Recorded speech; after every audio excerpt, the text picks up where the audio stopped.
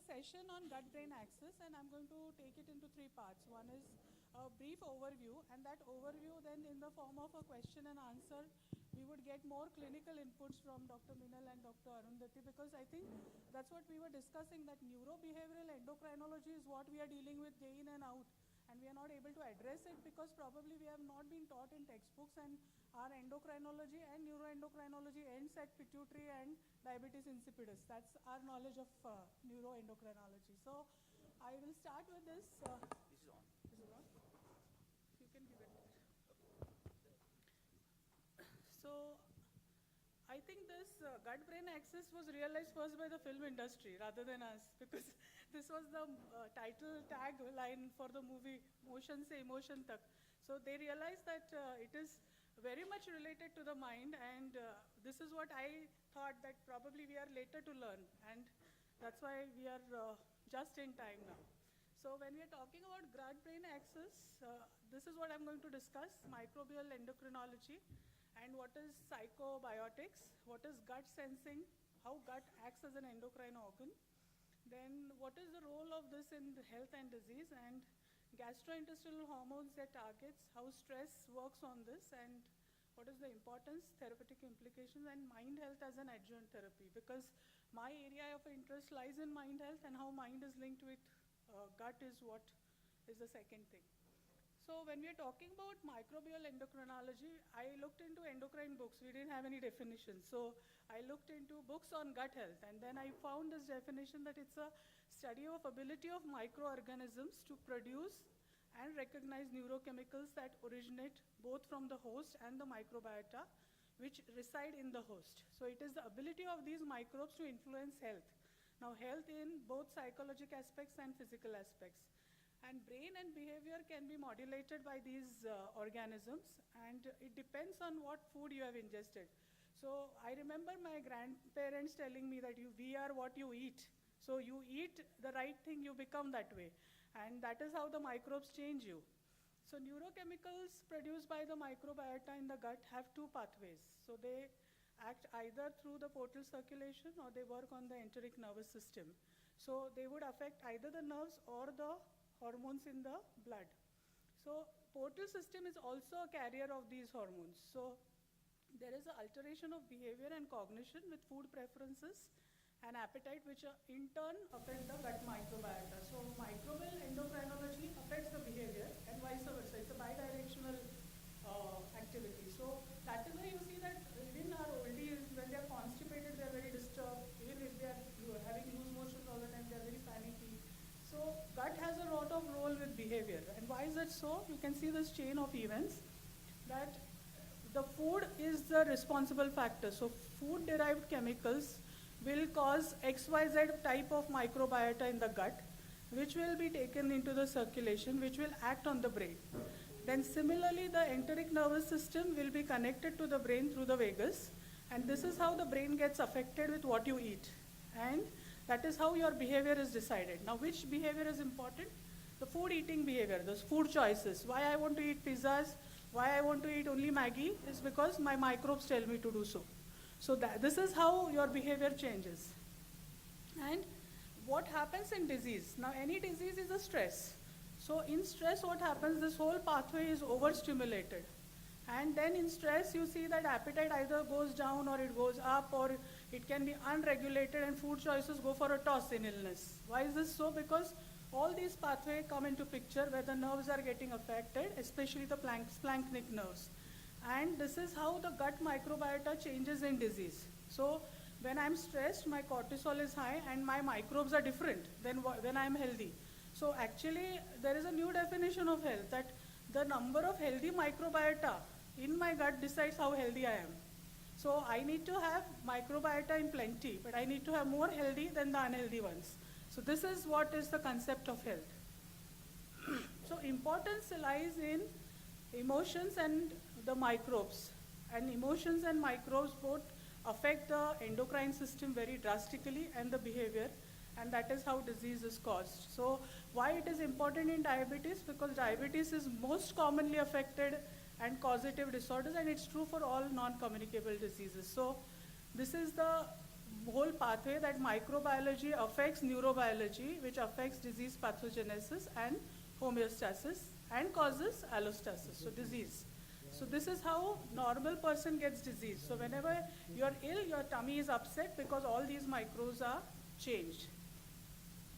So how does the gut sensing works? Now, a gut is a big endocrine organ. I'm sure Arundhati is going to tell us more and Minal is also going to tell us more. But there are two systems. One is the enteroendocrine cells. I'm sure you'll have learned it in anatomy that there are nearly 12 types releasing around 20 hormones in the gut. And enteric nervous system, it's actually called the second brain because it has equal number of neurons as much as there are in the brain.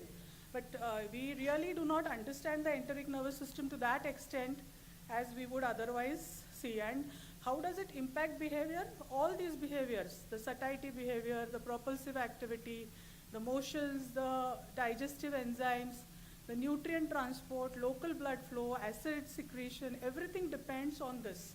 So when these two are modulated, you get a differences in all this. So that is why you see that people don't have excessive satiety, especially in obesity. They keep on eating because the gut microbiota of obese are different from lean. And similarly, you see that acidity is a tendency of most of our pre-diabetic patients with insulin resistance, and this is all what is changing in them. So I don't want to go through this slide, but I want to tell you that so many hormones are involved whenever there is stress. So it is not one hormone. There is cortisol, there is ghrelin, there is nisfatin, GLP-1, PYY, cholecystokinin, urocortin, and we as endocrine and diabetologists hardly know any of these. Now we have started working on the GLP-1 axis. Now, importance to understand is the importance of food. I'm not a nutritionist, but all food have hormones in it. So you can see that each and every food item, suppose banana has serotonin, which is a precursor for happiness chemicals. Then you have tomato, which has dopamine, which gives you soothing effect. So all these are linked with what we eat. So there is a lot of nutrogenomics and nutritive choices when we are talking about hormones being produced in our body. So choices should need to be right for right hormone production in the gut. So where does gut-brain axis actually involve? So it involves in diseases like GERD, peptic ulcer, inflammatory bowel disease, IBS, and why this happens is because there is an increase in the intestinal permeability, visceral sensitivity, and alteration in the gut motility. So we see in our diabetic patients also that they have GI dysfunction, some form, dysphagia, they have acidity, they have constipation, they have loose motions, and we don't know what the cause is. And we find that just you treat them with a SSRI or something which would suppress the nervous system or the gut chemicals, and they would be fine. Even probiotics works wonder. So intestinal barrier dysfunction is an important aspect in diabetes, and this is responsible for causing disease. And this dysregulation is the cause for disease dysfunction. Now, irritable bowel syndrome is associated with all these dysfunctions. So I think the slide is going slowly. I just want to rush through these slides so that we have a good discussion thereafter. So whenever we are talking about the gut-brain axis being hampered by any stressors, now stress need not be psychological. It can be metabolic, it can be immunologic, or it can be just a psychological stress. So metabolic stress is what we are now dealing with. We are dealing with sugars, dyslipidemia, hypertension, and so many stressors. And neurotransmitters, immune functions, and cytokines and motility keeps on changing. And as these change, the gut environment for the microbiota changes. So if I go into the depth of it, you will find that there are healthy microbiota, which are XYZ type of family, and there are unhealthy microbiota, and all this finally decides whether the person will remain healthy. Now, how does it affect the glucose metabolism is our primary concern. So you see that glucose is detected by receptors on these enteroendocrine cells, and they produce GLP-2. Now, GLP-2 does not directly act on the sugars. It acts through the nervous system. How it will act through the enteric nervous system? It will stimulate the enteric nervous system to produce SGLT1. And SGLT1 receptors are in turn stimulated.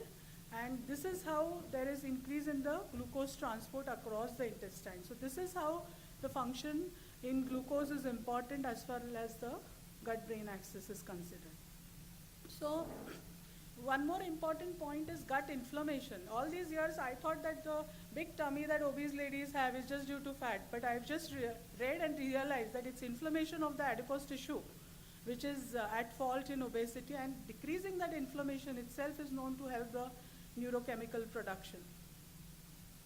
So therapeutic implications are plenty, and I'm sure we are aware of this: antispasmodics, anticholinergic, tricyclic antidepressants, and of course there are new pre and probiotic which are known to improve the gut health. So this is known to improve the intestinal barrier, and now comes the role of adjunctive therapy. So here is my interest area where mind-body interventions come to play when we are talking about gut health and disease occurrence. So you can see that mind and gut has a huge endocrine link. This is a very complex system. And when you are talking about gut health, we are talking about mind health also. So the moment we are improving our mind health, that is the time when we should be improving the disease. So it acts like an adjuvant therapy because brain is an important part of diabetes, organ of mind, and it affects the hypothalamo-pituitary axis.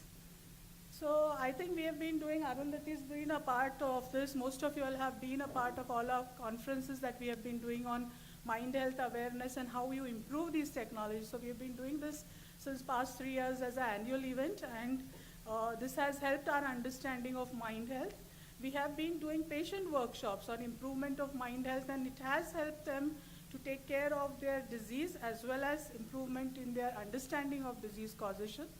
And latest in the last month, there are 3 important things which have happened for us. One is we are undergoing our fellowship program in mind-body medicine, which is due on 19th August. Secondly, Springer Nature has accepted a publication of ours, a podcast on mind-body medicine in diabetes.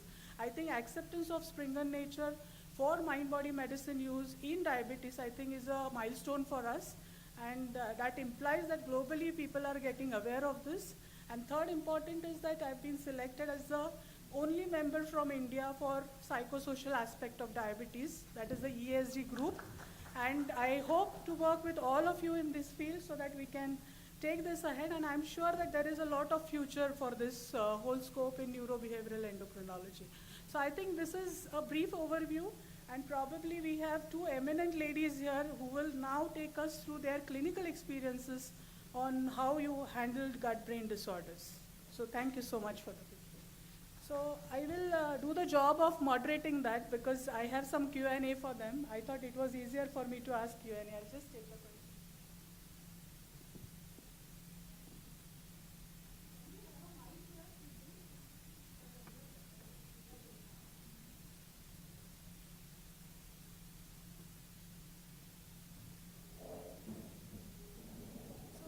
Before we begin, Arundhati and Meenal, would you have any comments to tell our audience? So, hi everybody, good morning. And, there are certain chapters that you read because you have to answer questions in your question pay answer, exams. So, first when you think about gut-brain axis, I'm sure most of you would be thinking about that. Like, ये तो एक theoretical aspect है. It's not going to, there are other things that you read for the clinical part. And this is like a theory answer that I have to write a 10-mark answer. So that was our concept till some time back, the gut-brain axis. It exists far away in research, not in practice. But today where we stand, there is, and thanks to the organizers who made us read so much about gut-brain axis. So today we are a lot wiser than we were 3 days back. But yes, clinically speaking, gut-brain axis has come a long way forward. So today when we're talking about gut-brain axis, it's not something that is theoretical, it is something that we are practicing. And we really need to talk more about this so that we understand it better. We realize where it impacts our patients, what can we do to help them, where is it that we are missing out on maybe on the gut-brain axis because we are not talking about it. So it's great to hear ma'am speak about the basic framework that we are going to discuss about, and I'm sure we're going to have an interesting conversation here. Hi, good morning everyone. I am Dr. Meenal. I come from Jaipur. And it's really wonderful listening to Dr. Vaishali ma'am and Dr. Arundhati ma'am. So as ma'am said, we read only to answer. But at times we skip answers on choice also. एक question तो choice पे छोड़ेंगे ना, full marks नहीं चाहिए. So this is one of those topics that we used to probably not very thorough with as ma'am rightly said. But at the same time, this topic is not new now. This topic has not only been picked up by endocrinologists or diabetologists, this topic has been very fondly picked up even by gastroenterologists.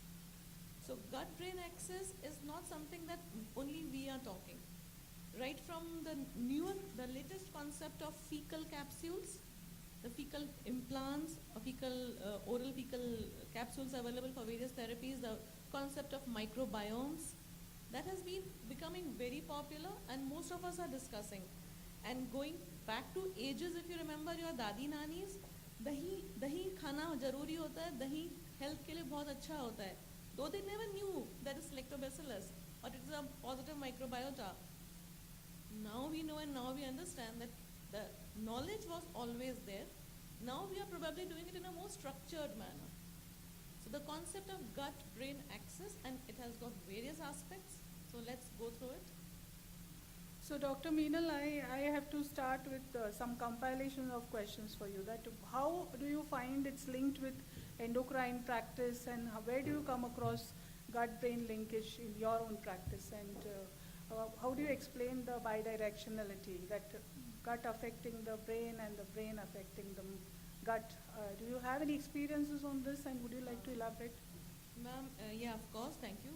First of all, this answer will be off theory. So if the students are here, you can't quote it in your exams. But yes, gut is practically the largest endocrine organ nowadays. Though your theory will not mention that, you'll have to mention the specific age-old glands of endocrinology.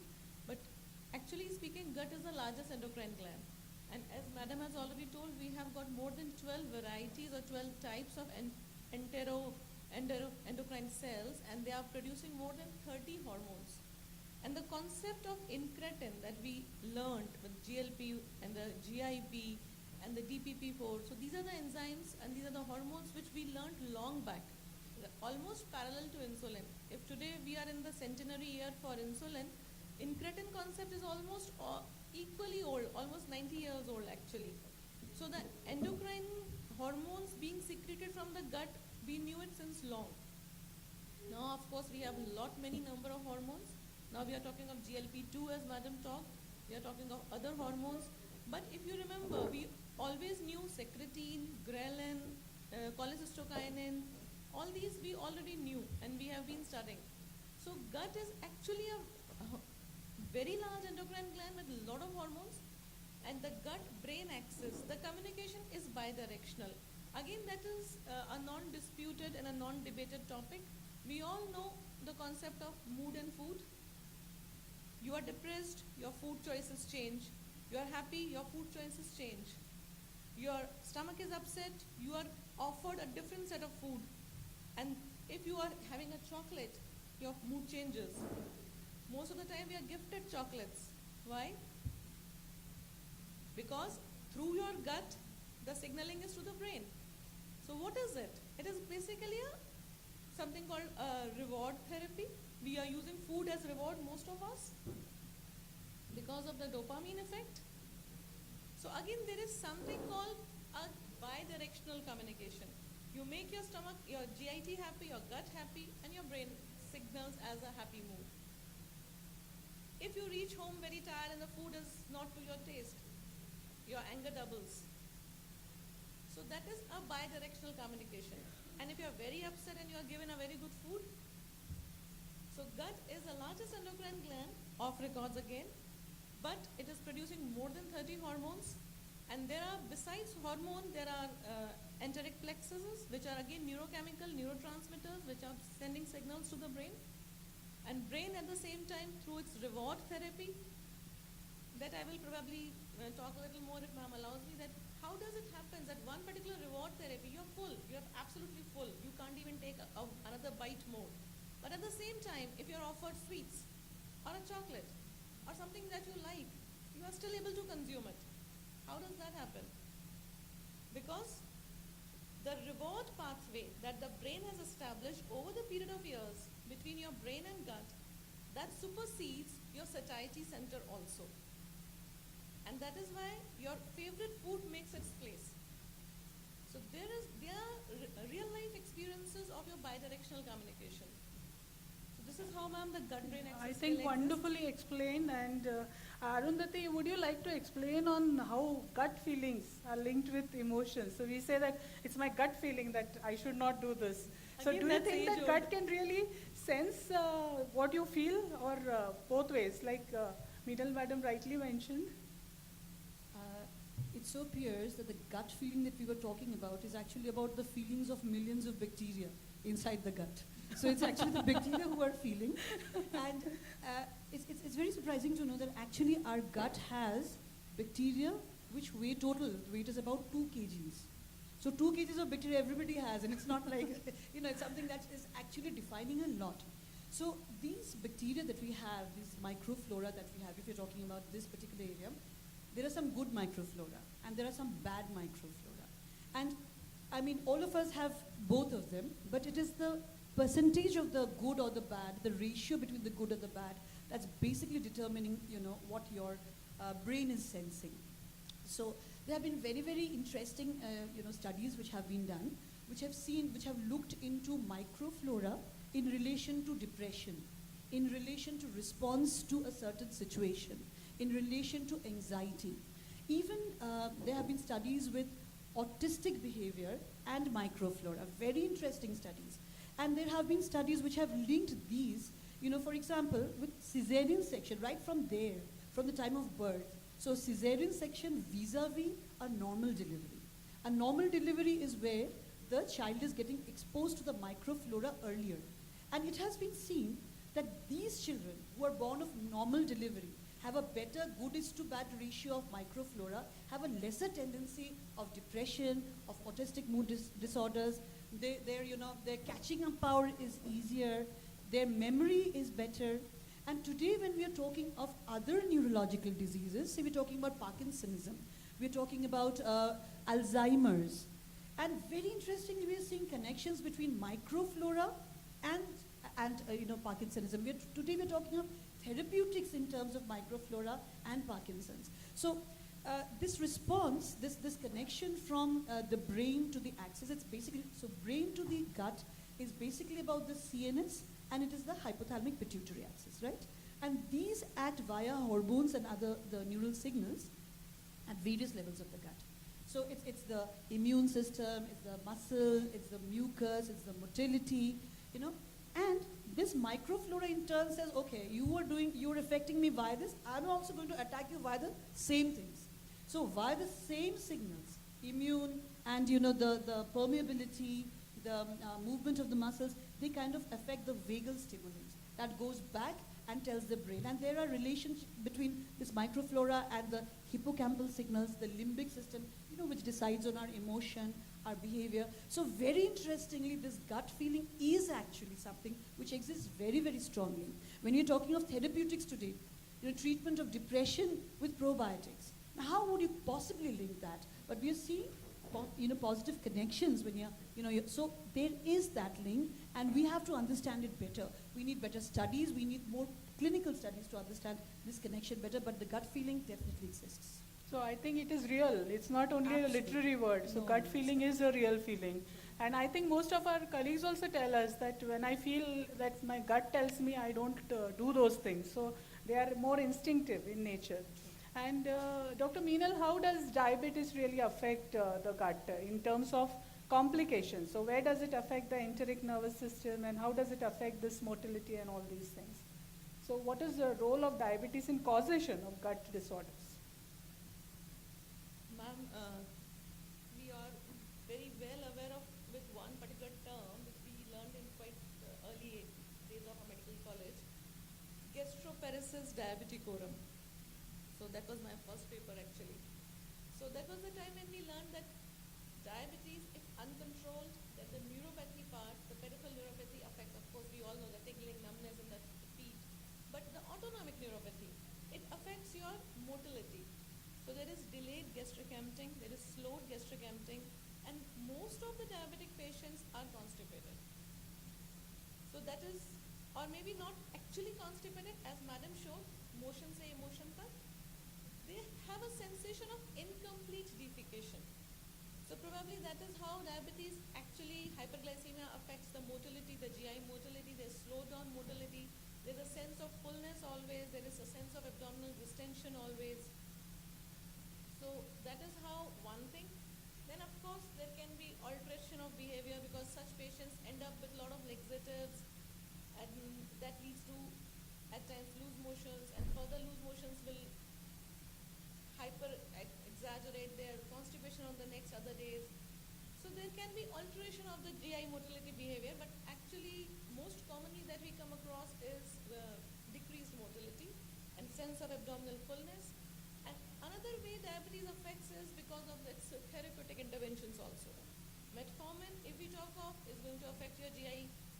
If you introduce GLP-1RA, then again GI side effects are the most common. So the therapeutic interventions that we are making in diabetes are also going to affect the gut, and uncontrolled diabetes is also going to affect the gut. So these are the major effects that we find. Yeah, and in addition, I think Neenal madam made an important point that medical therapy of diabetes itself is known to affect the gut flora. So a lot of the drugs that we use in diabetes also change the microbes. And that is how abdominal pain can come as a symptom with just spasmodic pain. Visceral hypersensitivity is a very common phenomenon which is very commonly observed, which we do not appreciate clinically. Probably we are too busy to attend to that particular complaint, but most of the patients are always complaining of abdominal fullness, distension, and they have a visceral hypersensitivity which is again attributed to the enteric plexus neuropathy. So that is another way of thinking.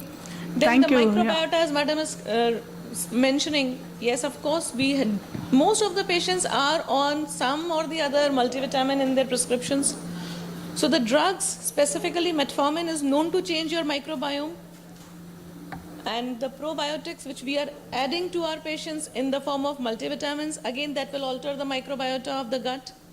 So the end result will be absolutely undefined, unpredictable, different for different patient, different for the same patient at different times, depending upon the air, depending upon the region where the patient is, depending upon the ethnicity, depending upon, unbelievable, but depending upon the way the patient was delivered, as madam said.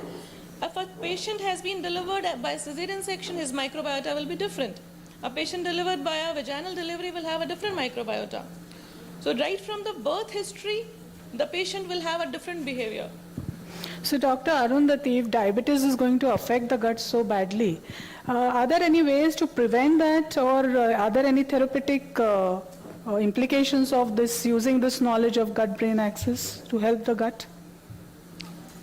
Well, ma'am, prevention is also, apart from this way in which diabetes affects the gut, I would also like to talk about the opposite thing, the gut microbes affecting diabetes. Sure. So, because gut microbes are by themselves causing a state of inflammation that's affecting the permeability. We are talking about lipopolysaccharide, endomycel inflammation, and all of that has been seen to have a detrimental effect per se on the blood glucose levels and the blood lipid levels.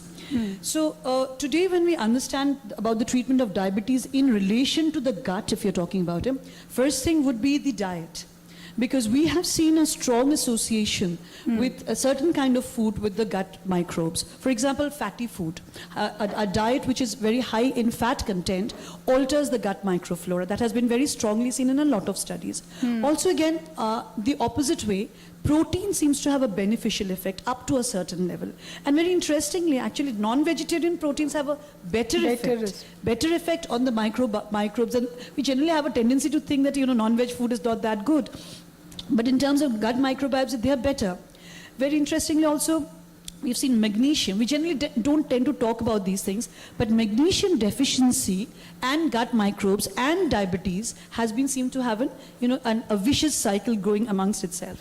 So these, which we know for in general about the treatment of diabetes, we wouldn't want a high fat food, or we would want to keep the fiber there. So that has an implication on the gut axis that is there.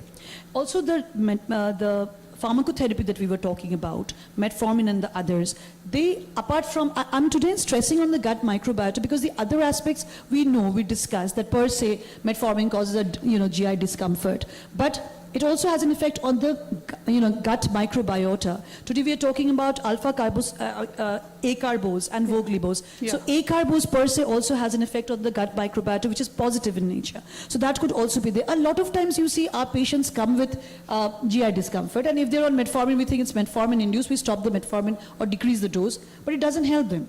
It doesn't help them. They say, no, it's no better. So they go into a chemist, they're taking an antibiotic maybe for 5 days. That's further affecting the, that's causing dysbiosis is the term. Where it's not a symbiosis, it's a dysbiosis now, where the microbes and everything is altered. So the enteroendocrine axis is altered, the neural afferents are altered, the permeability is altered, the inflammation is altered. So it's an entire vicious circle.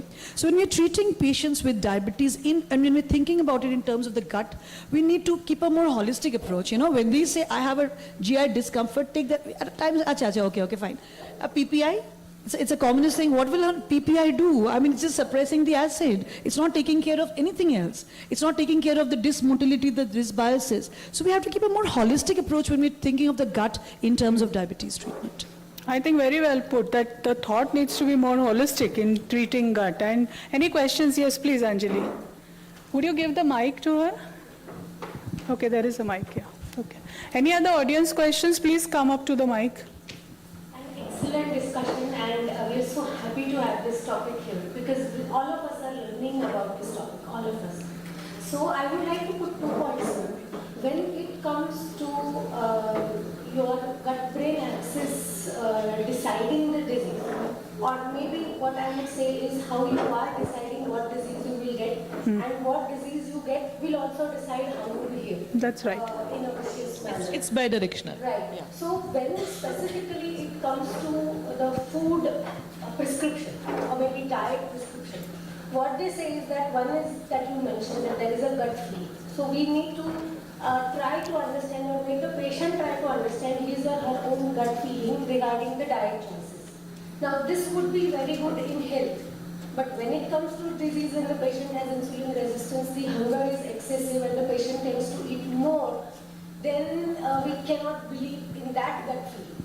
So That's right. I think when it comes to prescribing the diet, I often get confused whether I should respect the patient's Gut feeling. behaviors, like small frequent meals or intermittent fasting or long time fasting, whether I should have my norms of what I prescribe, or should I give the respect to the patient's own gut feeling of what he would like to. I know it's a very vague thing right now, we don't No, I have. think it's a very relevant question for all of us in practice. Would you like to take it? Any one of you? Yeah, Arundhati. So I think we'll have to have the guts to not take the patient's gut feeling and allow our gut feeling to come in action. So, but yes, but of course, I mean, I agree with you. We cannot always go with the patient's gut feeling because more often than not, that is what has landed him in this position with obesity and dyslipidemia and all.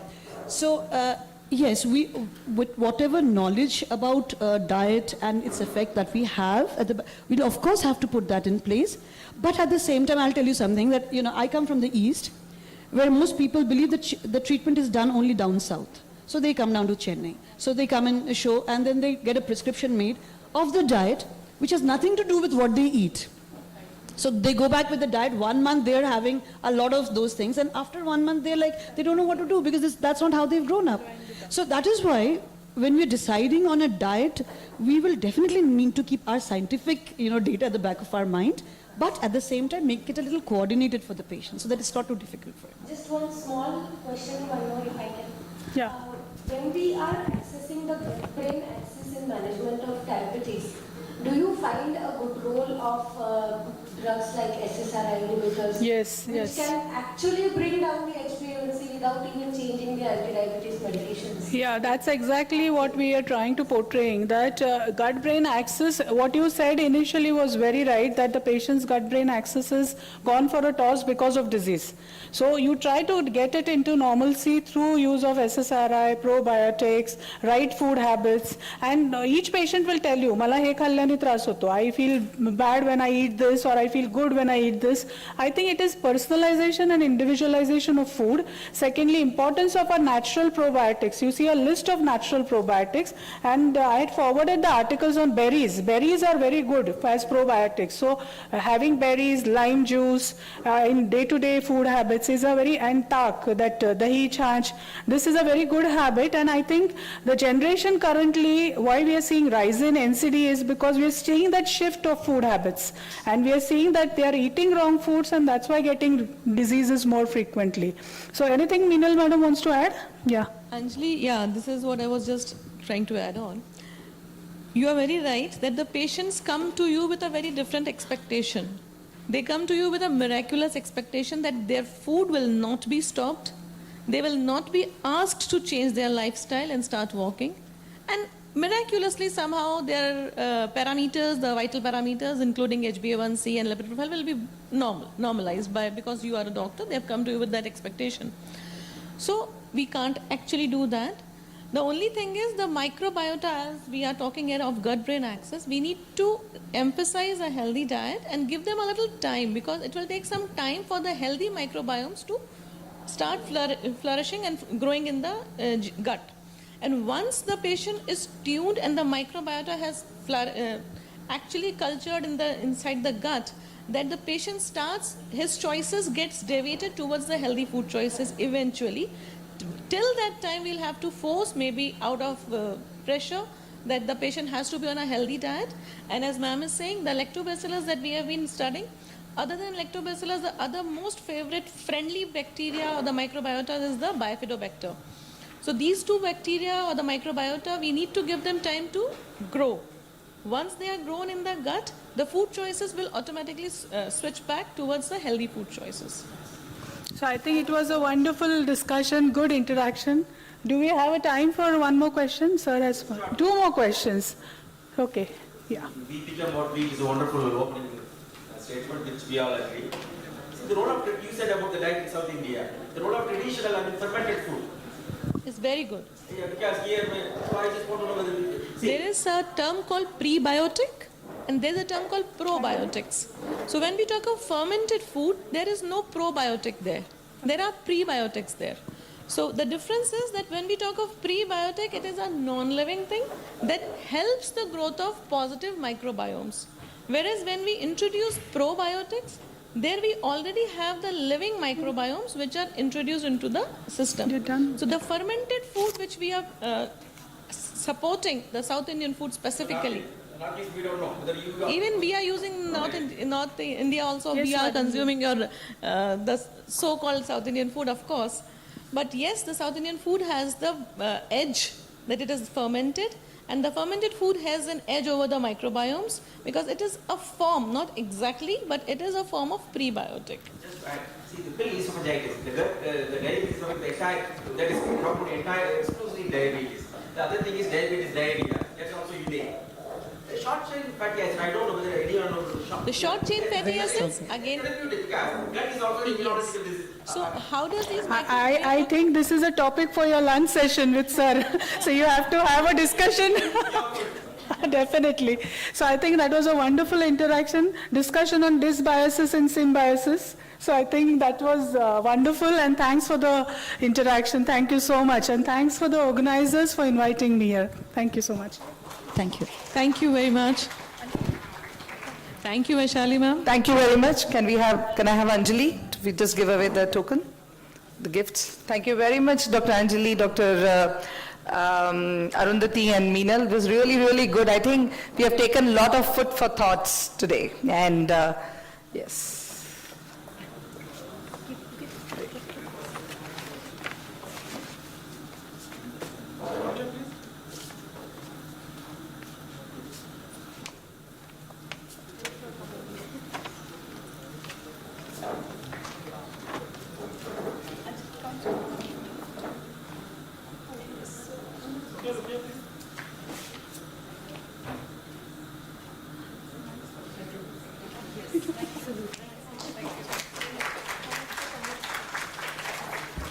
Thank you very much, and there will always be more to talk on each topic, and I think every time the discussion kindles more discussion.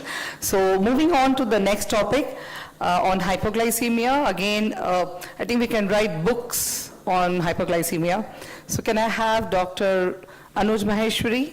Sir, please lead the session on hypoglycemia and significance of hypoglycemia in type 2 diabetes.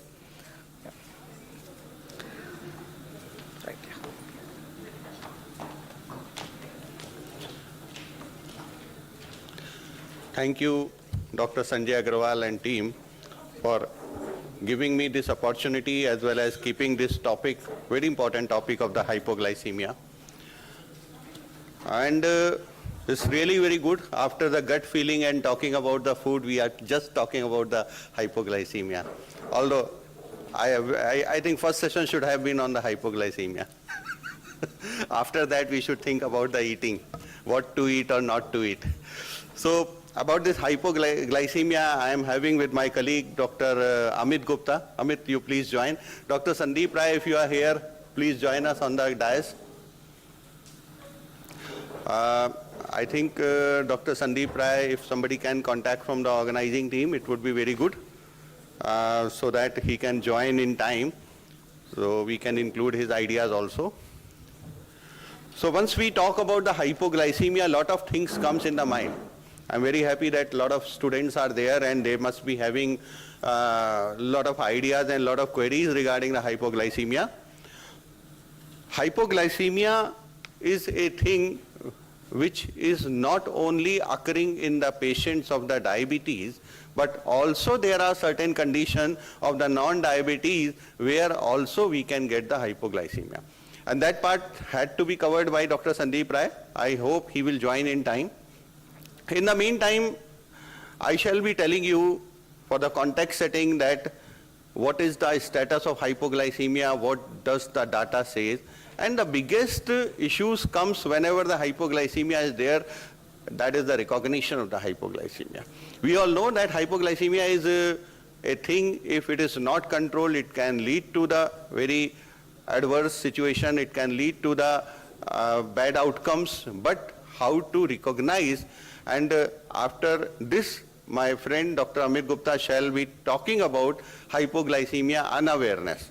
That is again a very interesting issue to be resolved. So let's come up with the recognition and significance of hypoglycemia in type 2 diabetes mellitus. Although we know that recognition of hypoglycemia and significance of the hypoglycemia is well established in the type 1 diabetes. And many a times we tell the type 1 diabetes patient without glucometer you cannot survive. But is it really true for the type 2 diabetes patient also? So no conflict of interest regarding this talk. So I shall be covering recognition of hypoglycemia. Then I shall be taking you on the burden and significance of the hypoglycemia, and finally factors affecting the rate of hypoglycemia. So when we talk about the hypoglycemia, it's why not is coming on the full screen? Yahan to aa raha hai? Yes, it's coming now. So once we talk about the hypoglycemia, there are multiple stages of the hypoglycemia and multiple things of the hypoglycemia, what we need to understand about that. So first of all, what we call the severe hypoglycemia, what is that? Severe hypoglycemia is an event that is requiring the assistance of the another person to actively administer carbohydrate or glucagon or other resuscitation action. Plasma glucose measurements may not be available in such situation, and many of the time neurological recovery is attributable to the restoration of the plasma glucose to normal. So once you are coming across the patient and patient comes to you, he says only that he has been fainted. Somehow we could be able to give the glucose. We have given the glucose intravenously, or somebody very intelligent or doctor is there, he can say that we have given glucagon subcutaneously and he has been alerted again. So in such situation, nobody could remember to measure the blood glucose level through a glucometer most of the time. And we don't get any documentation of these kinds of the situation. Another one is the asymptomatic hypoglycemia, in which an event not accompanied by typical symptoms of the hypoglycemia, but with a measured plasma glucose concentration, which is in the hypoglycemia limit. That is, currently is 70 milligram per deciliter, but actually the symptoms of the hypoglycemia arises once the glucose level comes down 54 milligram per deciliter. So it's always to remember the symptoms, neurological symptoms and other symptoms arises beyond this limit.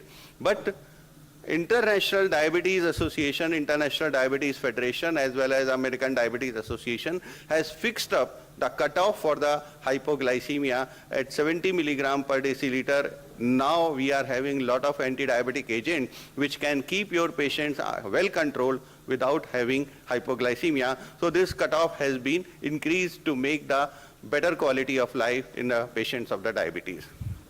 Now we should come up to the documented severe hypoglycemia. I think asymptomatic hypoglycemia includes that category of hypoglycemia what the Amit is going to talk, in which we face the hypoglycemia unawareness. Documented severe hypoglycemia is that an event during which typical symptoms of the hypoglycemia are accompanied by a measured plasma glucose concentration that is less than 70. Probable symptomatic hypoglycemia, an event during which symptoms typical of hypoglycemia are not accompanied by a plasma glucose determination, but that was presumably caused by a plasma glucose concentration less than 70.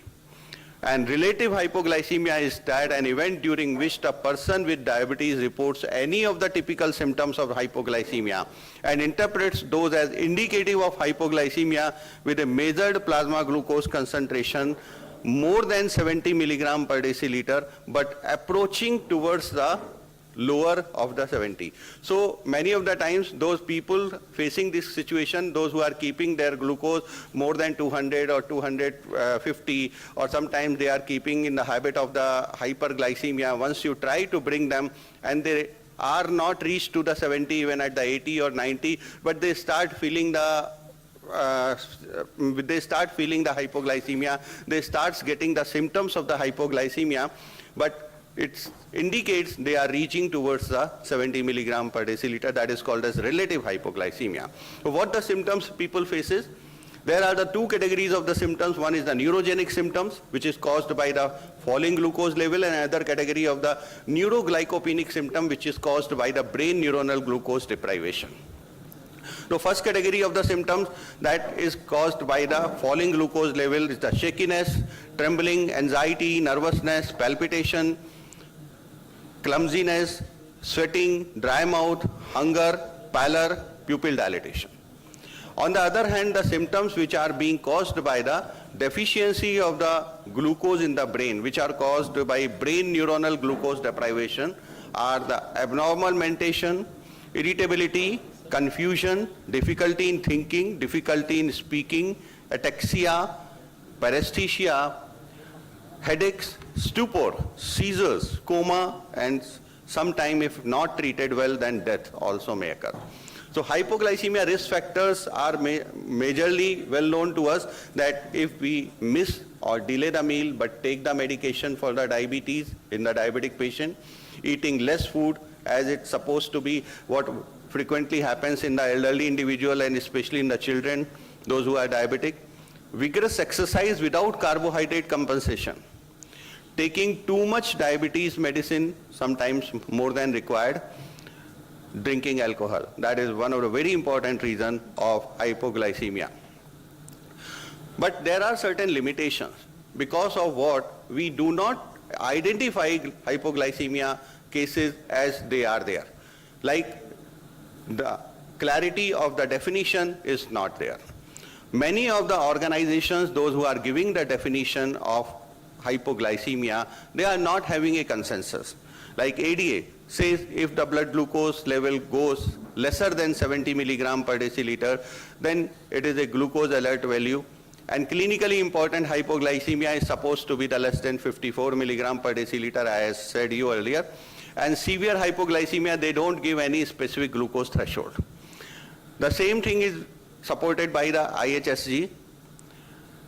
IDF is also saying almost the same thing, but little different way. IDF says that glucose alert value ranges between 54 to 70 milligram per deciliter. But if it is going less than 54, then it is clinically important. Again, it is silent for the severe hypoglycemia. ACE, American Association of the Clinical Endocrinology, says less than 70 should be glucose alert value for the hypoglycemia. It remains silent about the clinically important hypoglycemia, but severe hypoglycemia is defined by the ACE if it is required the assistance from the another person. Many organizations, including our RSSDI, are silent about the definition of hypoglycemia, especially regarding the cutoff value for the hypoglycemia. So in that way, we face this kind of the non-agreement or not available consensus for the hypoglycemia definition, because of what? Many people do not identify it, many times diagnosis is missed. And mostly it is the recollection by the patient memory which contribute the data of the hypoglycemia. And many of the times, once the recollection is not properly done by the patient is not being able to recollect properly the event, what has occurred of the hypoglycemia, it remains with the underreporting. So limitations in the hypoglycemia detections, once we talk about, 47% of the patients had unrecognized hypoglycemia detected by continuous glucose monitoring. And 83% of hypoglycemic events detected by continuous glucose monitoring, they were usually unrecognized by the patient. So you can say that how many events of the hypoglycemia are really being missed by patients as well as by the clinician. Similarly, what we see that proportion detected by the continuous glucose monitoring is over 49% overall and only 10% the severe. The same has been another study which has been done by the HAT. The difference was not very much, almost similar. 47% overall hypoglycemia could be detected and 9% severe hypoglycemia could be detected. So limitations lies in the lack of reporting, limitations lies in the incorrect or missing diagnosis, not having a consensus for the cutoff for the hypoglycemia, coding in the medical records, and many a times difficulties in analyzing the reported events. As far as the clinical trials are concerned, many of the clinical trials who reports the hypoglycemia, it's always underreporting because they exclude the patient at high risk of the hypoglycemic events, exclude the patients with the hypoglycemia unawareness many of the time, and length of the trial is too short to accurately record event. The rates of hypoglycemia are higher in the general diabetes population compared with the rates from clinical trials. So actually the real world evidences are more important as far as the hypoglycemia is concerned. Another important thing, an important issue regarding the underreporting of the hypoglycemia is the inertia of the clinicians. Many of the time clinicians also remain reluctant about the hypoglycemia. Many a time they do not ask about the hypoglycemia to his patient, and many of the times patient is not being informed about the signs and symptoms of the hypoglycemia. Many a times clinicians do not talk about the hypoglycemia because they always remain scared that patient may not leave the medication listening about the hypoglycemia. So this scare always causes, this fear always causes a difficulty in optimum management of the hypoglycemia as well as optimum data record of the hypoglycemia. So let's talk about the burden and significance of the hypoglycemia. Is a major barrier to improving the glucose control. Many patients modify their insulin dose following a hypoglycemic event, and many patients leave the insulin after the hypoglycemic event. That's why people do not talk about, that's why people try that not to give any medication which may lead to hypoglycemia, and that also remains one of the important reasons not keeping very good control of many of the diabetes patients. Many physicians would treat patients more aggressively if there was no concern about the hypoglycemia. It has been admitted by 72% primary care physician and 79% of the diabetes specialists. So achieving glycemic control is often a challenge. Balancing between of the glycemic control and risk of hypoglycemia always there, which is to be balanced by a clinician, because always we strive for a good glycemic control to reduce the complication rates, improving the health quality of life, as well as decreasing the healthcare cost. But on the other hand, if the patient meets to the hypoglycemia, everything goes in vain. Once the patient meets the hypoglycemia, then again we get the patient's quality of life is going down.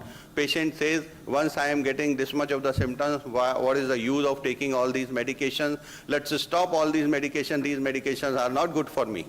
And when he goes to another doctor, he says immediately before the starting of the treatment, doctor, don't give me this medication because this medication does not suits me. He does not know that this is the action of the medication. It is not like that this medicine is not suiting him. So compromised glycemic control is the result of the frequent hypoglycemia, increased complication, cost is increased, and quality of life is going down.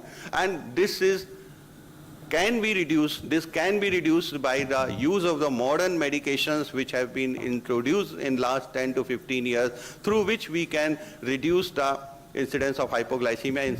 In fact, these modern medications are supposed to be almost free from the hypoglycemia. But I can tell you one or two of my own experiences. In the patients we were giving the gliflozin and gliptins, they have also come up with the glucose level 65 or sometimes 60 or sometimes less than 60 also. Although I did not see any of the patients whom I am giving the gliptin or gliflozin less than 54, but frequently I am seeing between 54 to 70. Once the cutoff is being followed by the 70, then I should consider it, they are going into the hypoglycemia. So this is the impact on the budget as well as on the quality of life. Relation between HbA1c and hypoglycemia, if we see that lower the HbA1c, more the hypoglycemia. As much as we are striving for a good control, as much as we are striving for the tight glycemic achievement, then we are more leading towards the incidences of the hypoglycemia. A continuous curvilinear relation between glycemic control and incidence of hypoglycemia has been observed in the DCCT trial. Prevalence of the severe hypoglycemia in type 2 diabetes with more than 5 years of the insulin use resembles almost same as the type 1 diabetes. So if a person is keeping on the insulin for at least 5 years, he starts behaving like a type 1 diabetes patient as regard of the hypoglycemia. So hypoglycemia incidence, prevalence as well as hypoglycemia occurrence becomes similar like the type 1 patient. The total burden of the hypoglycemia is much higher in type 2 diabetes patient because number is very high. Total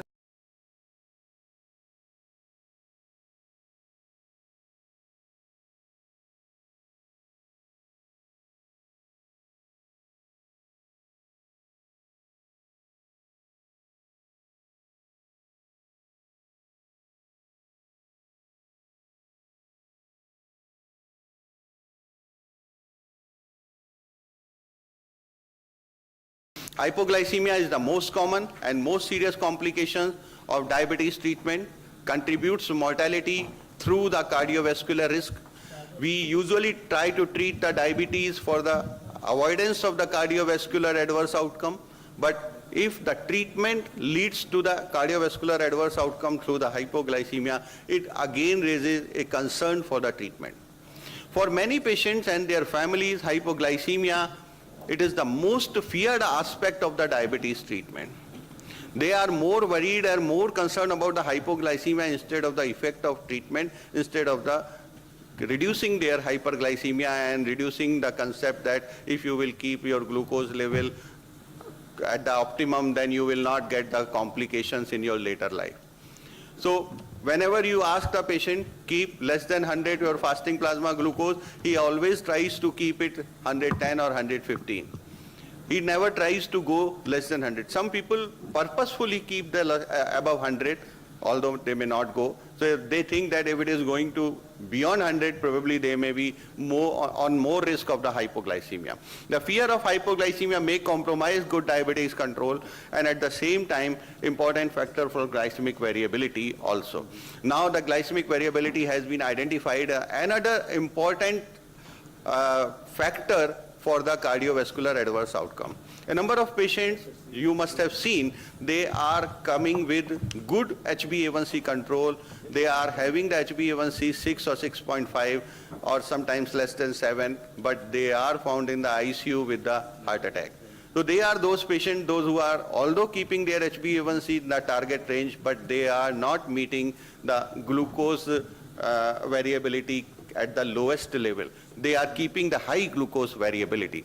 There is a lack of understanding by both healthcare professional as well as in the patient. A better understanding can increase patient outcome and quality of life. So, with these words, I will also invite all the people, those who are sitting here, because many of the students I can see here, you are the medical students and you are being offered the free of cost membership to American College of Physicians. So you can go to the site of the American College of Physicians, that is www.acponline.org. Get yourself registered as a medical student. You are being offered free of cost registration, free of cost membership. And after that, you can get the free of cost virtual registration for the annual conference of our India chapter, and lot of other evidence, other benefits you can achieve, and lot of information, lot of literature you can get from your site of the American College of Physicians. So please do that. So without wasting much time, thank you very much, and I will invite my friend Dr. Amit Gupta. Dr. Amit Gupta, can I have an introduction of Amit Gupta on this? Very rightly entered. Dr. Sandeep Rai has come. So I was just thinking that probably the non-diabetic hypoglycemia had to be talked by me, but now you are there, so I'm a bit relaxed. So Amit Gupta is a person who is working in multiple organizations. He is working in RSSDI very actively. He is working for the IDEC also at the same time. He is a very important part handling in the American College of Physicians, that is related to the early career physician. And this year our chapter has got one of the very important award, John Tucker Award, for the early career physician activities also, because of his active participation and his active working and keeping the things very innovative format. So this award we could get as a chapter. So Dr. Amit Gupta is the Fellow of Diabetes India, Director of his own center in the Greater Noida, member of Membership Advisory Group of the ADA.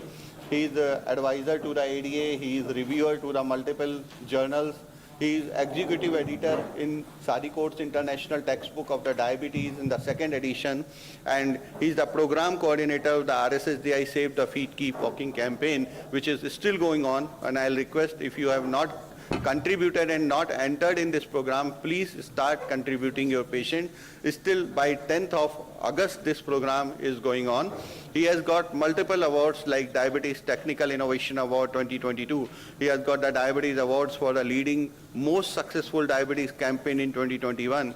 He has got the ACP India Chapter Community Teaching Awards in 2021, Times of India Health Icon Award 2021, Diabetes Excellence Award 2021, National Health Award, Diabetes Awareness Initiative Award in 2017, Investigator of the Year Award consecutively 3 years, 2017, 2018 and 2019, and Padmakar Tripathi Young Scientist Award in 2017. So there is a long list of the awards and long list of the achievement of the Amit Gupta. Dr. Amit Gupta shall be telling you about the hypoglycemia unawareness and management. Over to Amit.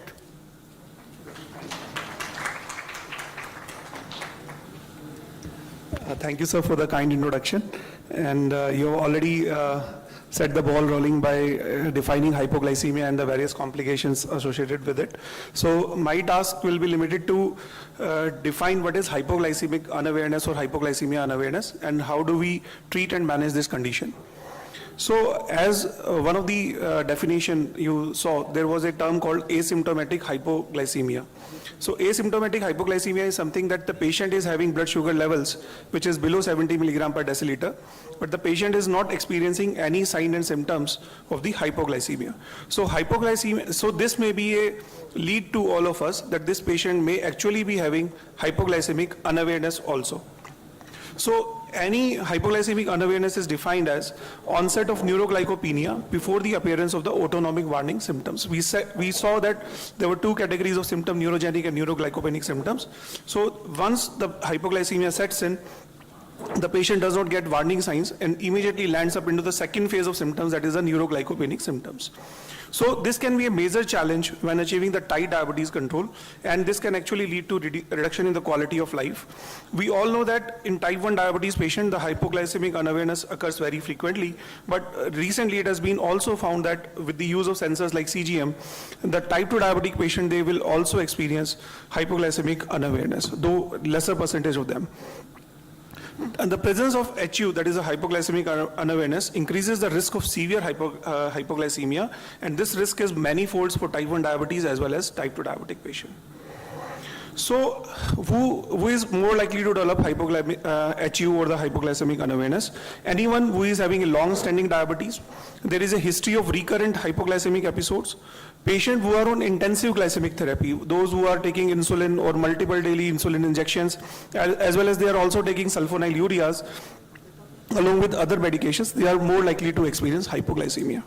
And etiology of this HU can be multifactorial, and the possible mechanisms are chronic exposure to the low blood glucose, antecedent hypoglycemia, recurrent severe hypoglycemia, and there is failure of counter-regulatory hormones.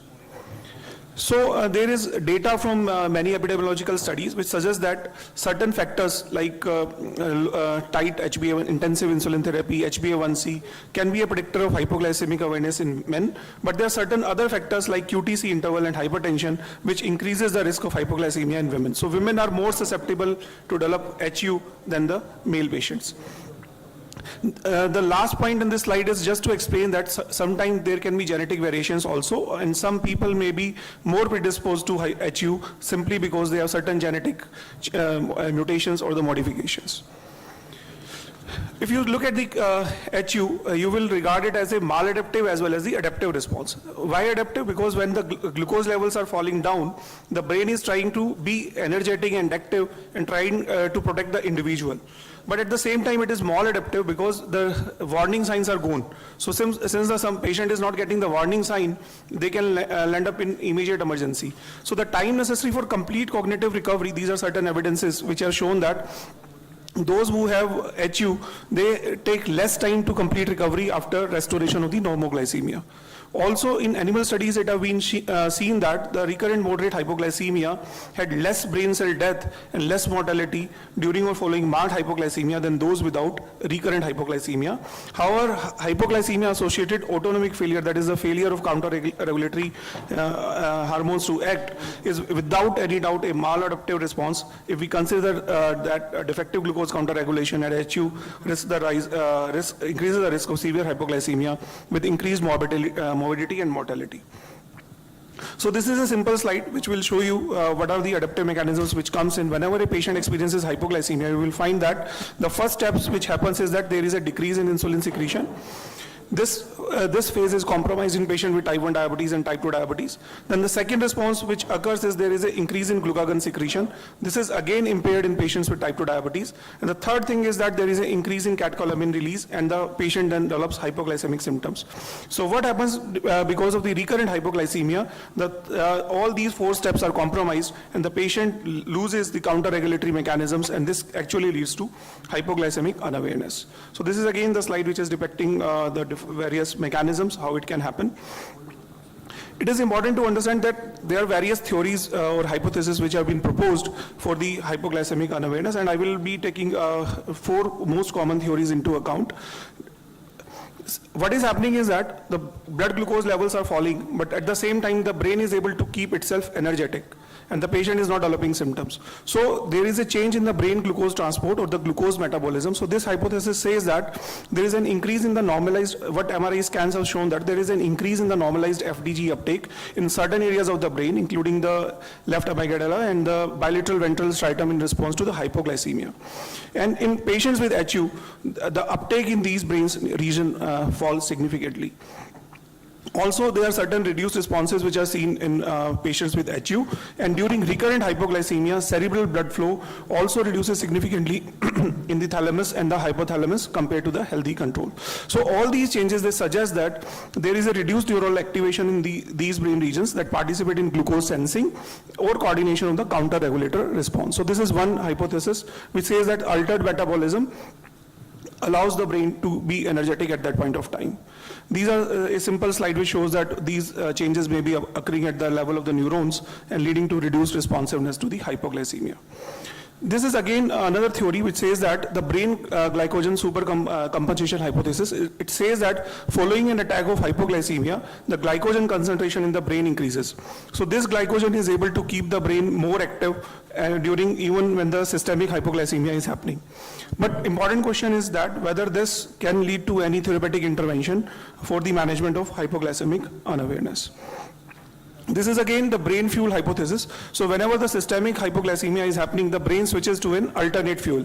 For example, the fuels like lactate or ketones may be utilized by brains at that point of time, and so there is an increase in the blood-brain barrier monocarboxylic acid transport. So these may be the mechanism where the brain shifts to the alternative fuel, and when the blood glucose levels are falling, still the brain is able to keep itself active. And this is again the brain neural communication hypothesis, which says that the GABA level in ventromedial hypothalamus interstitial fluids are decreased during acute hypoglycemia, but when the acute hypoglycemia is occurring repeatedly, then these levels are actually increased in the brain area. So whenever the hypoglycemia happens, the neuronal networks, they don't recognize the hypoglycemia happening systematically, and the patient will actually be landing immediately into more severe symptoms. So what are the consequences of the hypoglycemia? We know that there is a greater risk of severe hypoglycemia, up to 6-fold with its antecedent attendant morbidity. The severe form of morbidity includes seizures, coma, fractures, joint dislocation, and patient can actually end up with cardiac arrhythmias. And there are certain trials which have shown that intensive glycemic control can lead to HU, and this can be a detrimental factor for the glycemic control. Especially in the elderly patient, it has been seen that the aging itself modifies the cognitive and the symptomatic and the counter-regulatory mechanisms. And the older adults with diabetes, they are at much higher risk for the geriatric syndrome, which includes falls, incontinence, frailty, cognitive impairment, and depressive symptoms. And even few episodes of hypoglycemia, as many as 3, there are certain studies which have shown that can lead to onset of the dementia in these patients. And also there is cognitive impairment. So severe hypoglycemia and hypoglycemic unawareness in older people with diabetes may be associated with cognitive decline. So this is one of the serious consequences. As also pointed out by Anuj sir, that the consequences of hypoglycemia are many, and it can impact quality of life as well as it can have social impact in the family members. And important thing is to understand that many countries, they require documentation that severe hypoglycemia and HU is not occurring in persons before they are permitted to get any driving license. So in certain countries, it is very mandatory for the diabetic patients to document that hypoglycemia is not happening. Also, it can, multiple other parameters, quality of life parameters are also compromised. So that brings to the last part of my topic, how do we prevent and manage hypoglycemic unawareness? So the goal is to complete avoidance of hypoglycemia, which is very difficult to achieve. The tools which are available is that blood glucose monitoring and individualized targets and educational programs for the patients are the key in prevention and the management of the hypoglycemic awareness.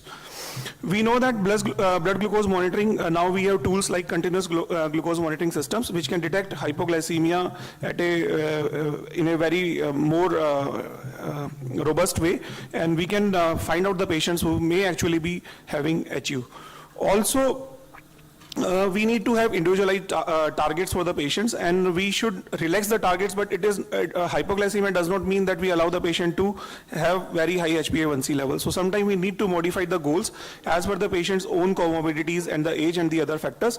But it has been seen that when we try to achieve a very tight glycemic control by less than 7 and we go up to 6, then the risk of hypoglycemia increases. So to avoid the microvascular complication, we need to keep below 7, but to avoid the risk of severe hypoglycemia and HU, we need to keep the HbA1c level above 6 also. So the target range should be varying between 6 to 7 and more close to 7 if possible.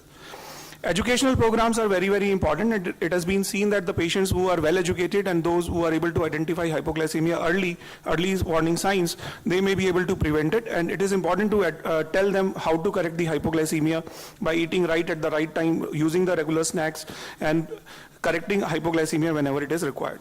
So diabetes self-management and education can have physical and psychological benefits, and it can result in behavior changes with positive influence in the outcome. So the treatment options for the management of hypoglycemia, awareness and mechanism of action, we know that some of these can be done, some of these cannot be done. Optimizing insulin treatments, if somebody is on insulin, we would like to change the insulin regime, and we would try to see that the patient does not have hypoglycemia. If somebody is on also having sulfonylureas or the other combinations which can lead to hypoglycemia, then probably a review of therapy is required. Certain other therapies like use of beta-2 adrenergic agents can enhance adrenaline effect, but is not routinely used. Use of methylxanthine derivatives like caffeine and theophylline, they can lead to CNS stimulation, but is not. These are all experimental therapies. Use of serotonin reuptake inhibitors, fluoxetine, sertraline, paroxetine, or they're all again investigational therapy. So modulation of hypoglycemic sensing by potassium ATP channel modulators, other treatment, islet cell transplantation, fructose. So these are all investigational, but clinically none of them is available. So the two important thing is that we need to educate the patient, we need to identify the hypoglycemia, and we need to modify the therapy at the same time keeping in mind that the HbA1c does not slips. So with this, I would like to conclude by saying that HU is a complex and difficult to study phenomena, and it has greater risk to the patients, and it is common in patients with type 1 diabetes as well as it is seen in type 2 diabetes patient also. And there are numerous research studies which have begun to uncover the mechanisms by which the CNS responds and adapts to hypoglycemia. And until effective measures are developed to reverse HU, part of the role of the healthcare professional is that to educate people with diabetes and the risk which are associated with HU. And it is important to discuss hypoglycemia prevention strategies with patients, so don't be scared in discussing hypoglycemia, so that achieving their glucose control as well as at the same time minimizing the morbidity and mortality associated with hypoglycemia. So thank you very much, and thank you, sir, for inviting to this beautiful campus. Thank you.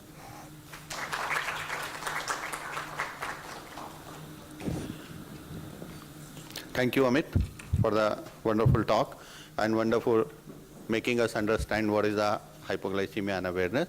Now, without wasting much time, I shall be inviting our third speaker and panelist, Dr. Sandeep Rai, who is the professor of medicine in Navi Mumbai. Can I have the brief introduction of the Dr. Sandeep Rai?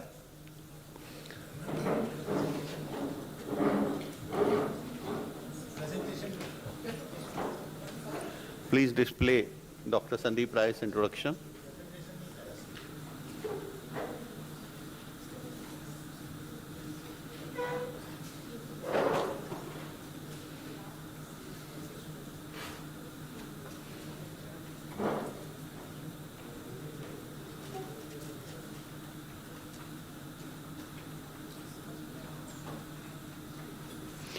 I think आपका first slide पे ही होगा. Your first slide must be having the introduction, so it would be fine. Yes, yes. So you show the first slide of Dr. Sandeep Rai? Yes.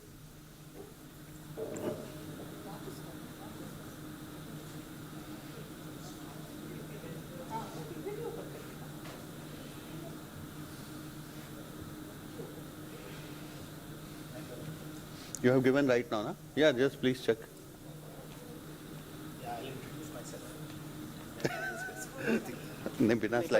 Without slide, how will you speak?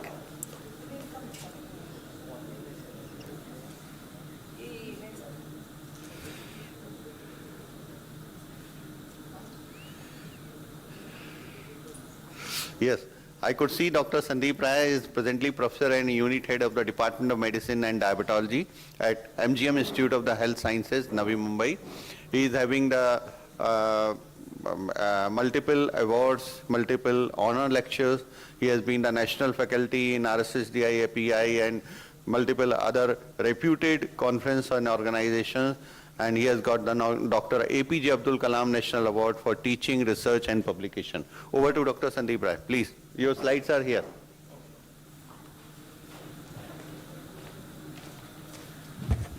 Thank you, Dr. Anuj, for your kind words of introduction, and thank you, Neeta Madam and Team IDEC, for inviting me to this symposium. And I would admit, when given the topic hypoglycemia, I thought there is nothing much to speak for 3 speakers. And Madam has given me a topic, what will I speak? Then I saw it was in 3 parts. So I thought non-diabetic hypoglycemia. I thought, oh my God, only insulinoma, that is all I know. And I must tell you, this was 30 years back, my PG question in DNB exam. Spontaneous hypoglycemia, 25 marks was the question. That time I knew 1. Until 10 days back, I knew only 1 cause, I must admit. After that, I kept on searching, seeing so many lectures, seminars and everything. And so I've got educated in last 15 days. And I'll try to tell you very quickly, time is limited, as to what I have conceptualized in these 10-15 days and how to deal with a non-diabetic hypoglycemia. Although it's a postgraduate topic, but I think it will interest you also. So first you have to see whether patient has hypoglycemia or not. They have already, my previous speakers have told you, you have adrenal symptoms, you have neuroglycopenic symptoms. And so in spontaneous hypoglycemia, you have to first establish whether Whipple's triad is there or not. So that is documentation of low blood sugar, then symptoms of and reversal with glucose. Now, a non-diabetic patient having hypoglycemia, it's a real problem for the physician. So 2 ways to divide it is whether your patient who has come in OPD is seemingly well or he looks unwell, a hospital patient. Now this is the flow chart in Harrison's textbook of medicine, very complicated. And it was, sorry, this is not running the way, my slide is different and here it is different. I think it's little, maybe 1 slide a difference. Okay. There may be some lag period with this. See, I am seeing, okay, matches. Okay, the first thing is to see patient is well or not. Now, it has moved here, but it has not moved there. A little slow, I think, huh? So you go ahead with your... Okay, I will go ahead with mine. But you will not see there the same thing. So this is a complicated diagram because I had to go very fast. Okay, so a complicated diagram made into simple. If you have a patient with a hypoglycemia, he is non-diabetic, he is taking no anti-diabetic medication, he is not taking any insulin, then you have 2 ways to go about it. The easy thing is to see if the patient is looking well or he is a hospitalized patient in the hospital not looking well. If he is not looking well, you have 3 important causes. If he is looking well, you have 3 important causes. So we'll start with not looking well. It will be basically either his critical illness or some hormone deficiency, or it is some tumor which is non-insulinoma, non-beta cell tumor. So hormone deficiency, critical illness, and non-beta cell tumors. These are the 3 important things that will come up if you have a hospitalized patient. Adrenal insufficiency is a common diagnosis. We see it in patients with type 1 diabetes. Here is a 7-year-old male patient.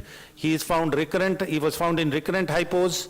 His blood pressure was low. He had postural hypotension. His sodium was low, potassium was low, blood sugars in the range of 50.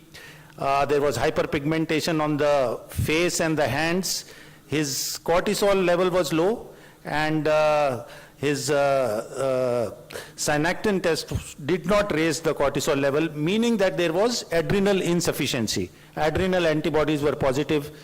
This was a case of type 1 diabetic going into recurrent hypos, even with decreasing the doses of insulin, and they found that he was found to have Addison's disease. So this is one of the disease. And just for your interest, the famous tan of John F. Kennedy was due to a late diagnosis of Addison's disease. President of United States was diagnosed late with Addison's disease. Infections, second cause, malaria, very common. You will see these patients already on falciparum malaria will give hypoglycemia. On quinine, more chances of getting it. Overwhelming sepsis is another cause. And then the critical illness, renal failure, hepatic failure, heart failure. All these will have decreased gluconeogenesis and will have, these patients can present in hypoglycemia. So this, and third most important cause is the drugs. Gatifloxacillin medication was removed from the US market because of hypo. You have quinine, you have indomethacin, levofloxacillin, some signals for artesunate, and alpha-lipoic acid. So this is simple. Patient unwell, he is hospitalized, or he is not looking well, he comes, you see him, either it is critical illness or some infections like malaria or some drugs.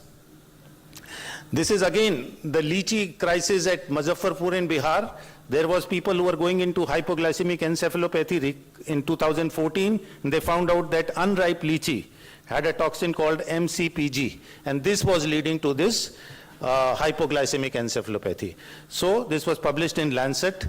And this.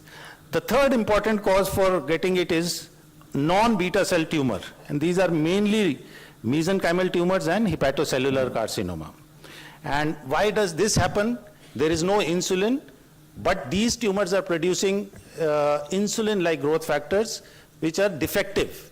And so these insulin-like growth factors are not attaching properly to their binding proteins, and as a result, they escape in the tissues and cause insulin release and hypoglycemia. So this 64-year-old male, he had found to have a glucose of 40, was recurrent, going into recurrent hypos, and see his tests here. His plasma glucose is low, his insulin is low, his C-peptide is low, his insulin antibodies are negative, his sulfonyl urea screen, that is the anti-diabetic drug he takes in the urine, there are no detected. Still he has hypoglycemia. His insulin-like growth factor 1 is depressed, 2, and the ratio of 2:1, IGF 2:1 is more than 10, that is 22. So the rare cause, non-isolate cell tumors like hepatocellular carcinoma, producing insulin-like growth factors, a defective one, which is stimulating the insulin receptors and increasing the insulin. This is the CT scan showing hepatocellular carcinoma. Now coming to your patient is looking well. He has come into OPD and he says, doctor, I'm getting recurrent hypos. And I checked on the glucometer, it's 23, 30, like that. So first you have to assure that, do you have a critical sample? What do you mean by a critical sample? A critical sample where hypoglycemia is documented, and you have taken insulin, you have taken the sample for C-peptide, you have taken the sample of beta-hydroxybutyrate. Again, showing you the same thing, 3 important causes for seemingly well patient: insulinoma, then you have insulin antibody syndrome, and you have a condition called as nesidioblastosis, or it is called as non-insuloma, pancreatogenic hypoglycemia. So these are very rare things. I have also learnt it in the last 15 days only, after being practicing as diabetologist for more than 15, 20 years now. So we do what is called as 72-hour fasting test. Now this is a stress test, like for ischemic heart disease, you do a stress test, you do this test, you make the patient fast. No patient goes for 72 hours, most of them show up with hypoglycemia in 12 to 24 hours, on maximum 48 hours. And what you measure, you see these patients, and when their sugar drops below 55, take the critical sample. At that time, take his sample of blood sugar, insulin, C-peptide, and beta-hydroxybutyrate. And with their various values, which are listed here, you are able to see what kind of disease the patient has. These are the various normal values of glucose and insulin, C-peptide you will see in 72-hour fasting, and you can compare and see. They are listed everywhere on the net. Now, coming to the most common diagnosis, that the insulinoma. Insulinoma has fasting hyperinsulinemia. Patient is fasting, insulin is more in the body, your beta cell tumors are producing insulin, and patient goes into recurrent hypos. And this is the most common. As physicians we have seen this. But Insulinoma is rare. It is in 1 in a million annual incidence, usually solitary, only 10% malignant, very small, usually less than 2 centimeters, and it is a fasting hypoglycemia. If so rare, then why are we bothered? Because sometimes it can kill the patient, and this is from Trivandrum Institute, Amrita, where there are 10 patients in 10 years, out of which 2 patients died because one had a malignant insulinoma. Again, a 39-year-old male, recurrent hypos. On occasions, he drove his car on the sidewalks. 12 hours of fasting he was done, and we saw that his glucose was more, his insulin was more, his glucose was less, 22, his insulin was more, C-peptide was more. That means more insulin being produced in the body. And when given glucose, he became all right. Most likely diagnosis, insulinoma. Now what is the recent development that has come is how to localize these tumors. We had ultrasound, CT, MRI. Now we have endoscopic ultrasound. You go with the endoscope and do the ultrasound and see the pancreas closely. You have somatostatin receptor scintigraphy. These peptides are tied to the radio tracers and injected in the body. Insuloma cells take up these tracers. They have somatostatin and GLP-1 receptors. And when you make them radioactive, they will show the tumors. So you have somatostatin receptor scintigraphy, you have selective you have GLP-1 receptor scintigraphy, and you have a selective intra-arterial calcium stimulation test. So these are all the new exciting things that have come.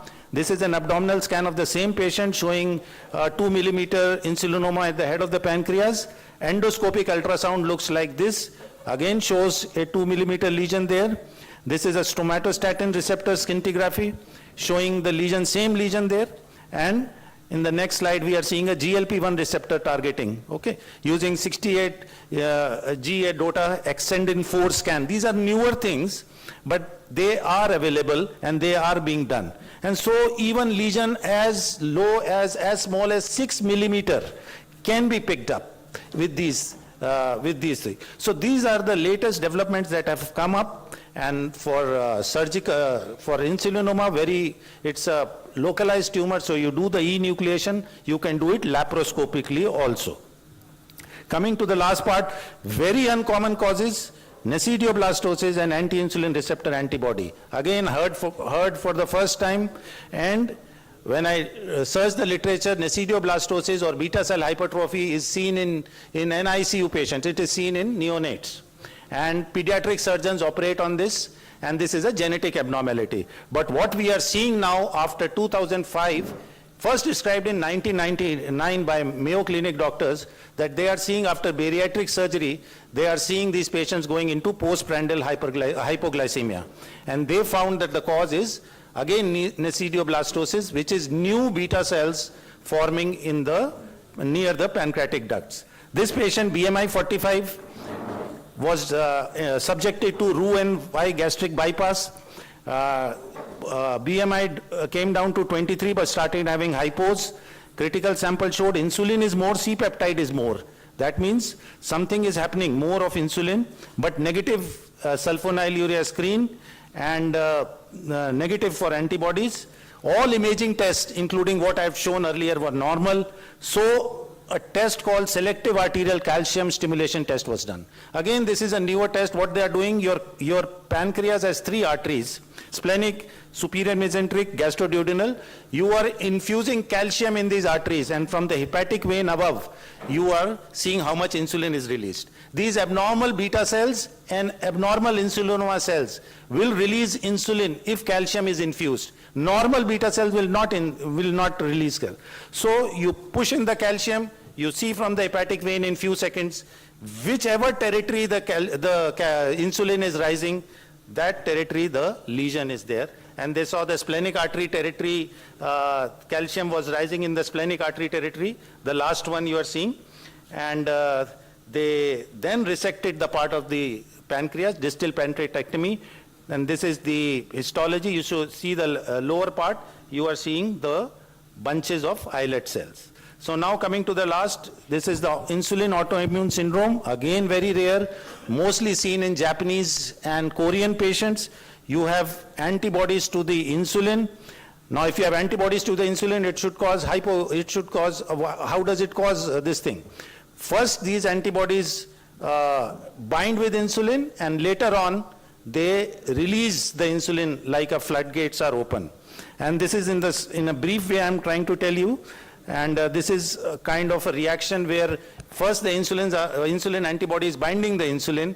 Later on, when the blood sugar is falling, it again releases it. And so you get a hypoglycemia, which is quite severe, again associated with certain drugs like methimazole, propylthiouracil, captopril, alpha-lipoic acid. These are the drugs used, first two are used for Graves' disease and then for diabetes. These causes the generation of insulin antibodies, and this causes this rare syndrome of insulin antibody syndrome, first described by Hirata in 1970. Please summarize. Yeah. So I'm coming to the last part, reactive hypoglycemia. That is rapid transit of food sometimes gives it after gastric surgery, which is easily amenable to treatment.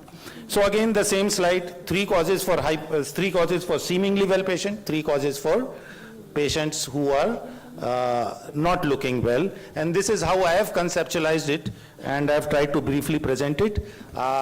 I thank the IDEC team and I thank the chairpersons for giving me this chance. Thank you. Thank you. Thank you, Dr. Sandeep Rai. Thank you, Dr. Sandeep Gupta. As we are already little ahead of the time, so I will be concluding this session here. I know these three sessions has been much stimulating. You may be having many questions with you, so we can take them in the tea time or the lunch time whenever you will be meeting us individually. So now over to the program coordinator or rapporteur for taking up us to the next session. Over. Thank you, sir. Thank you, Dr. Sandeep Thank Rai. you. Thank you. Thank you very much, Dr. Anush, Dr. Amit, and Dr. Sandeep Rai. So as a token of appreciation, please. The third one is on.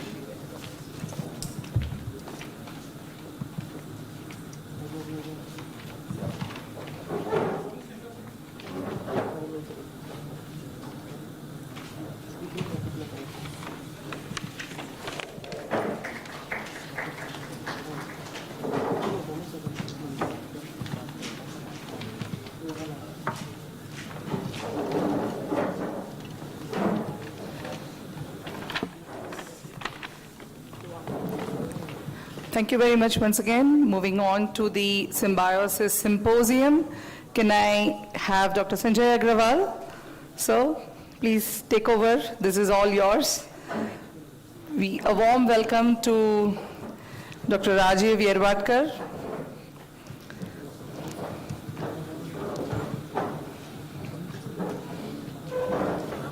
The session is all yours, sir.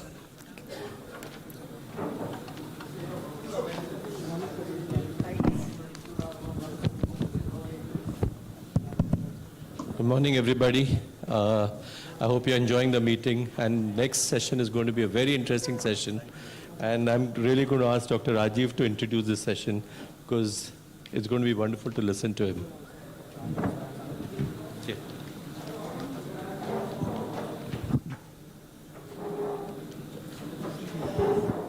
Hi, good morning. It's still morning, and we've got this very interesting session. First of all, I must thank the organizers of IDEC, Sanjay, Archana, and Anjali, and everyone for having acceded to our input of having this session on a not clinical topic, but equally, if not more important. So it talks about mind-body connections in chronic illnesses. So we've got Dr. Girija Male and Professor Nabi, who's going to be talking on the mind-body connection. They represent the Symbiosis Center for Emotional Well-being.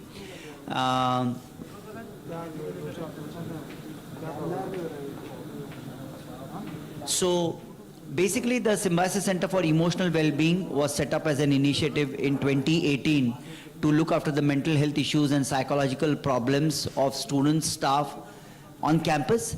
The idea was to make mental health care services available to them, accessible to them, and affordable to them. And when I say affordable, it is not only the financial part of it, it is affordability by way of time. because unfortunately students are assumed to be and assumed erroneously to be healthy. But students transiting from a higher educational system away from the tender loving care of their parents and first time coming on staying on campus of a university which has its own academic demands poses a lot of strains and tensions which the student may not be well equipped to handle. And the Center for Emotional Wellbeing provides the right emotional support to these students at the point of their transition, especially in the later half of adolescence, who are neither adults nor children, and they are in the crossroads. So whether it's relationship problems, whether it's psychological problems, whether they're academic problems, whether they are adjustment problems, whether they are financial problems, any sort of thing which ultimately impact the academic achievements of the student for which the student has enrolled with an aspiration in a university ecosystem is something which Dr. Girija and Professor Nabi address.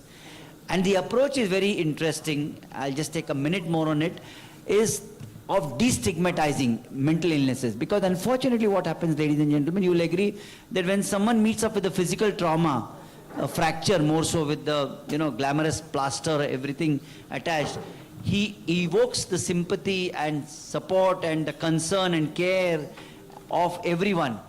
और एक गलत हुआ, accident हो गया, उसकी कोई गलती नहीं थी, so on and so forth. But when it comes to mental health, a poor fellow suffers from depression.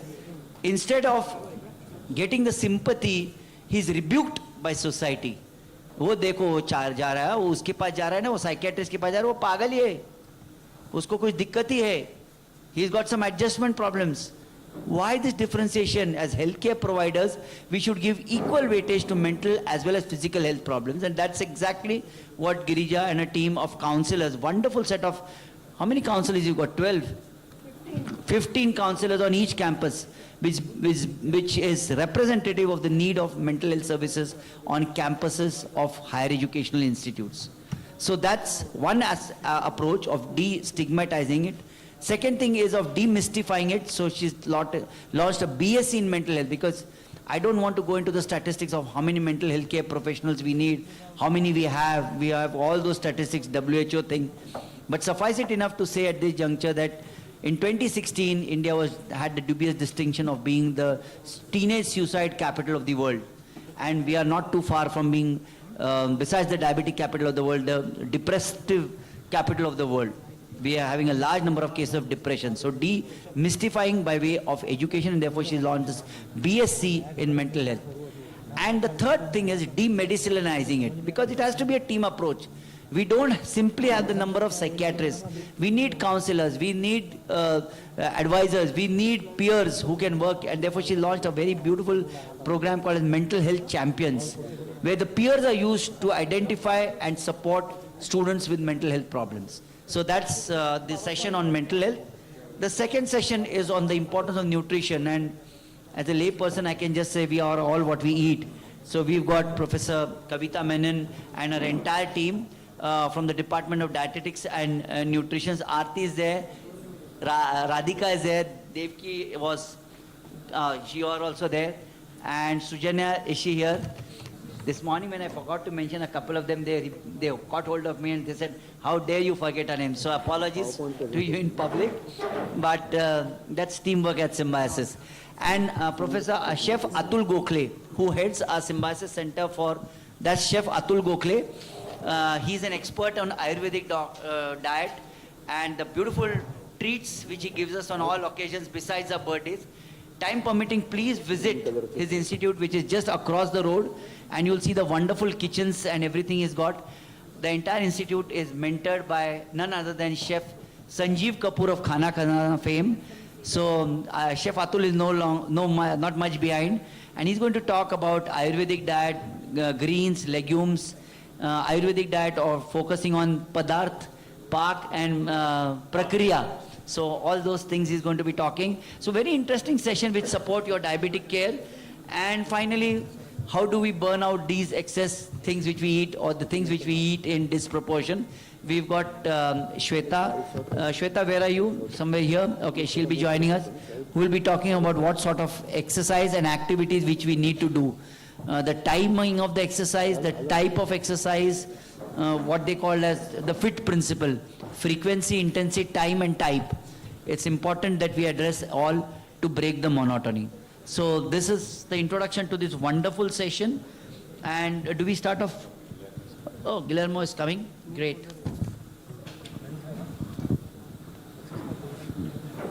Hi, good morning. A round of applause for the most sought after. I'm Dr. Rajiv. Welcome. Please, right in the center.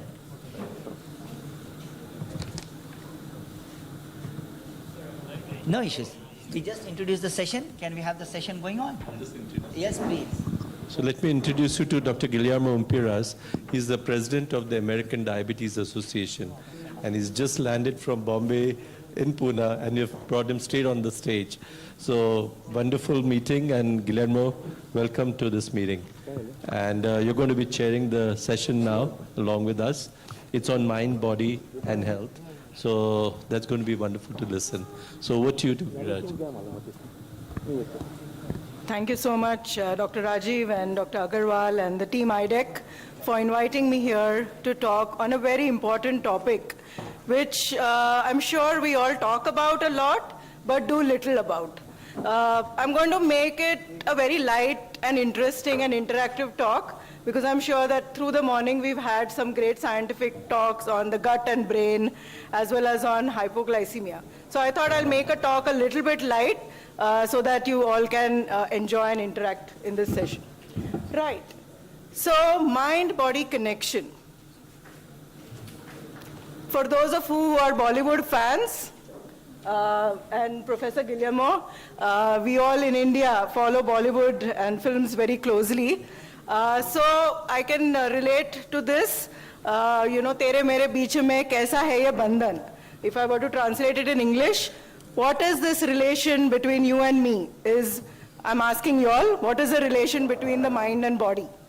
So before that, we need to know, we know all about the body, but what is really the mind? Can anybody, we have a lot number of students sitting here, can anybody say, what is the mind? Where is the mind? We all sing a lot of songs on man. Mera man kyun tujhe chahe? Mere man ye bata de tu, kis aur chala hai tu. But do we know where our mind is? Is it here? Is it here? Some people say, I think from my heart. Some people say, no, I'm completely logical. So where is the mind? Is there something called the mind? Yes, there is, thank God. Then where is it? Or what is mind? Is it equivalent to the brain? Yes, no? Okay, we are not wrong there. So brain is the hardware of our mind. But mind is a very abstract concept, and to make it to give you a simplistic understanding of the mind, I'll describe it as a triangle. A triangle which is formed by your thoughts, by your emotions, and your behavior. And the sides of this triangle are connected with each other in bidirectional ways, which means the way you think affects the way you feel, in turn influencing your behavior. Similarly, the way you feel also influences your thoughts and in turn your actions. And your behavior also has an influence on your thoughts and emotions. I can give a very simple example right away here. Right now while you're sitting here, some of you may be having the emotion of curiosity. Oh, this SMCW campus, how beautiful this is. I'm coming here for the first time. I'm interested in knowing what is going on in the other hall A. So there are parallel self-talks going on. And every emotion gives rise to an automatic thought, unconsciously, right? Even without us being really aware of that. And that influences our behavior. So if my emotion is of curiosity, thinking what is happening in hall A, I am likely to be on my mobile, chatting on WhatsApp. Oh, my friend is in hall A, I might just ask her what session is going on there, rather than focusing on what Dr. Girija is trying to say. Right? So this is what is going on constantly in our mind in order to influence our behavior every single moment. Now, this is again, sorry, again, the slides are not, yeah. I'm sure many of you are Madhuri Dixit fans here, and this is a very popular song from the movie Tezab. So what I'm trying to depict here is the mind-body connection again, that even when you're falling in love, what do you experience? Dhak dhak karne laga. So your heart starts pounding really fast. So whether it's unpleasant emotion or whether it's pleasant emotions, emotions are constantly communicating with your body to produce a response. Now, is it just external organs? No. It's communicating with all the body organs. It's communicating with entire system, entire physiological systems of our body, each and every moment without our conscious awareness. Now, as explained in the slide, it's not just about physiological systems, but even your endocrine systems or your immune functions. Now, everybody in today's world is talking about stress, right? So what is stress? We all are saying, "Arey kya, so much stress. Academics is stressful, traveling is stressful, family is stressful, husband is stressful, wife is stressful, relationships are stressful, finances is stressful." So what is exactly stress? Stress is nothing but a demand that is placed on ourselves, either from our external environment or from within ourselves, and it could be real or imagined. So it need not necessarily be something that is going on in our environment that causes us stress. But it could be our own expectations of ourselves. It could be our own thoughts, our own belief systems that could be giving rise to stress. So how we appraise a stressful situation determines our response to stress. And that's what differentiates between eustress and distress. So if my response to stress is adaptive, that is, it allows me to utilize my resources to mitigate the stress, then that's what is called as a healthy level of stress or eustress. But if the response to stress is unhealthy by using unhealthy coping mechanisms or by, my irrational thinking patterns, then it's going to give rise to what we call as distress, right? So this is just to give you a concept of distress and eustress. Now, how does mind and body interact? So when there is stress, what happens is the signal goes to your brain and it stimulates the corticotrophin releasing hormone. Okay, and this hormone then acts on the anterior pituitary. So this hormone is released from your hypothalamus.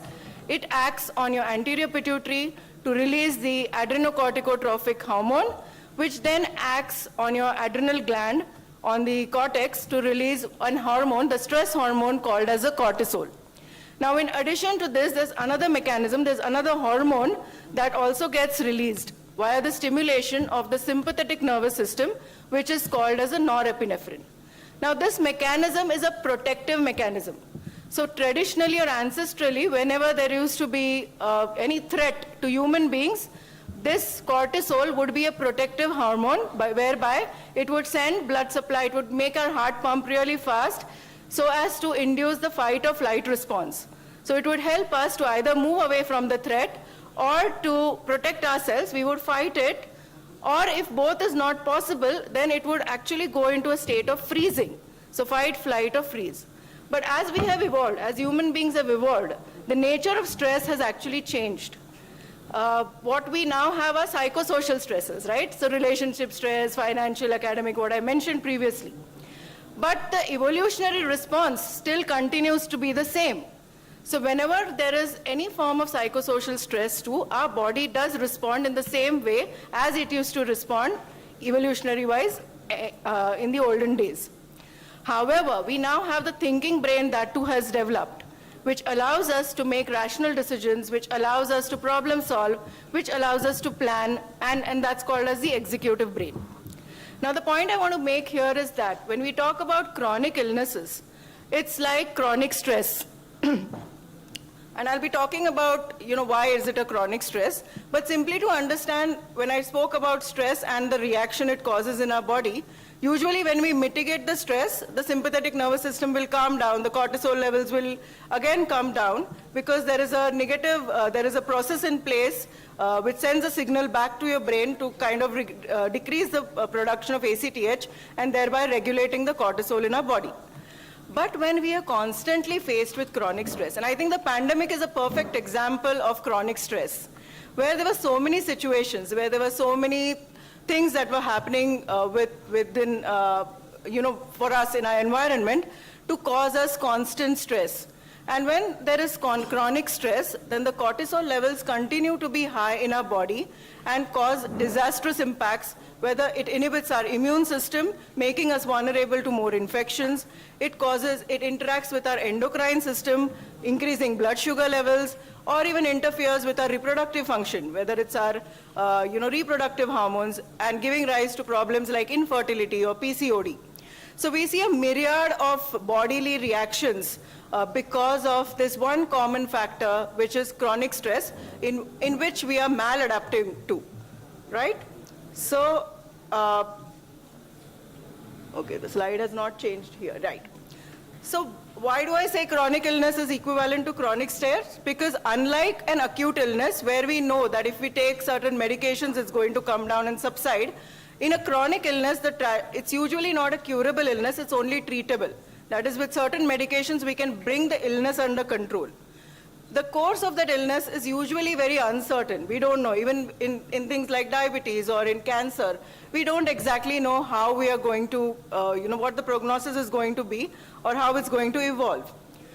The illness may require you to see multiple physicians. Like in a case of diabetes, we may need to see an ophthalmologist, we may need to see a podiatrist, we may need to see multiple physicians, because we know that diabetes affects each and every organ, and thereby the need for ongoing medical care and multiple investigations.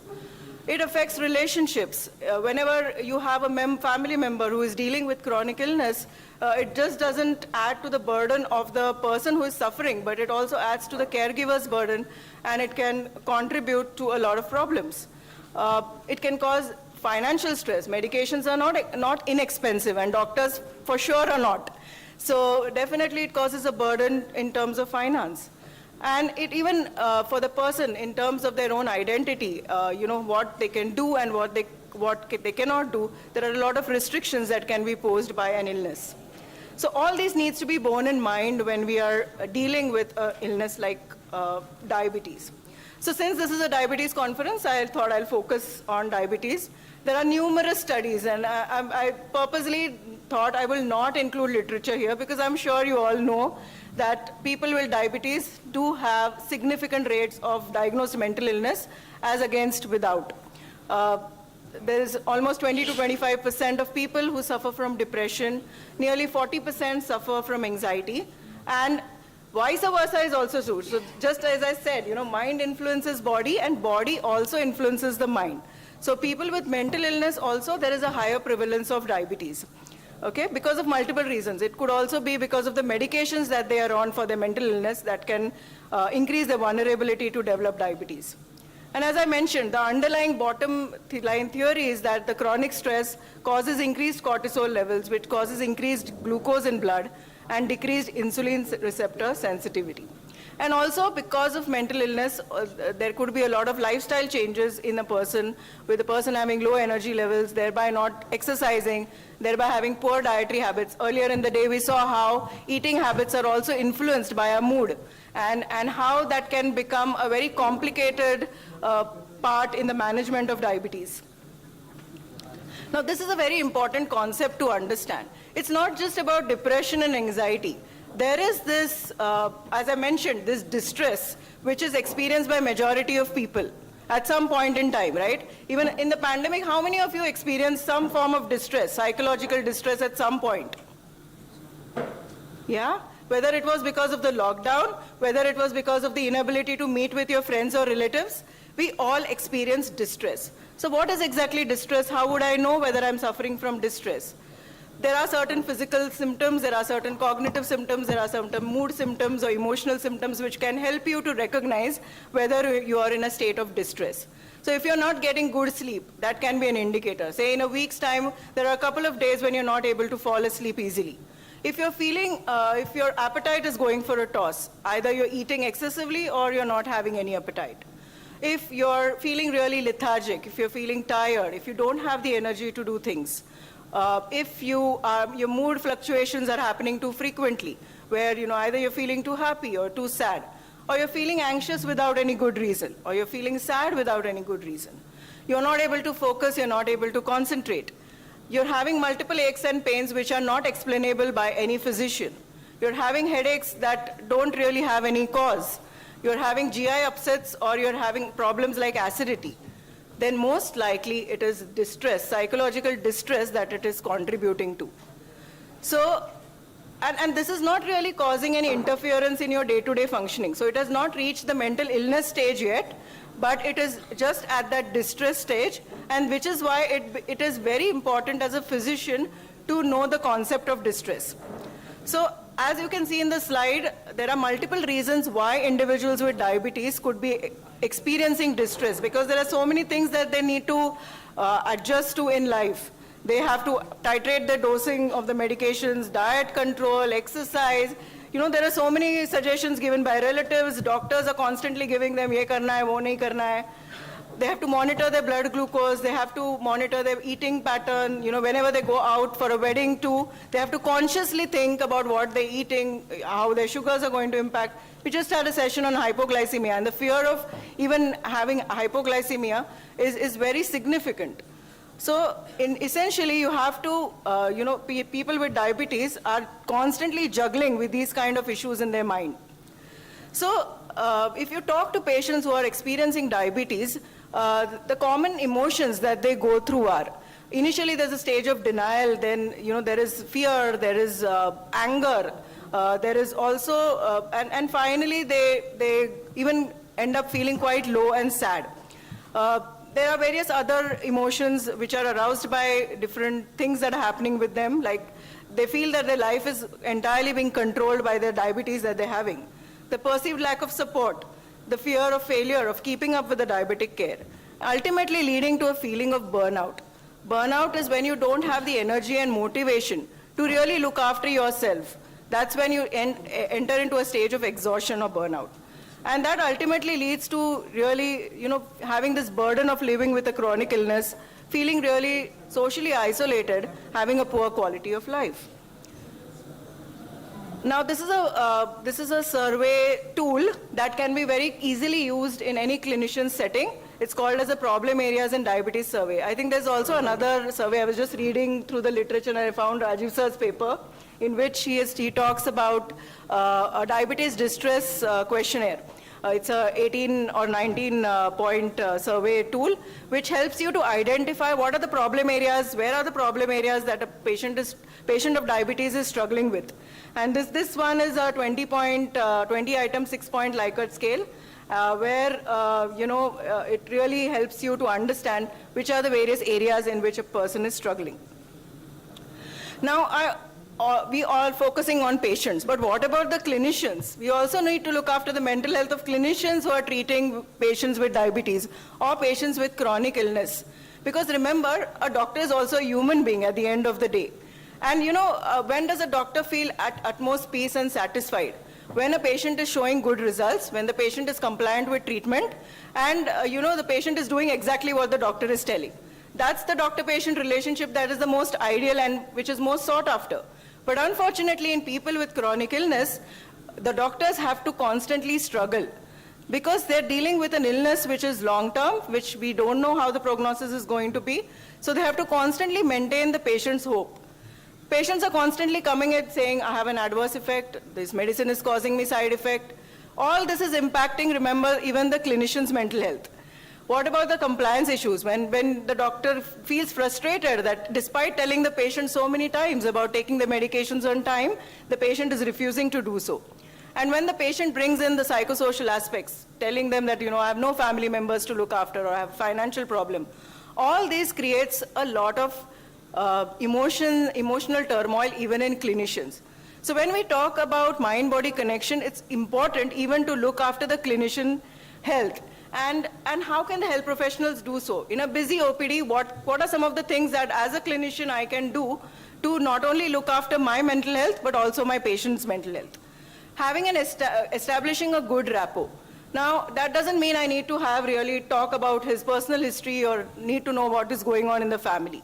A good rapport may just involve making eye contact, making sure I address the patient with his first name, establishing that connect with the patient when you're talking with the patient. Or, appreciating something that you notice in the patient can also help you to, have a good rapport with your patient. Making sure you have a team to support you. It's not a one-person job, management of diabetes. So involving a psychologist, maybe a health psychologist in your team. We often tend to forget this very important aspect of involving a mental health professional in multidisciplinary teams. I'm sorry to say, but psychiatrists are one of the most stigmatized branches even in the field of medicine. And even a referral to psychiatrist often is a very last resort, only when a patient becomes severely mentally ill. I think that stigma from healthcare professionals should really, really come down. Because, as I said, mind and body are completely inseparable, and mind somewhere has a higher control over your body than your body itself. Making, support groups play a very important role in management of patients. You have support groups for cancer, you have support groups for schizophrenia, you have support groups for many of the chronic illnesses. I don't know whether there are support groups for diabetes, but it would really be helpful if there are support groups for diabetic patients too. Because what patients can contribute, and just by talking about their experiences with their illness and their journeys, can actually become a great support system and take the burden off clinicians to do so. And finally, stress management, not just for patients, but for doctors too. It's high time that doctors look after their own health when they're especially dealing with patients who are suffering from chronic illness. I will not go into stress management for lack of time, but it essentially means, maybe even problem solving, time management skills, some relaxation techniques, working on your own thoughts, through cognitive behavior therapy is one of the most commonly used therapies in our practice, which really helps us to change our maladaptive thinking to, to challenge our irrational beliefs to make them more rational. Now, to especially deal with illnesses like diabetes or chronic illnesses, mind-body therapies become very, very useful. And there's enough scientific evidence to show that they're quite effective in the management of patients, so much so that actually medication doses can be reduced if we are applying these therapies in practice. So what is the basis of these mind-body therapies? They really focus on helping us become more conscious of our mental state, and using this increased awareness, if we can actually guide our minds in the direction we want to drive it. Right? So what is mindfulness? Mindfulness is nothing but bringing our awareness to the present moment without actually judging it and accepting it, right? So whether it's bringing our awareness to our thoughts, emotions, feelings, whether it's bringing our awareness to our bodily sensations, whatever you choose to bring your attention to, you're bringing your awareness to without judging it. That's very important. We often tend to be very judgmental. That's, again, a thing that we learn through our growing up years, that we are constantly saying, using adjectives, oh, this is not good, that is bad, this is right, that is wrong. I personally feel, we should not be, who are we to decide what is right and wrong? It's a very subjective thing. So it's very important that, mindfulness plays a very important role. Dr. So there are Gilsha, can you various, sum up, please? Yes. Mindfulness-based therapies, meditation is nothing but a part of mindfulness-based therapy. Yoga, as we all know, it is bringing the awareness to various body postures and also to your breathing, and of course the slow breathing exercise. So essentially, to conclude, chronic illness involves more than physical symptoms, and it definitely includes psychological and emotional symptoms, which can be profound. It can disrupt our social life and put strains on our social support networks. People with chronic illness are more likely to be depressed and suffer from mental health issues, and emotional disturbance can interfere with compliance to treatment and worsen prognosis. Paucity of time, I would have loved to conduct a mindfulness activity, but I'm sorry. And ultimately, I'll conclude by saying that your mind, emotions, and body are instruments, and the way you align and tune them determines how well you play the game of life. Thank you so much. There are any questions? Thank you. Yes, sir. Thank you so much for your presentation. So much, a lot of thoughts in my mind, and I was wondering, what's the difference between stress and distress? And stress may be good if it's under control. That's right. It's like inflammation is good. Chronic inflammatory disorders, not good. So how? I mean, I was just thinking that is true. My reaction to an illness could be an increased stressful situation, but some people react good and some do not. So what's the difference between stress and distress? When is stress good? When is stress is bad? Correct. So stress per se, sir, is not good or bad. How you react to stress is what will determine whether you are in that healthy level of stress. That is where you're able to utilize your resources, whether it's your physical resources or whether it's your mental resources, through your problem-solving strategies, through your decision-making, through your planning, through your organizational skills. When you're able to mitigate whatever challenge you're facing, whether it's demand that is coming from your external world or whether it's a demand internally you pose on yourself, that will determine whether it is eustress. When will it be distress? When the resources you have are inadequate to meet the demand that is being placed on you, right? So if I suddenly lose my job and I have no financial resources, then I'm likely to experience distress at that point in my life because I don't have the necessary financial resources to mitigate the stress that is caused by the loss of my job. So that might be an example to explain distress. Thank you very much, Dr. Girija. For want of time, we won't be able to take more questions. See, more than a coincident speaker, Madhusi is Asia, the speaker, ADA speaker is also with us. We welcome you, sir. Needle phobia, I don't know, everywhere. That is specific for diabetes, especially the type 1 diabetes and GDM. Oh, we have seen, parents of type 1 diabetes looking at the families with scars. True. What is there? I don't know. What do you do in the US? The technologically advanced country about it. Of course, we know that oral insulin is being developed in Israel, and psychologically what we do, and as a ADA president, what do you think? How do we overcome this barrier? This is the main cause of depression everywhere. Cost of insulin and the fear of insulin. Needle phobia, yes. Again, I'm not a practitioner in consultation liaison psychiatry, so personally I'm not dealt with clients who have needle phobia, but needle phobia or injection phobia is a very well-known thing, especially in children, and usually systematic desensitization is the therapy that we use for treatment of phobias. Where we understand from the patient the hierarchy of fear-causing issues, situations that cause them fear, and we expose them gradually to that, teaching them relaxation therapy, and then gradually exposing them to take the injection finally. I think that's a good idea because when it comes to needle phobia, very often it's more imaginary because when people have never taken it. Absolutely. Because of, just the fact that in their childhood they've been exposed to needle and they've been fearful about it, it becomes very difficult for them to accept, the concept of injections at a later point of time. Correct. But we always tell them, okay, why don't you try it? We have, models by which they let them practice, giving insulin on models. And they find it's not that difficult. And now with the current very fine gauge needles that we've got now, it hardly causes any pain. So it's the first injection that really matters. And if they take the first injection, they realize that it's really not that difficult. Correct. And they're more acceptable. Also, we need to counsel them enough to see that, we give them the reason why we want to put them on insulin.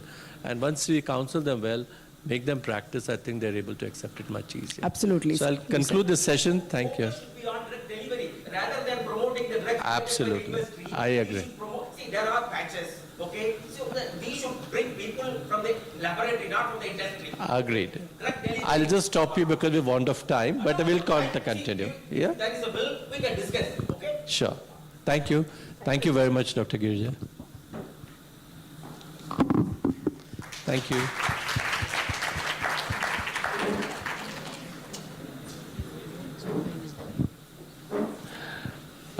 May I take this opportunity to invite Chef Atul Gokhale for his next lecture.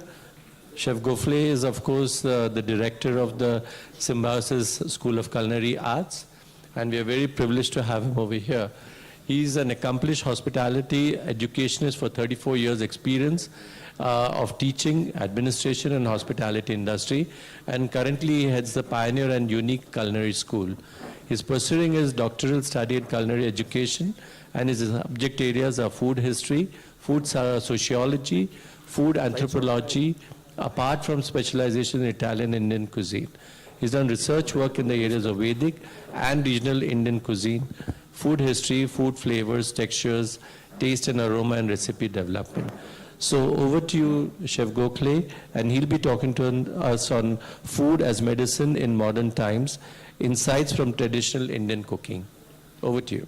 Thank you, Dr. Agarwal, and all the dignitaries on the dais. A very good afternoon to all the members present over here. First and foremost, I prefer to be called as a Chef Atul Gokhale, not doctor. I think they have changed it over here, but we would keep it that way. So topic, food, is always an interesting topic for everybody across the world, across the humanity, even for animals. If I can have this slide. So as we go along, today the topic is in food as medicine in modern times. Food has always been treated across the entire world in pre-ancient times as medicine. And it was always taken with a pinch of salt, always taken it with a very controlled manner to ensure that optimum health is achieved. Today I'm going to focus more on the Indian traditional, insights from the Indian traditional cuisine. And the reason for that is essentially we have a very rich culture, and I would like the members over here to also understand that we generally in India have been a part of it every day of our life. Our kitchens, our the way of cooking, celebrating, treating others have always had some reason behind it. The festivals, the feasting, the fasting have always been a part of our life, where we have always reached to a state where the food is treated as a medicine.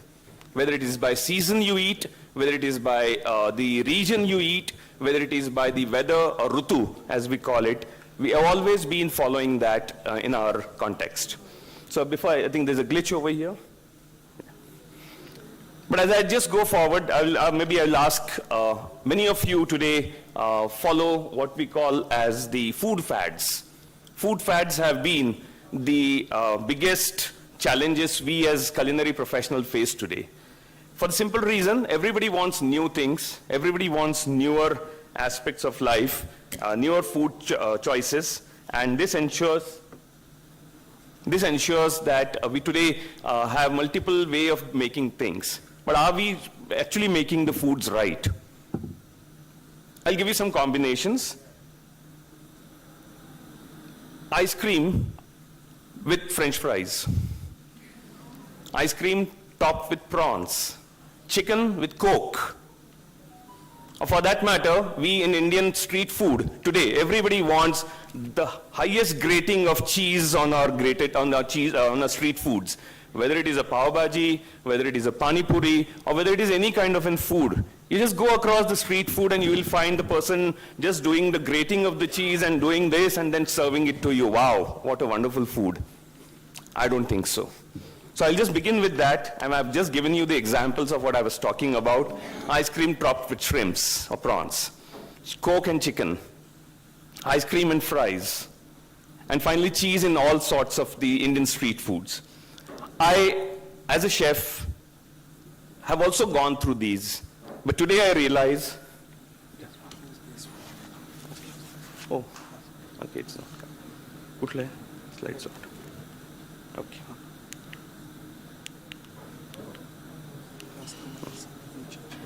नहीं खूब slide changes का नहीं होता है करता था ठीक है okay just do next all 4 slides please or 4 inserts.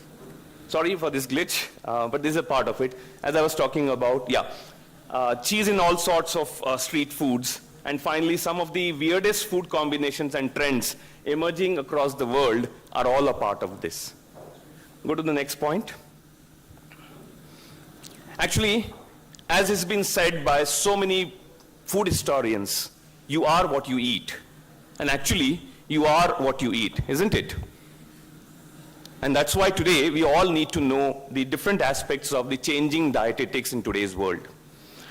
The changing face of dietetics, because of living in a globalized world and people living behind the codes and conducts of eating, has not just led to the degradation of human health, it has also given birth to diseases that didn't seem to exist a few decades ago. Sure, evolution happens, but aren't we supposed to leave what's bad and adopt what's good or better as we evolve? That doesn't happen in this. The lifespan, next slide please. The lifespan has increased, the quality of life has decreased. So has the metabolic and the immune diseases have increased a lot in our lifestyle. What's happening, unfortunately, is the exact opposite. While average lifespan have increased over the past 100 years, they have also been degraded in the quality of life and an alarming rise in the metabolic disorders and autoimmune diseases. The cause for most of who remains unknown for modern perspective. Next slide. The traditional Indian food systems, as we talk about and as I propagate, and thanks to Dr. Rajiv, we have always been propagating that in our culinary arts school also, has always talked about them. Insert please. Yeah. Indigenous food systems offer today a logical and a scientific approach of determining correct diet based upon an individual's constitution.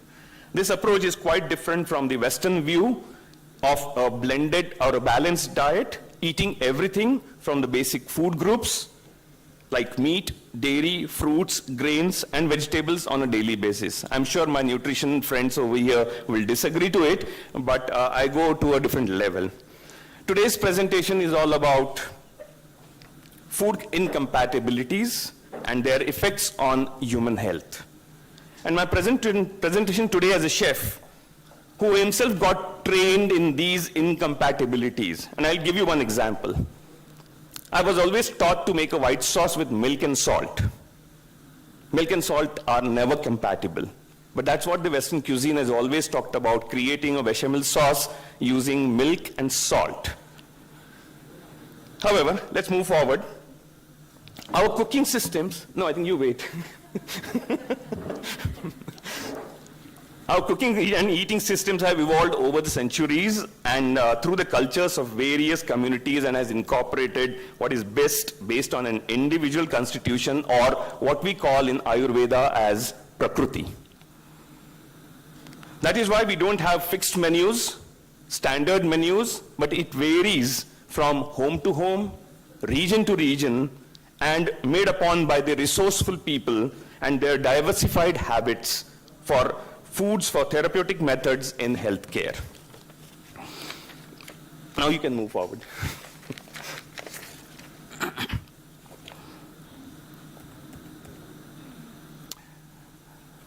A diet plan is not really sufficient to lead us to the path of good health. What we are globally facing at the moment is a major challenge in the way we eat, the amount we eat, and the combinations make the way we digest the food. Go forward. Foods as a medicine has always been treated in our indigenous cooking systems. And let me tell you the way details it has been worked out. Slide, please. You guys need to move it. Yeah, one more, that's it. Yeah. The food which we talk about today is we eat the way plays the most important part as because food is treated as medicine and two aspects to which are given, the ahar and ann, that is the diet and the food. Healthy and nutritious mind and the body, it also nourishes all three of them. As Girija also spoke about food being an important aspect for mental health and well-being, so is the food.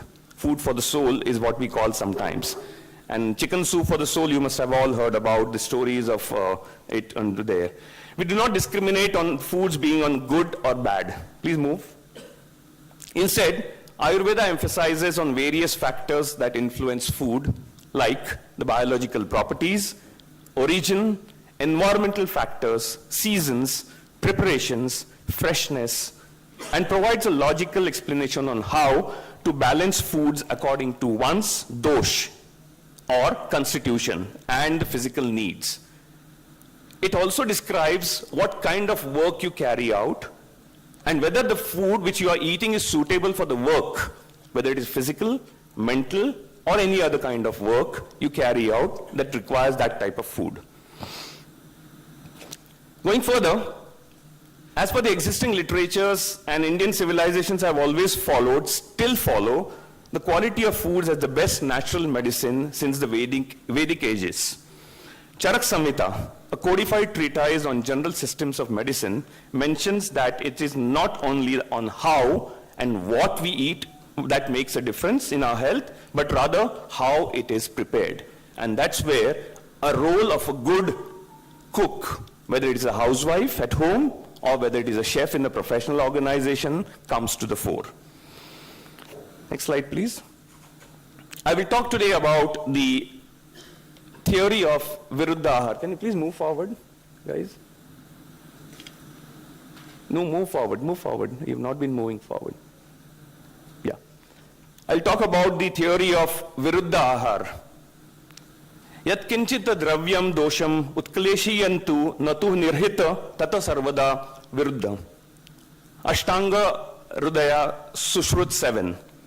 That which augments or dislodges that doshas but is neither accepted by the body nor expelled outside the body, thus leading to the vitiation or the toxicity of dhatus and tissues, is considered to be viruddha, against your nature.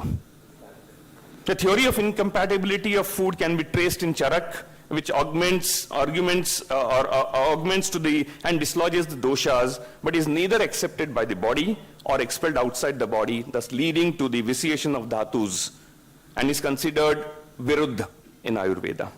Move forward. Every food has three components: the ras, that means the taste; virya, the potency; and the vipaka, which means after digestion energy level. All of the foods items are considered to be equivalent to what human beings think their own nature is. So every food item also has its own nature. What is to be constituted as a part of your diet will only be decided once you know your constitution. Move forward.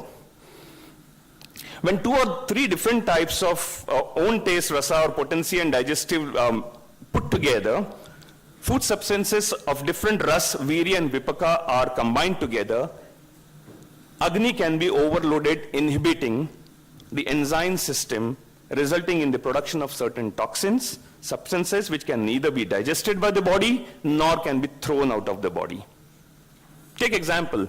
I've seen many a times people overeating on the cheese, or combining milk and curd together, or eating curd in the night.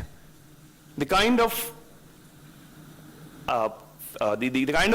indigestion happens on the next day results from the kind of food which you have ingested the previous evening or night. Move forward. Viruddha Ahara essentially interrupts the metabolism of tissues, inhibits the process of formation of new tissues, and has properties opposite to that of the tissues. And hence, anything which is not part of your constitution and you're still eating it causes the discomfort, the indigestion. Move forward. Viruddha Ahara is just not restricted to combinations, but it has 18 different types of combination which I have mentioned over here. Just quickly go through them.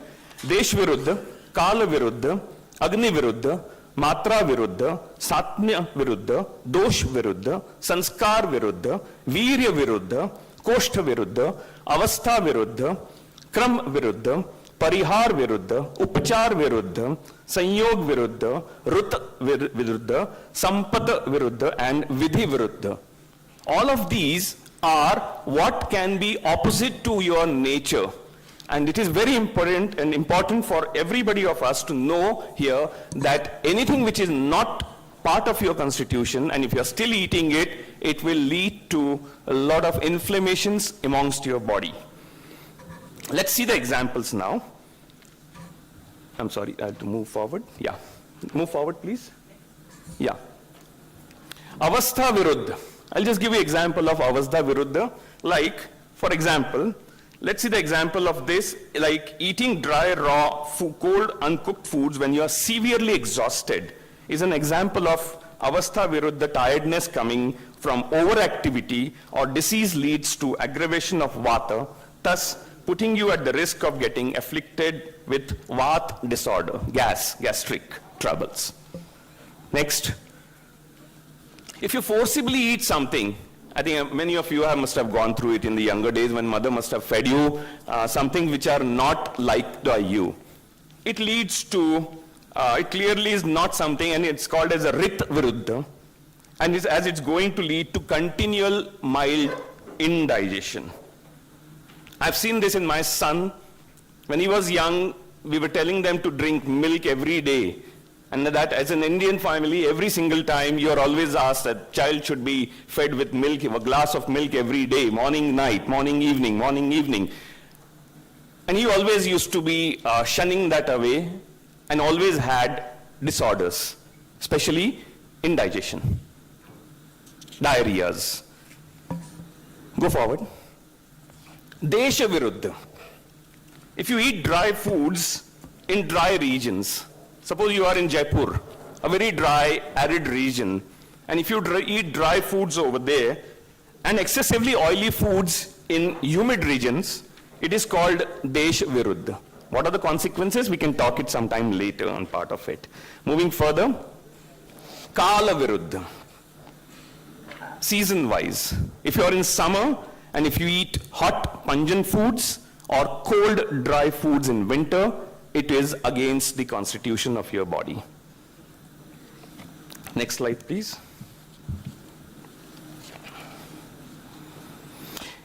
If you eat hot, pungent foods in summer and cold and dry foods in winter, it is also Kala Viruddha. Foods not cooked properly due to inappropriate eating methods, which we today see in most of the restaurants. You don't know what happens behind the restaurant in the kitchen. I'm sure if you see, many of you will stop eating outside. Roasting, frying, baking of the food items which are not as per their nature can lead to so many different disorders, especially diabetic disorders. In fact, majority of the diseases have an inflammatory pathology, and that's what I was told, that there are several instances when these symptoms of the disease like pain and inflammation start disappearing gradually when the diet changes are made by restricting incompatible foods and harmful foods. Despite modern medicine's claim of theory of incompatibility being unscientific, here are 5 modern concepts that can be closely related to the science of incompatibility. Number 1, antagonism. Number 2, free radical formation. Number 3, allergies caused by certain foods. I'll come back to this later. This slide is a little faster. Chef, run out of time. Can you Sorry, be a yeah, little just fast? wrap it up quickly in 2 minutes. Yeah, so I think I'll go through this. 3 aspects, just go behind, please, quickly. Go back. Sorry, this glitch is causing me to have a disconcert with what I'm trying to do. Go back again. Back. Go back. Again, back, yeah. So going to the details of things like what exactly are the 3 aspects of the cooking processes involved in our systems, and they have been there for ages. Patra Shuddhi, Padartha Shuddhi, and Pak Shuddhi. Today in the modern kitchens, all 3 are considered to be sacrosanct. Patra Shuddhi is the purity of vessels. When we talk about purity of vessels, please slide move, please. Can I move? Yeah, I can move now. Purity of vessels actually causes a food to be pure in form of whatever they would be. I'll not read out through this because we have paucity of time. Padartha Shuddhi, purity of ingredients. And finally, Pak Shuddhi is purity in the cooking process. Examples are given over here, paucity of time, I cannot explain them much more in detail, but going forward, I would only say, just having the right food, go forward. Go forward. Last slide, please. Go forward. Yeah. Just having the right food is not enough. Right combinations along with correct proportions is vital for any individual today. Ayurveda has already described it. I am sure you all know the thali system, the laying of food items on our traditional system. Today we do it only on festivals, but it has always been a part of daily routine, where you know what to lay where, so that the way the right hand moves on the food plate, you would be able to eat them accordingly. Thank you very much. Thank you very much, Chef. I'm sure we can take a question or two just quickly for want of time. If there's any question for him, please go ahead. The Americans cannot have Mediterranean. In India, we can only drink about Mediterranean. Which diet, sir? Mediterranean. Mediterranean is a very healthy diet. Again, it comes from their traditional diet, and they have maintained it for long. What is the Chef. Japanese live longer? We don't talk about Japanese food. All right.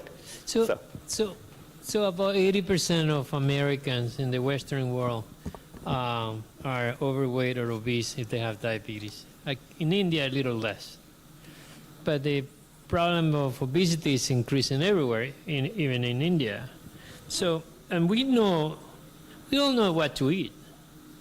And patients with diabetes who are overweight and obese, they know what to eat, they just don't do it.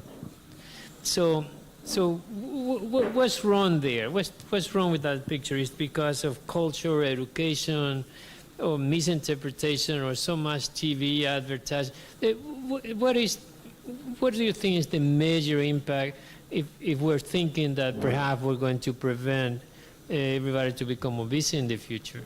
So between 1880s to 1940s, till the World Wars was there, a lot of commercialization of food took place. And with the economic backgrounds being very good, the food habits became that anything which is easy to digest, which is attractive, presentation was one important factor, which today India is also afflicted with. Anything on Instagram, anything which is in 30 seconds to be presented is always seen as a healthy diet, which is not so. If you go back to the Indian food, it has always been very simplistic. It cannot be presented in the way the modern food generally has been presented. And I think going back to the roots, the way even the French farmers or the Europeans would go and eat their foods, or the Americans also, it was quite healthy habits previously. The obesity has started only in last 50, 60 years, I would say. So it's so easy to say going back to your roots. Right. But how do you implement going back to your roots program? The nutritionists and the chefs who are the influencers today, along with the dietitians, could actually change the way people will eat tomorrow. And as chefs, we are influencers. We come on television, we come on social media, we would do that. And an education system like ours can also change that habits. It can start with schools, colleges, at homes. I think that's a great thought, and we'll end the session over here. Thank you so much, Chef. Thank you. Thank you. Would like to invite our next speaker, Kavita Menon. So before that, can we hand over the token? Yes, please. Can I invite Chef Gokhale as well as Dr. Girija on the stage, please?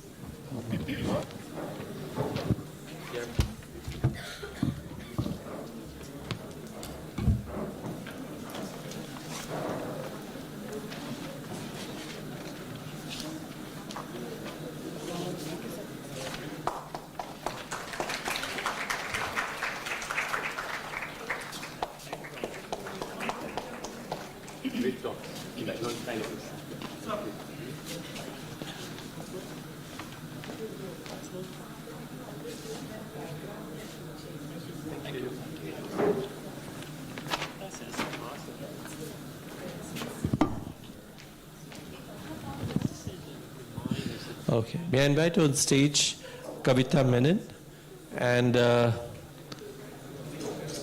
Aarti Mulay. So I think we get off the stage. Come.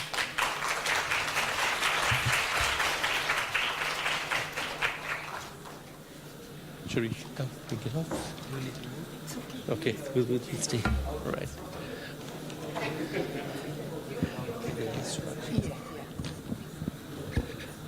Good afternoon, all. I know we are between your lunch and we are talking nutrition. You had enough of time hearing Chef Gokhale talking about food. I'm sure the gastric juices are very right now to have food. But we'll have a quick session today to speak regarding one of the important components in the management of diabetes, that is the nutrition part, coupled together with the lifestyle. And this is something very important and relevant. I'm sure all of you will agree with me that nutrition plays the crucial part or the most important part in the management of diabetes. Of course, the clinical part remains, but nutrition has a role both in prevention and management, and that is something we have to focus as we move forward, considering that India is going to be the global capital for diabetes. Well, we had a question from Professor Guleri that what we can do to change or go back to the root when we talk about diet and nutrition or in terms of food consumption. Some aspects Chef Gokhale addressed, saying that we could actually promote the traditional diets and all that. Yes, but we can't ignore the presence of fast and junk foods. This is going to remain with us. Even if we take a tough stand on this, we have enough of marketing strategies. Now the control on the fat, sugar in the food, everything is in place. But I bring to your mind what Dr. Girija told today, the mindful eating. So we have this session aptly orchestrated in a way that Dr. Girija started with mindful eating, and Chef Gokhale mentioned us what is important in terms of food preparation and even consumption, considering the traditional aspects of Indian diets. Now today we have Dr. Aarti Mulay here from the Department of Nutrition and Dietetics, who will be presenting on the lifestyle and the nutrition management. What is the evidence we have? Aarti has a doctoral degree where she worked in diabetes, and she worked with type 2 diabetes and vitamin D supplementation.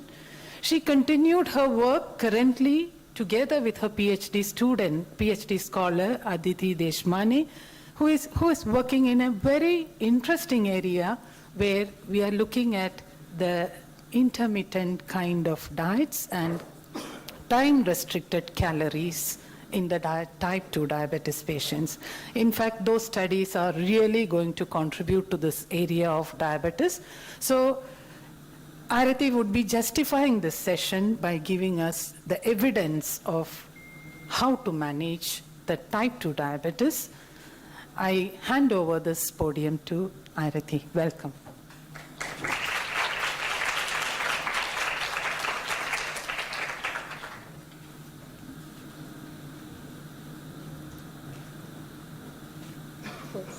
First one.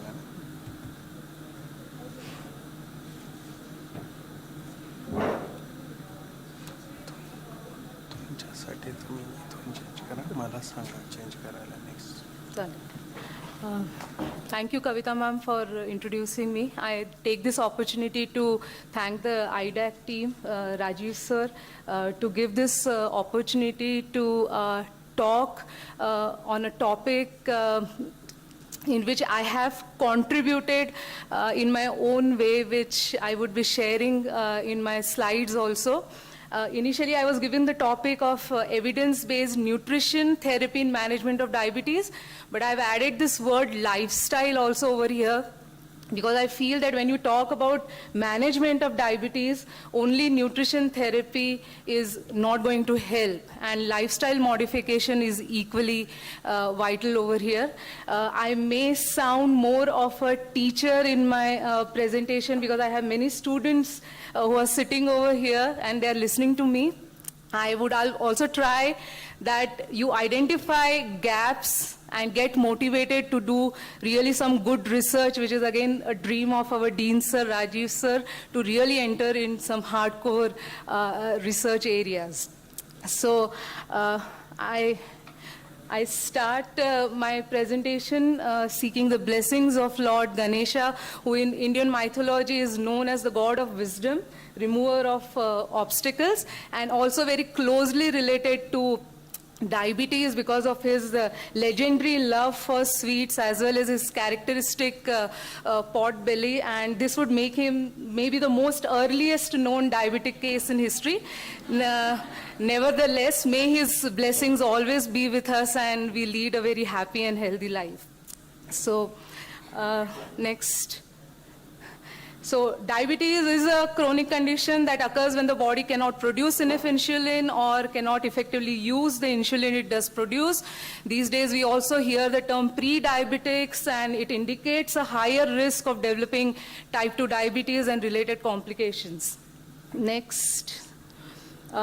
Diabetes can be broadly classified as type 1, type 2, and gestational diabetes. I'm not going into the exact definitions, but the good part about type 2 diabetes is that it can be prevented or delayed, and there is accumulating evidence now that remission of this condition may sometimes be possible, and I will be showing some evidence in my coming slides as well.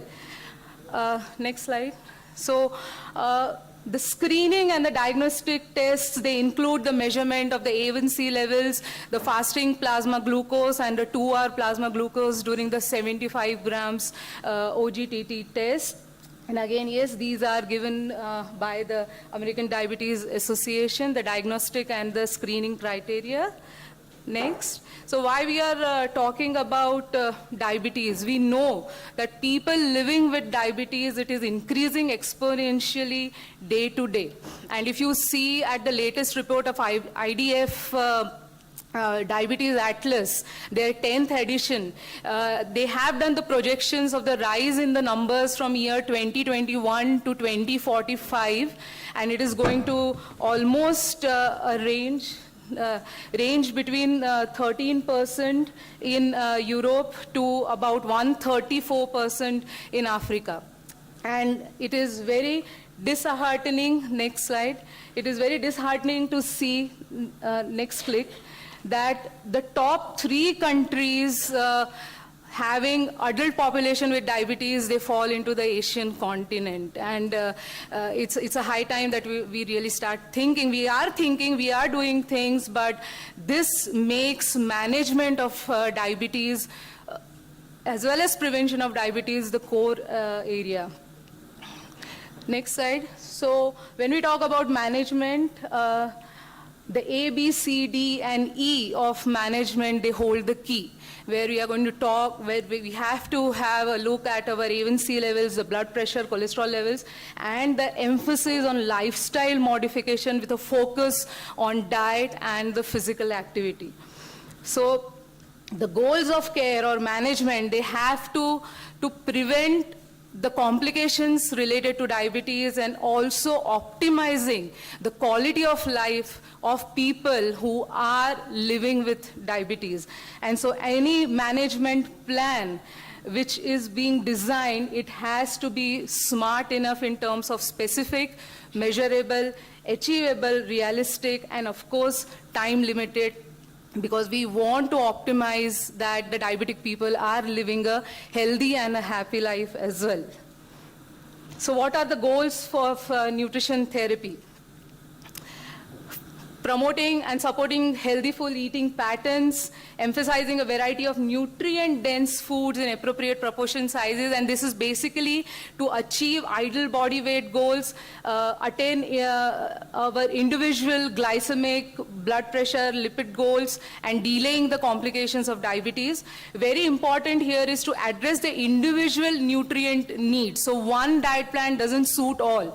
We have been studying about nutrition therapy, we know about nutrition sciences, so we know this also, that there is a lot of diversity among the food that people eat. So there is no one single plan which is going to suit all, and to address individual nutrition needs is very important, and this should be done on the basis of the personal cultural preferences. Health literacy is very important, accessibility to these healthy foods, and also the willingness and ability to make behavioral changes. And I will go one step ahead, adherence to these behavioral changes is equally important. Maintaining the pleasure of eating. There is a lot of stigma attached to a diet where there are a lot of restrictions. And actually people lose the pleasure of eating food. So by providing the right food choices, the right messages pertaining to the meals which should be designed for the diabetic patients, the pleasure of eating should always be retained. And to provide practical tools for developing healthy eating patterns rather than just focusing on individual nutrients in terms of macronutrients or micronutrients or a single food. You cannot isolate food or a nutrient and just focus on one as a part of the management therapy. I have picked up this table from a paper which is from the Indian perspective, and they have compared the recommendations of nutrition therapy based on the evidence which is available by three of the important working bodies on diabetes, which is the RSSDI, the ADA, and ICMR, and it's a must read for all the students, especially. A beautiful paper where the comparison has brought up. And taking this ahead, the content of the paper ahead, the evidence-based nutrition recommendations which have been laid for the management of diabetes, they include, of course, reducing intake of refined foods, total fat, restricting the intake of the total fat with an emphasis on the calories being contributed by saturated fatty acids, increasing the intake of fiber-rich foods, the protein content, the contribution of calories from proteins, as well as the intake of dietary fiber also has to be emphasized, restricting the intake of sucrose and also the non-nutritive sweeteners which are very readily used as substitutes to sugar while many of the diet or menu plans are prescribed. So that needs to be taken care of. Adopting regulated daily meal plans comprising of low glycemic index carbohydrates. So actually looking at what is the percentage of carbohydrate contribution in each meal is also of equal importance. And fortification can be one of the technique where the cereal flours, they can be fortified with either soluble viscous fiber or the legume flour. So this is one of the study that my MSc students had undertaken, and here we had tried to attempt that when we say that dietary diversity is there and from all the food groups the meal should be planned, that there should be a contribution, we tried to evaluate the food consumption pattern among the type 2 diabetic subjects, and we observed that only 30% of the participants, they were following a diet which was either given by a doctor or a dietitian. Rest of them felt that they are capable enough of deciding what they can eat, though they were suffering from type 2 diabetes. And when we saw the contribution of various macronutrients, carbohydrates contributed to 76% of the total calories, proteins 11%, and fats to 13%. The comparison with the ICMR recommendations showed that the participants, they were consuming carbohydrates 15 to 20% more, and proteins and fats were being consumed about 5 to 7% less as per the recommendation. And this emphasizes the need to plan and advocate appropriate diet plans to meet the recommended nutrient requirements for especially the T2DM patients. So there is evidence to show that why a single macronutrient or micronutrient should not be focused. Rather, it should be a whole diversified approach which should be adopted. So this slide, it shows some of the evidence regarding the nutrition therapy, and there is evidence to show that nutrition therapy recommendations do bring a reduction in the A1C values, but no ideal percentage of micronutrients have been, or the macronutrients have been identified, and a variety of eating patterns have shown to be effective for persons who are living with diabetes. Similarly, another meta-analysis, we talked about the food groups in the dietary prevention of type 2 diabetes. It showed that there is an inverse association between consumption of fresh fruits and vegetables, whole grains, nuts, and the risk of T2DM. Similarly, there are some foods which tend to increase the risk of type 2 diabetes. However, no individual nutrients but a diverse dietary pattern showed to contribute to the healthy lifestyle and also towards the T2DM prevention.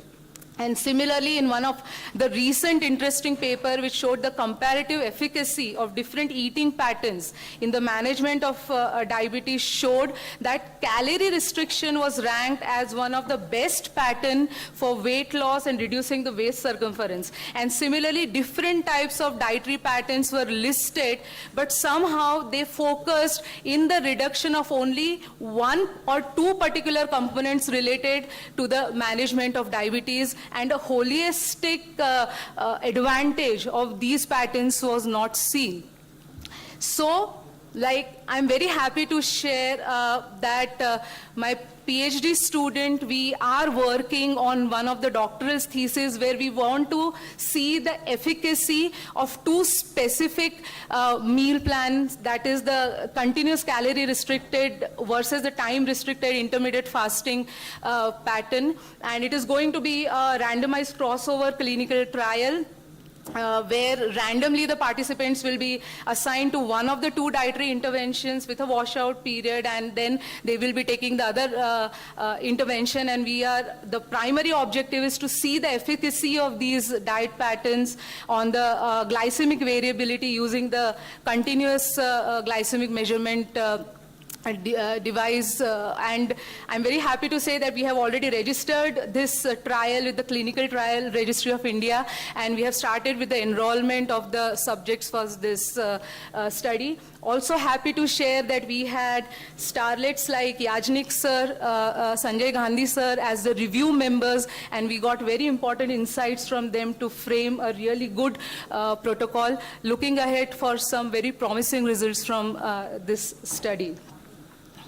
And when I talk about that remission of type 2 diabetes is possible, so why we really go for a nutrition therapy? Because our ultimate goal is to manage disease and also to take back these diabetic subjects to lead a normal life. So there is evidence which talks about that remission is possible. This is a very recent study by Salis et al., and we are very fortunate we are going to hear her in the afternoon sessions. She is going to be personally over here.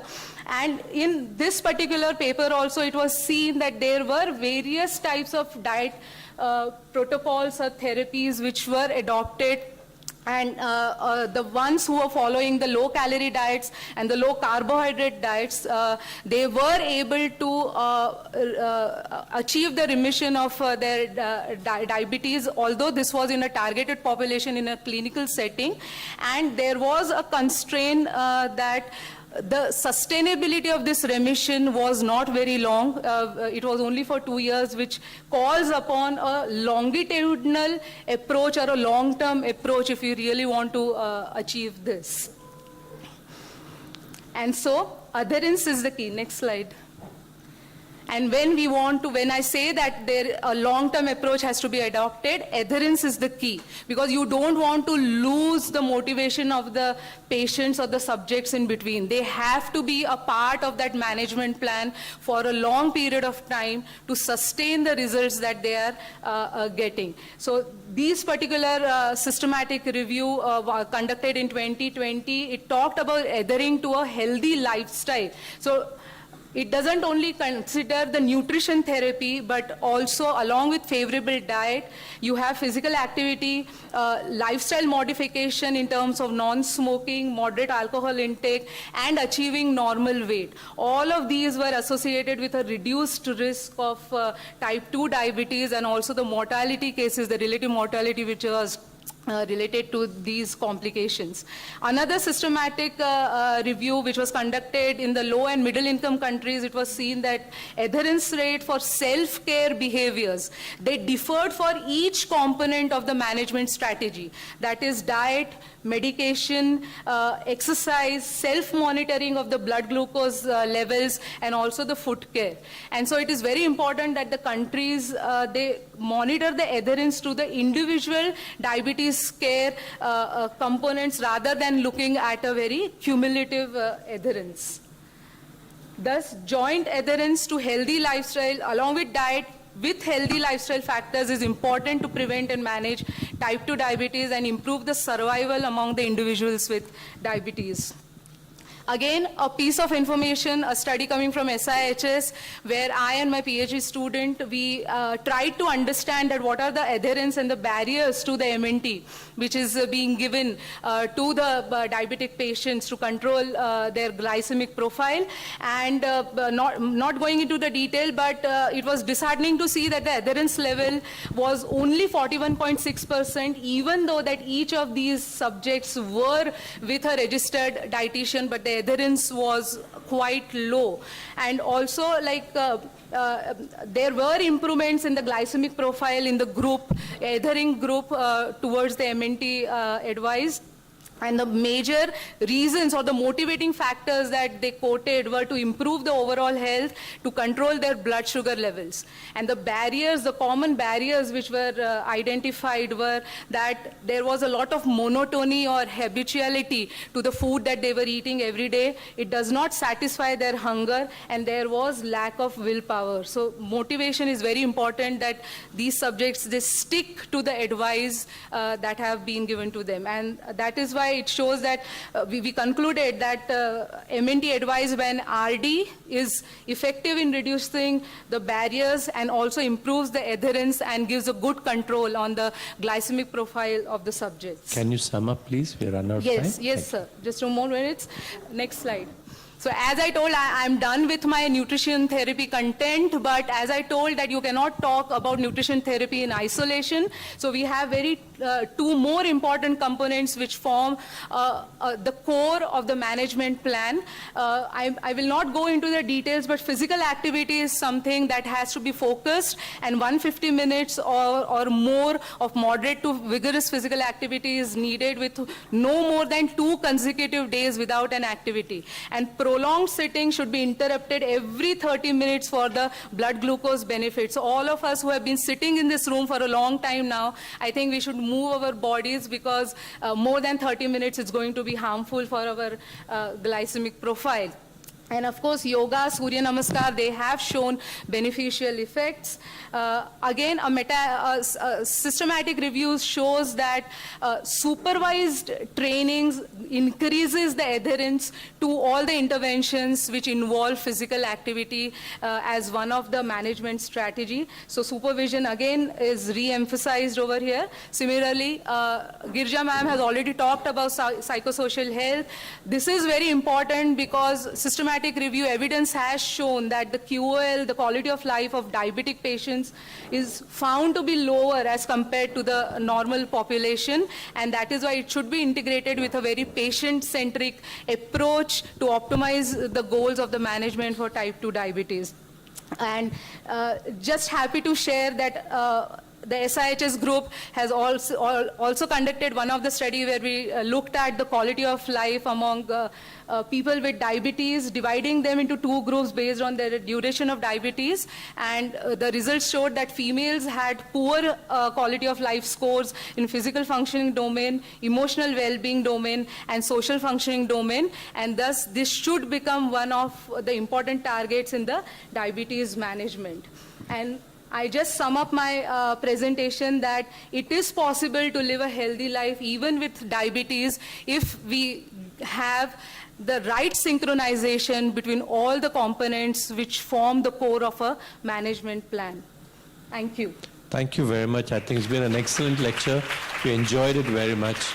And I think I'll just allow Dr. Guillermo to sum it up before we break the session off. So, yeah, let me ask you, beautiful presentation. Thank you so much.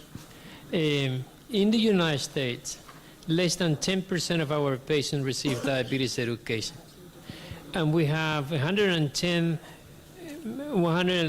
million people who have pre-diabetes, they're overweight, and 37 million with diabetes, so 150 million. And we only have 32,000 dietitians. Here in India, I just read a paper saying that you are lacking 250,000 dietitians to give education to people who are overweight or with diabetes. You have 70 million people with diabetes and lack of dietitians. So what's the future? How can we break or overcome this barrier of lack of professionals to educate our patients on how to eat or what to eat and when to eat? So, should I continue? Yeah, okay. Yeah, so first of all, yes, getting the due recognition that registered dietitians are required and making it mandatory to be a department in all the hospitals is something that we need to strengthen this workforce. Also giving specialized training, because as you talk about obesity, these are considered like with every comorbidity that is added, there is a new challenge for the dietitians or the nutritionists to come out with a medical nutrition therapy plan or even a lifestyle modification plan. So to fill up this gap, it is very important that we motivate the young minds maybe who are sitting, who are a part of this audience, that they have to pick up the specialized concepts which are related to diabetes, or in that case, all the non-communicable or chronic diseases. And with each new challenge which is added to that primary disease, they have to think over the innovative ways. We are increasing population, we need to think about innovative preventive strategies. And if we are able to manage, if we are able to motivate the diabetic population to really adhere, to really continue to whatever advice is being given to them, it is going to help us. And also encouraging, sir, that the patients, they actually approach dietitians, because even that approach level or the percent of like patients approaching the dietetic counseling, also that percentage is not very like promising, or it is still in their low percentages. Is virtual or telehealth education the future? Yes, of course. Yes, sir. Thank you very much. I think. Yeah. We could have a national meal plan. Now we are going to, just like America. So, may I... Thank you, Dr. Karnanidhi. I think there's a girl out there. We'll just allow her to ask a question. Yeah, just please a go moment. ahead. Dr. Sanjay. Yeah, please go ahead. Please, thank you. Thank you. So, may I add one more aspect to it, probably?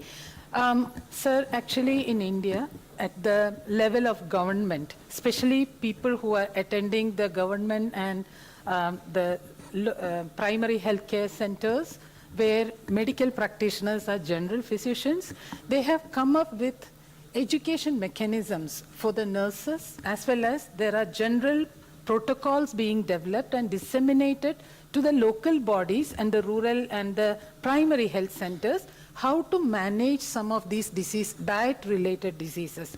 So as a part of this symbiosis, the nutrition department was involved in developing a purple book, which actually was developed by the Food Standards Authority of India. And this is available to everyone in India over the website, as well as to the local population. It is freely available.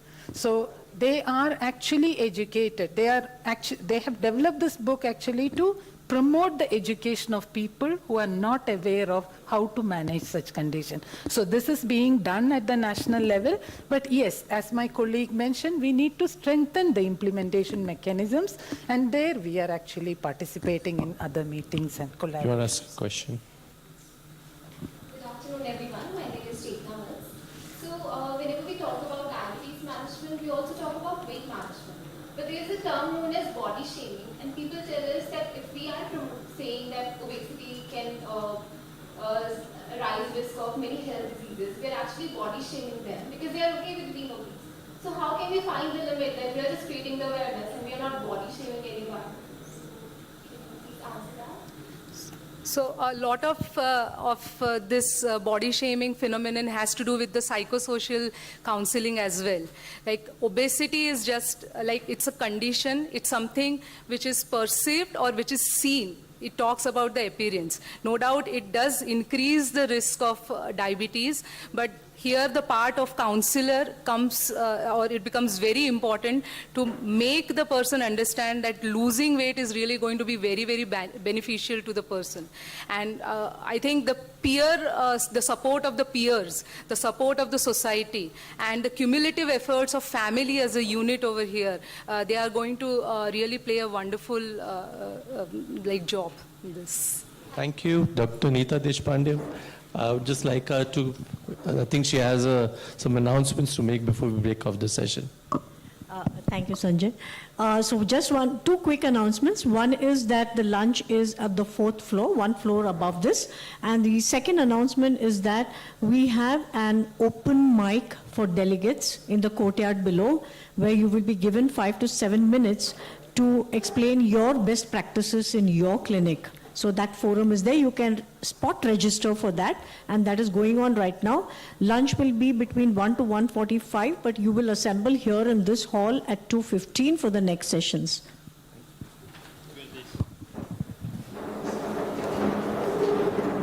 I'll just ask you to wait for a minute just to hand over the I would mementos. thank IDEC committee and Dr. Rajiv for this opportunity, and we hope that all our students and the other delegates benefit from these sessions. Thank you. May I request Aarti and Kavita to come up, please? Rajiv.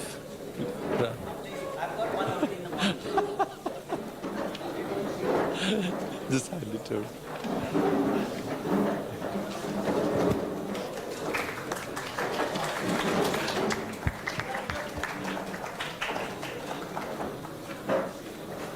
Yeah.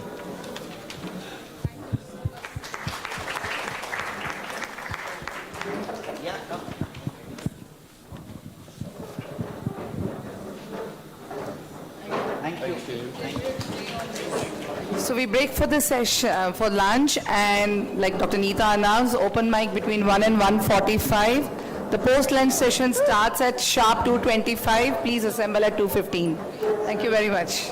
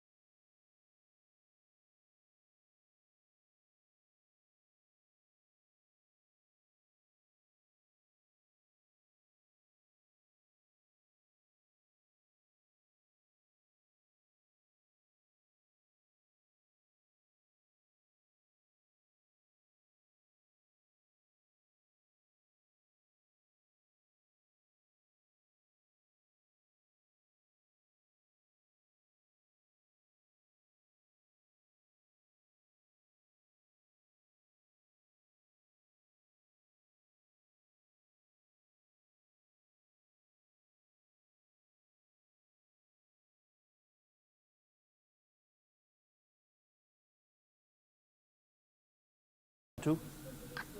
Check test, test, test. Check 1, 2. Check test. Check 1, 2, 2. Check test. Check 1, 2. Check test, test. नाही ना एवढा नाही येते.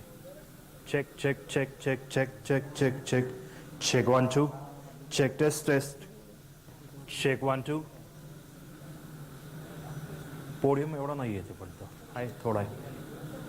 Hello hello.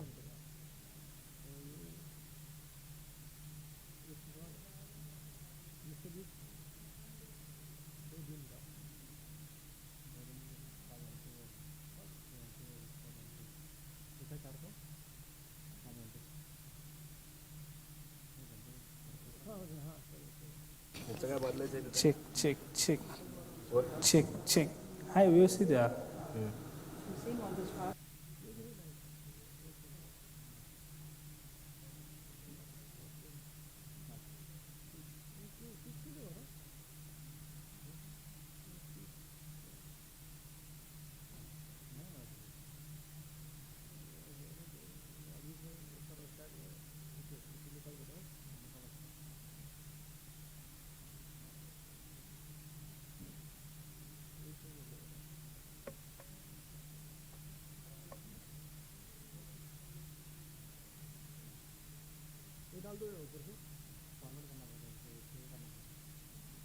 Format करने के लिए पूछ रहा हूँ लेकिन तुम हाँ बोल नहीं रहे तो करो क्या फॉर्मेट नहीं बोला उसको टाइम लगने से मत करो.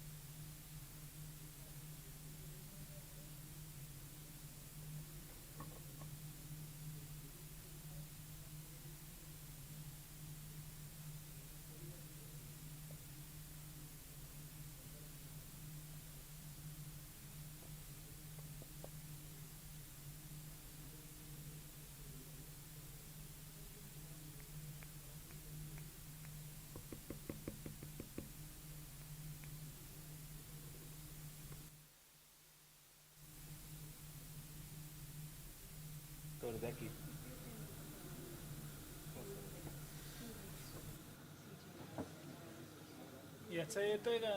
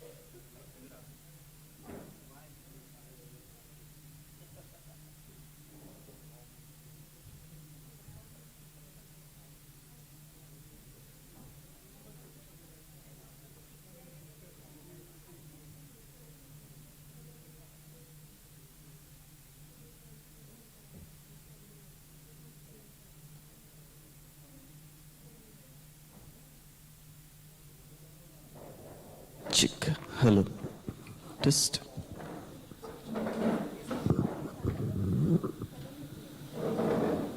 Check.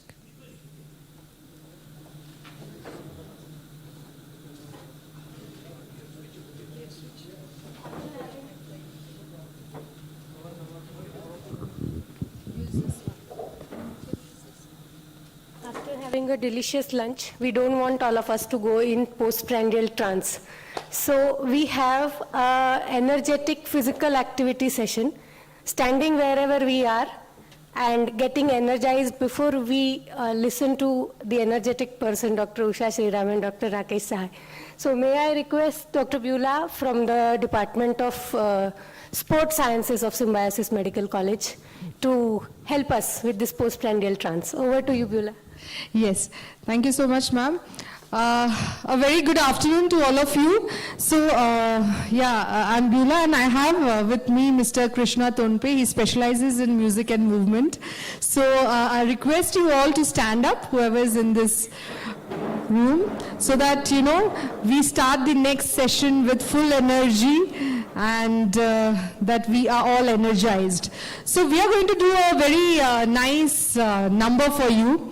And this is called the Macarena. Okay, I'm sure you all have heard this song.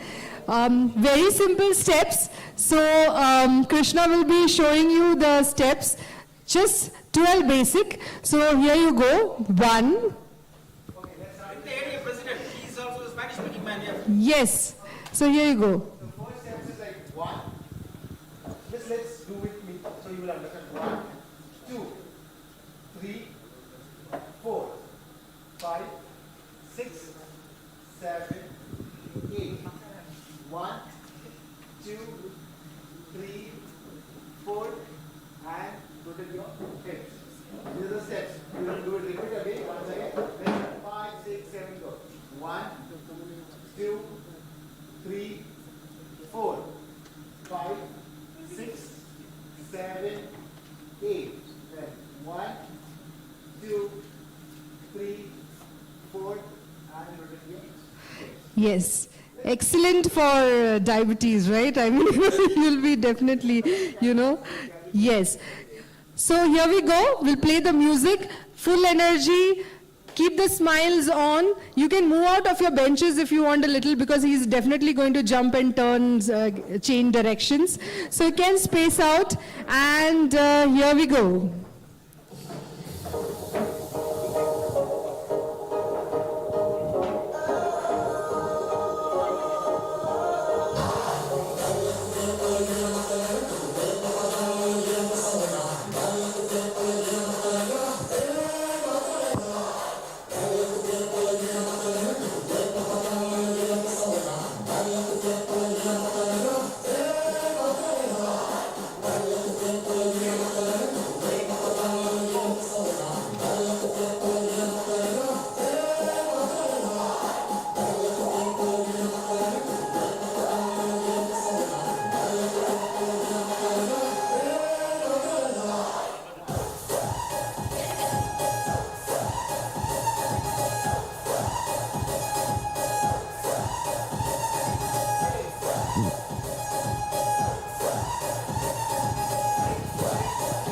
Okay, we're going to pace up.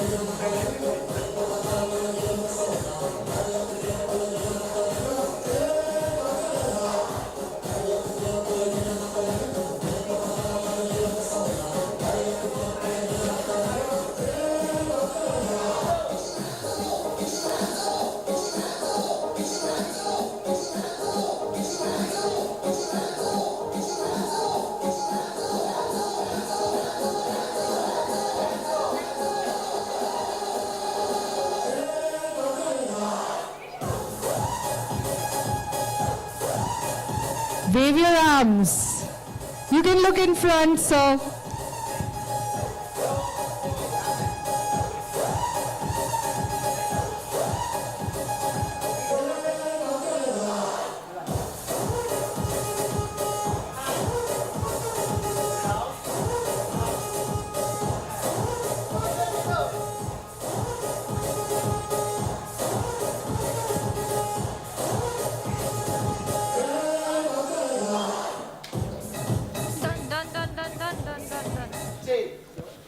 Thank you. Thank you so much, all of you. Wonderful.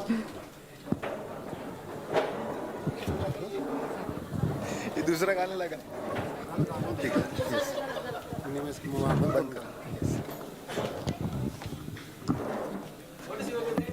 Thank you very much. Thank you very much. Really needed that fire. Welcome back to the post-lunch session, and really energized now.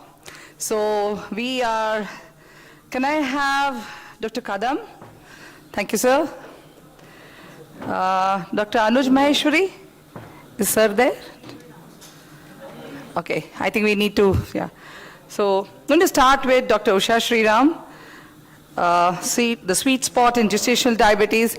So madam needs no introduction, and her work in GDM is renowned, I mean internationally well known. So ma'am, yeah. Can we have the mic?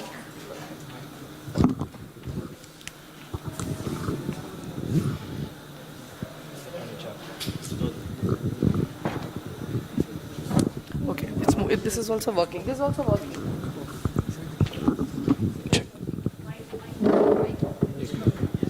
एक minute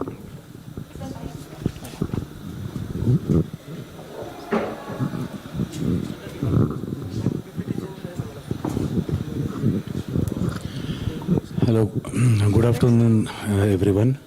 So let us start post-lunch session. The first is Usha Sriram. She will be talking about the sweet spot in JDM, a moving target.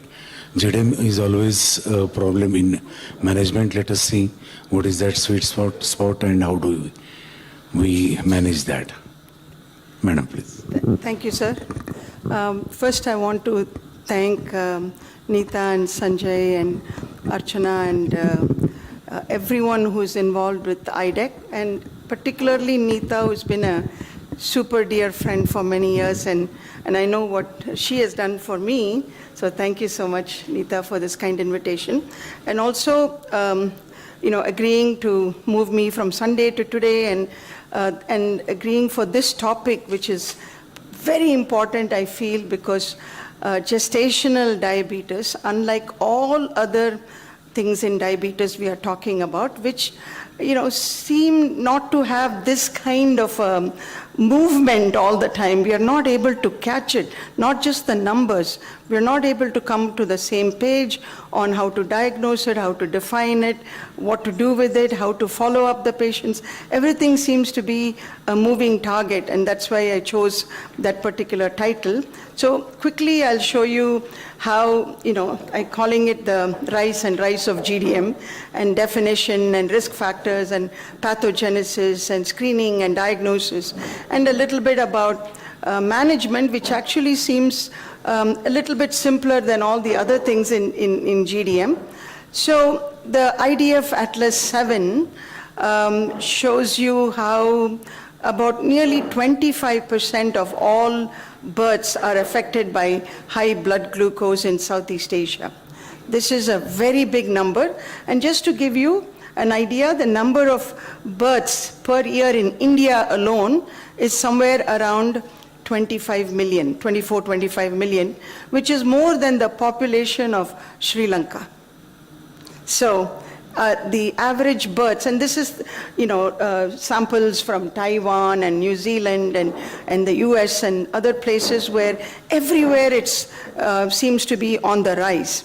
And look at this particular slide. I've just circled India, and even though it doesn't look as high as the others, simply given the number of people we have, every 1% increase makes it a big increase. And this also highlights how we are using 4 different criteria for making the diagnosis. And that again probably underscores the real numbers that we are having, or underplays the real numbers that we are having.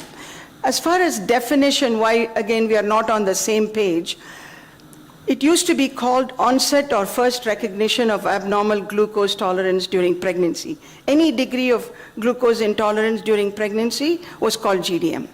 And then the WHO came out and said sometime in 2010, they published it in 2013, they said gestational diabetes is a distinct entity that is diagnosed in the second half of the pregnancy and should be distinguished from probable pre-existing diabetes and glucose intolerance, which kind of said that whatever we are picking up in early pregnancy is not the true blue GDM, but something that was already there, and people marched into the pregnancy with that. And this big study from the south of India, published by Dr. Seshaya, and they showed that among the GDM women, 71% were actually detected at the first visit. So what it really means is a large number of women are walking into the pregnancy these days with pre-diabetes or diabetes or metabolic syndrome or some degree of glucose intolerance.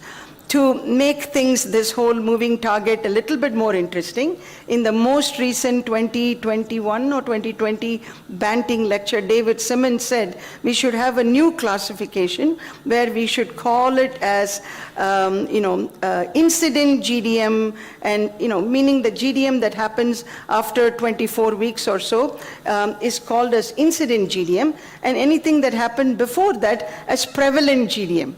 And that is a new definition that he is recommending. So I think we should just be aware that it's not happening just between 24 and 28 weeks, that throughout pregnancy, women are having abnormal glucose levels. And the traditional risk factors were maternal overweight, obesity, later age at childbearing, previous history of GDM, family history of type 2 diabetes, ethnicity. They were the major GDM factors. But if you look at this one, you can see things like PCOS, hypertension, metabolic syndrome, all of those, and of course, obesity has been mentioned. These have all become very, very important risk factors for gestational diabetes. One of the other things that I want to point out is maternal low birth weight increases the risk of GDM in the mother. And if she gives birth to a low birth weight, that baby is and it's a girl, that baby is at risk for future GDM and diabetes. So these are all additional risk factors. And we are all now talking about social determinants of health. And I want to point out in this study, this is from our own NFHS, National Family Health Survey, that was looked at, and they showed if they came from a member of a scheduled tribe, there was an increased risk. So as you keep adding the risk factors, their risk for gestational diabetes just went up, the odds ratio went up exponentially. Maybe these are all the reasons why we are not able to, catch the whole problem and come up with a good solution. And in terms of pathogenesis, you can see pre-pregnancy, the ethnicity, physical activity, sorry, I don't know what I did. Pre-pregnancy, ethnicity, physical activity, obesity, dietary composition, all of those, make a polycystic ovary syndrome, all of those are all predisposing factors. And on top of that, if they have, other factors, placental factors like placental lactogen, placental growth hormone, estrogen, progesterone, cortisone, all of those things, they're all diabetogenic hormones. And pregnancy itself is a diabetogenic event. So this is really the crux of the pathophysiology. Just to show you that comparing NFHS 4 and 5, absolutely new data showing that women, whether they are children, everywhere women seem to be having a lot more obesity, and which is a major risk factor. In this excellent study from Mohan and Nikhil Tandon and others showed the amount of pre-diabetes in girls of reproductive age, somewhere around 35-40%. And now you see why they're walking into the pregnancy and having abnormal glucose, the CARS data. And this is post-pregnancy weight gain, which means they gain some weight in the first pregnancy that stays on, and so in the next pregnancy, which is the low-hanging fruit, they are again at greater risk for recurrence of GDM or even just GDM in the second pregnancy. So these are all the drivers of gestational diabetes, and add to that the new microbiome theory as well to GDM. So why do we worry about GDM so much? Because major consequences on mother and baby during pregnancy, increased risk of preeclampsia in the mother, and then for the baby, of course, if it is early on, they could have birth defects, and then other things like fetal programming and large for gestational age, and then in the newborn, multiple complications, particularly newborn hypoglycemia. But in the long term, both in mother and baby, high risk of type 2 diabetes, and in the baby also risk of obesity, metabolic syndrome, and in the mother more recently we know now there's increased risk of cardiovascular disease. To summarize this, I just want to show you how in the postnatal period, in the adolescence, adulthood, how all gestational diabetes imparts all these metabolic complications, increasing their risk for intergenerational cardiovascular disease. So important to keep in mind. Recurrent GDM frequency, even in primiparous women, very high. As the number of pregnancies increase, the risk of recurrent gestational diabetes goes up.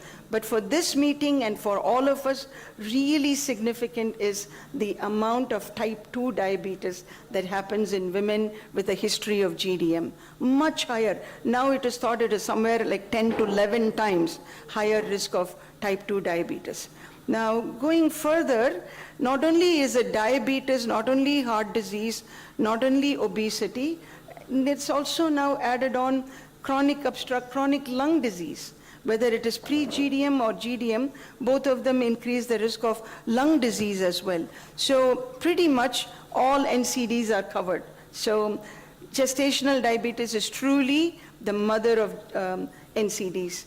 Now, are there benefits to treating GDM? I think here is the only place unequivocally we can say yes. Yes, there are benefits to treating GDM. You have lower birth weight babies, and then the mother benefits from detection of this during pregnancy itself, and then of course preventing complications in the immediate postnatal period. Now comes the biggest problem that we have had over the years, because there are multiple societies. All of these have their own criteria for diagnosing GDM, and this may also be the reason why we are not able to come up with a quick solution, because each society has its own way of dealing with this particular problem. So now you can see I have just tabulated all of the societies.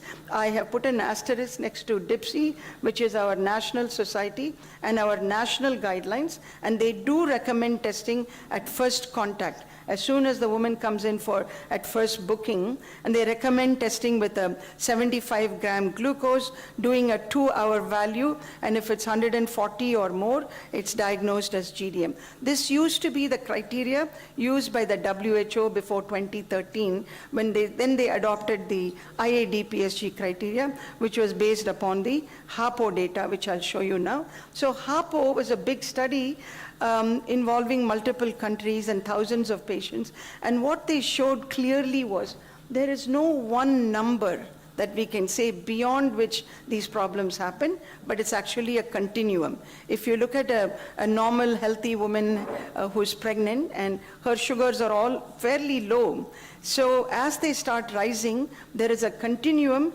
and every point of the continuum, there is a potential complication, or there is a metabolic imprinting of sorts. And to add to this, again, this whole not being able to catch things, they're talking about, should we have uniform thresholds? Should thresholds be different for different countries as well? So now, Coming to management of GDM, which I said, at least there we are somewhat on the same page, which is medical nutrition therapy, very, very, very important. Gestational weight management. This is again a place I don't think we spend enough time talking to our mothers about how much weight they should gain, how much should they gain each trimester, what should they eat, how active should they be, and what should be done if they are already starting overweight. But here again, the problem is we don't have specific guidelines for GDM women. It's for all pregnant women, is the guideline that we have, though they are coming up with this. So medical nutrition therapy, gestational weight management, physical activity, self-monitoring of glucose, pharmacotherapy, and fetal and maternal health surveillance during pregnancy. So balancing the whole macronutrients, the carbohydrates, proteins, and fats is even, we have heard all morning about nutrition, even more important in this because we are dealing with two people and we have to walk that fine line. The weight gain should be appropriate, the sugars have to be okay, the baby has to gain weight, and the mother shouldn't gain too much weight, and all of these things have to go on simultaneously, and that's very important in GDM management. Typically, we prescribe less carbohydrates in the morning and more in the afternoon and night, and that is a pattern that we tend to follow with our patients with GDM. And this is the IOM guidelines for gestational weight gain, the Institute of Medicine guidelines, and as you can see, they use a BMI cutoff. So as the if the BMI is below 18.5, you can allow them to gain more, and as the BMI goes higher, we need to allow them to gain less weight. On an average, a pregnant woman really needs to gain only around 6 to 7 kilos, and that includes the baby weight, the uterus weight, the water weight, and the breast weight, and all of those things. It's only about that much. Everything else is actually ends up being fat and difficult for people to lose afterwards. And this is very important to keep in mind. What are the targets for glucose during pregnancy? Fasting below 95, and some would recommend 90. 1 hour definitely below 140, and 2 hours below 120. This is very important, and the good thing is most societies are agreed upon this, and that's based upon CGMS studies in healthy pregnant women. And if you look at them, these numbers are even lower in normal women, in healthier women. So without hypos, if you can keep it tightly controlled, that's the best approach. Now, when do we use pharmacotherapy? And as you can see here, if the fasting sugars are all more than 95, after 2 weeks of medical nutrition therapy, and if the 2-hour values are more than 120, and again after 2 weeks of medical nutrition therapy, you should consider pharmacotherapy. This 2 weeks is not an absolute cutoff. If they're starting out with higher numbers, you can wait just 1 week and then go straight to pharmacotherapy. The three agents that we have now are insulin, metformin, and glyburide, and in a short thing I'll tell you which one. So insulin is safe, time-tested, multiple options. All societies agree upon it. The newer analogs like Detamir and Fiasp and all of them are good in pregnancy and approved, and dose adjustments possible to whatever the glucose level is. When it comes to metformin, effective in about 50%, meaning other 50% need additional insulin. There's less weight gain. It's preferred obviously by the mother, comparable to insulin, but now more recently based upon the MIG tofu and the HAPO follow-up studies, there seems to be some offspring weight gain, and that has given some concern and reason for pause. And glyburide definitely is now going off the whole thing, because though it's effective, there's more large for gestational age babies, more macrosomia, and more neonatal hypos. So if you had to choose, though most people easily use metformin, really we should use insulin. And in those who cannot or will not use insulin, go to metformin, and then try to stay away from glyburide.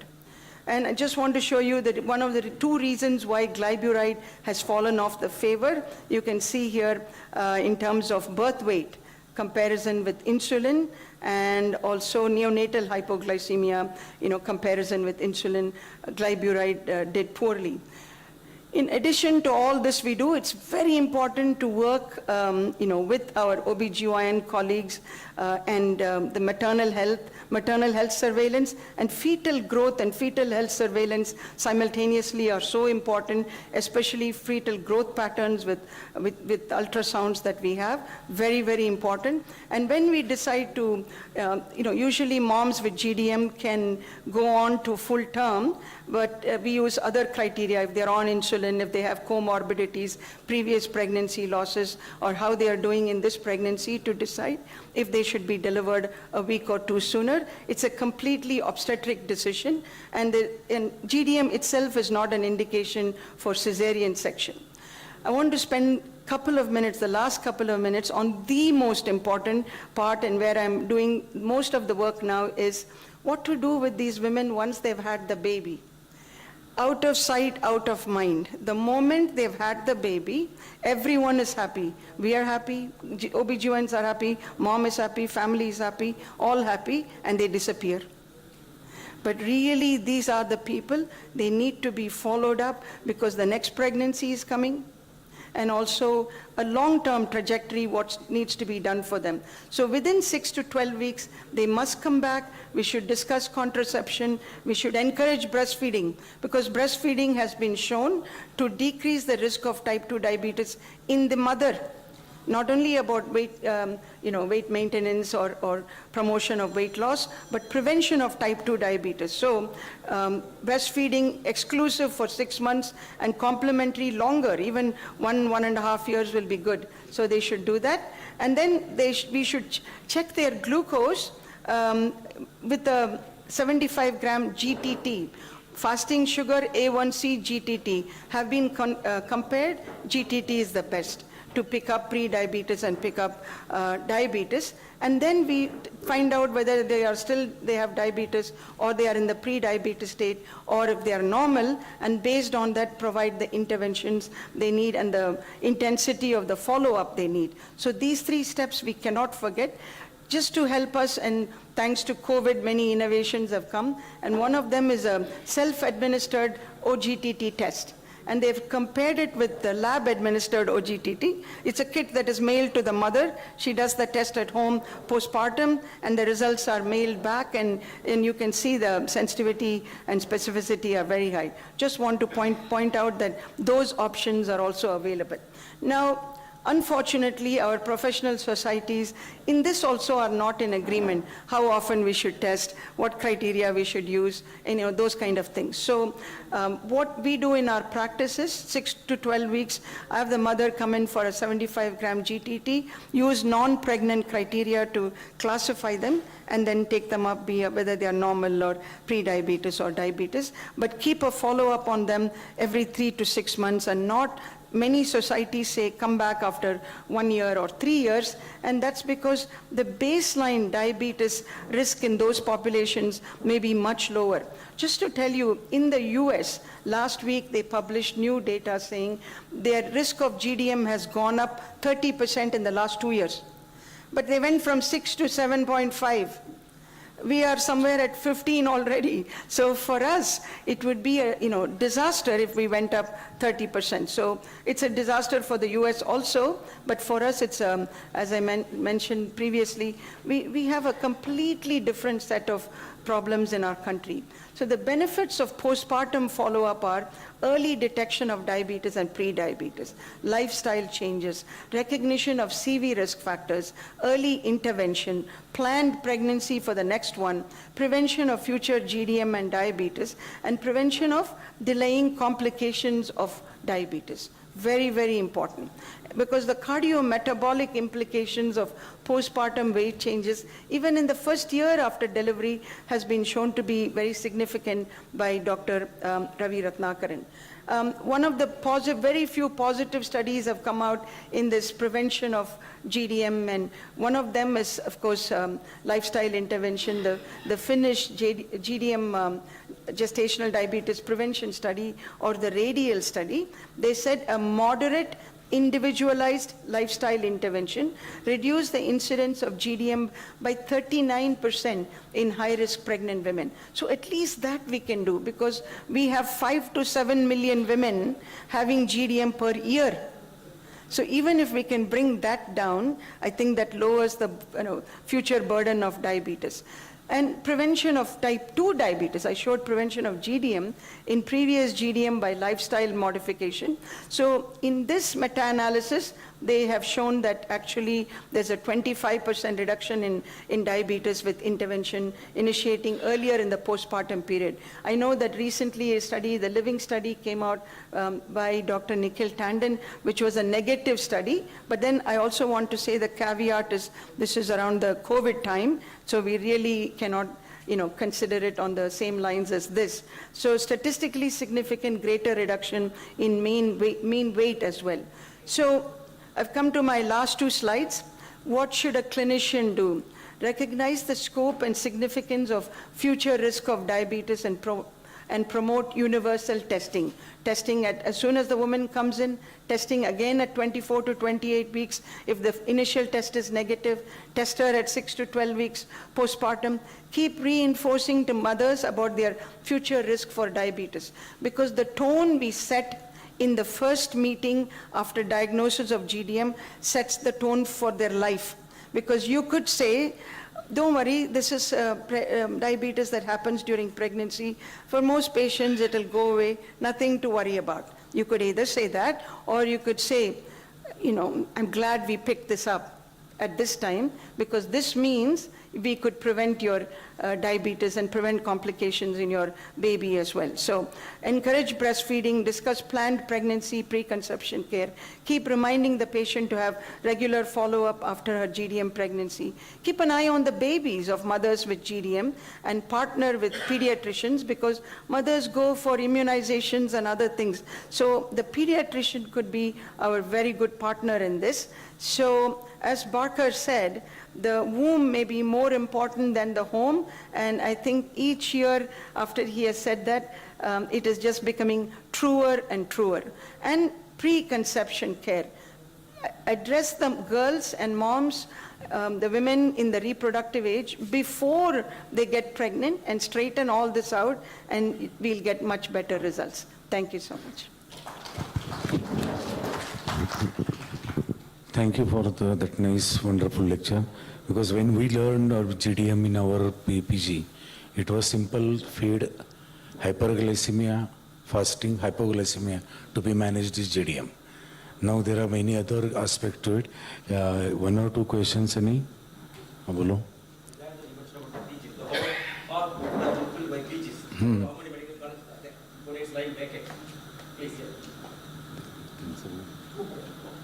Madam, in our resource-limited condition of our country, will it be good idea to use a finger prick OGTT and use the area under the curve as a standard way of diagnosing GDM? Excellent question, sir, and actually it has been published. It's been done and published, and it's pretty comparable. So I just want to say that because this is a big diagnosis, and we are going to put them on a diet and maybe start medications and all that, it'd be a good idea to have the accurate diagnosis. So if it is not possible to do it in a laboratory, absolutely they can do finger stick, and during COVID that's what we did, because we didn't want the women waiting in the lab for 2 hours and all that. So this is what we did. And all the women who had previous GDM, we just told them, pretend you have GDM. And then we asked them to, no more testing, just ask them to do their fasting PP with their finger stick at home and manage them to decrease their coming back to the hospital. And that actually worked very well. But from a standardizing point of view and registries and all that, the standardized test would be in the laboratory. Thanks to the Danish Foundation, GDM is more than notified, at least in the CMEs. I'm glad you mentioned about the prevention. Yes. What should we have to do? We don't have national weight plan, which we don't talk about. So should we have to encourage all the pregnant mothers to visit their in-laws or shop, go for shopping every day? Is there any primary, 15%? That is, we don't know. That is the foundation story. The other thing is, today's practice, there is no remission from GDM, it is frank, as you said, that is, it's the ruin. Yeah. So, What should we... talk to the gynecologist. What should we advise our, in the past it's anemia, that was malnutrition, now it is double malnutrition. So how do we tackle this? Otherwise, you encourage pure insulin. So the whole country will become bankrupt and we have obese children. Thank you for the The last first two questions, and not the last comment. No, I know, I agree with you. I just want to say the prevention part is the aspirational thing. We need to be talking to schools and colleges and workplaces, and that is the program that we are launching. And I want to say that as of January 2023, I am stopping my clinical practice and going into this full-time. So that's a small part that I can do, but we need to do that. Thank you so much. Question about the parent, we don't know genetics. You know, type 2 is more genetic. Yeah. So both the parties are, then the risk is multifold. Yeah. But we do nothing. நம்ம ஜாதகம் தான் இன்னும் நாங்க ஜாதகம் society ஜாதகம் பார்த்துட்டு இருக்கு நீங்க நியூ இன்சூரன்ஸ் சப்போர்ட் பண்ணிட்டே இருக்கீங்க. This is not the right way. Check. Okay. Yeah. Yes, Manoj. Yeah. So, I know your summary, you did say that we need to encourage breastfeeding. One of the practical issues we do come across in patients who had GDM for the course and were on MDI, insulin, and then continued. Somewhere the fact that they can't get onto oral medications or there is still no clarity of metformin use and during lactation. Yeah. A lot of mothers, working mothers, somehow tend to get discouraged in continuing breastfeeding as this being one of the factors. Yeah. You Great think point. that can change? We Yeah, need more evidence for... No, we don't need evidence. It's safe. The metformin is safe in breastfeeding. The short-acting SUs even, like glipizide, they're safe. So what we tell our patients is, if they need it, to first breastfeed, then take the medicine. By the time couple of hours later, 3 hours later, the next feed has to happen. So, by then the level has come down. So we absolutely are okay with using, it used to be only insulin, but if the mother needs insulin, that's a different thing. That's a different thing. But using these orals is what you encourage. Fine. Yeah, Great. yeah. Thanks. Thank you, madam. Thank Thank you for nice Thank you, sir. message. Next one. Yeah.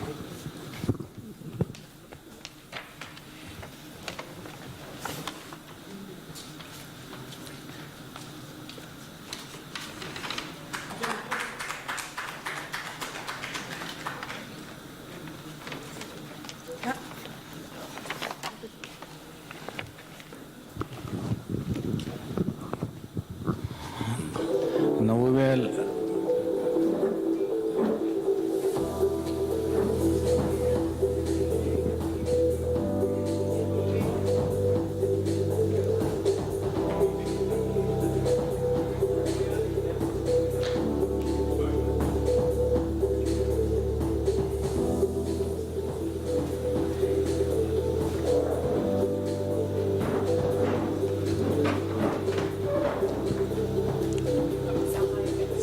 Dr. Sahib.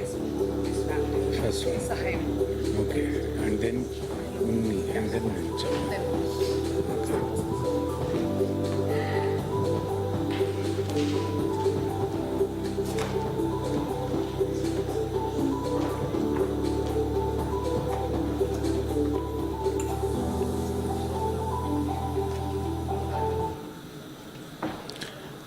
Okay, for next session, we invite Dr. Rakesh Sai to talk on to statins in diabetes, the outcome.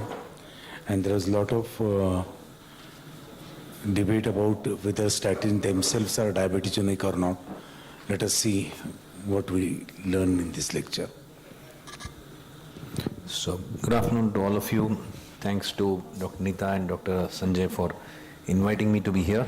So, I'll be speaking about statins, particularly the outcomes with the various statins in people with diabetes.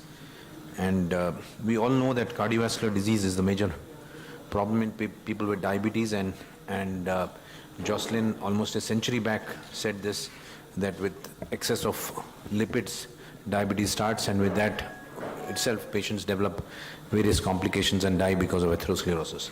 So it is quite evident that we need to look at this aspect and try to understand the various risk factors which are contributing to atherosclerosis and contributing to the vascular disease. As you can see in this cartoon, you can see the progression from the risk factors to the development of atherosclerotic plaque, then leading to a vascular event. So if you look at the prevalence of dyslipidemia, we look at the major causes of death in people with diabetes. We see that ischemic heart disease remains as the most important cause, contributing to almost more than, different studies have shown varying from 50 to 75%. And as you can see here, that remains the major cause for morbidity and mortality in patients with diabetes. And if you look at the prevalence of dyslipidemia, we see that the prevalence is to the tune of, this is not diabetics alone, this is in the general population. If you see the prevalence of dyslipidemia, it is probably 40% in overall, but males tend to have a higher prevalence as compared to females. But if you look at diabetics, you see that diabetics tend to have a much higher prevalence of dyslipidemia. And if you look at the LDL cutoff of 100, you find that there is a significant number of people with dyslipidemia amongst the diabetics.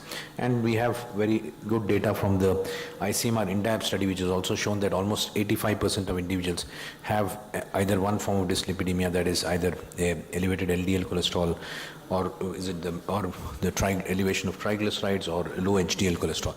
The low HDL being probably the commonest abnormality that is identified. So statins have been the buzzword in the sense in the management of dyslipidemia for several years now, maybe about 3 decades, more than 3 decades now, that statins have been used. And if you look at the mechanism of action of various lipid lowering medications, we see that statins act at the HMG-CoA reductase, where they inhibit the HMG-CoA reductase. We have newer molecules like bempedoic acid, which is inhibiting more proximal ATP citrate lyase, and then we have the PCSK9 inhibitors, and we have all these other agents that are being developed. So over the years, if you look at the outcomes data with the use of statins, as you can see, whether it is primary prevention or secondary prevention, you can clearly see that primary prevention, you had studies like the Voskov study, we have AFCAB study, the statin used also is mentioned in this figure, and the ASCOT trial. All these trials have clearly shown that even in primary prevention, they work well in terms of reducing the cardiovascular outcomes. And if you look at the secondary prevention, the impact is even greater, because we know that people with cardiovascular disease have a much higher risk of recurrent events amongst the patients with diabetes. So if you look back at what the NCP goals were about almost 20 years back, this is 2004, there they had suggested that less than 100 should be the goal for high-risk individuals. And there itself they had suggested an optimal goal of 70, and a moderately high risk is patients with diabetes with one more risk factor. They considered 130 as the cutoff, or targeting the LDL to less than 130, and those with lower risk, that is non-diabetics or with one cardiovascular risk factor, they suggested 160 as the cutoff. But over the years, if you see, there has been a change in the understanding about the goals of statin therapy.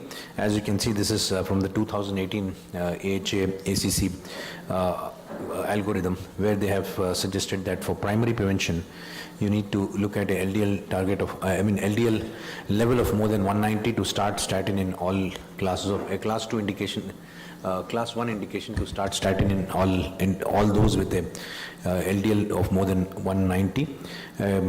Those with diabetes, they have suggested those with diabetes more than 40 years, all of them should be on statin.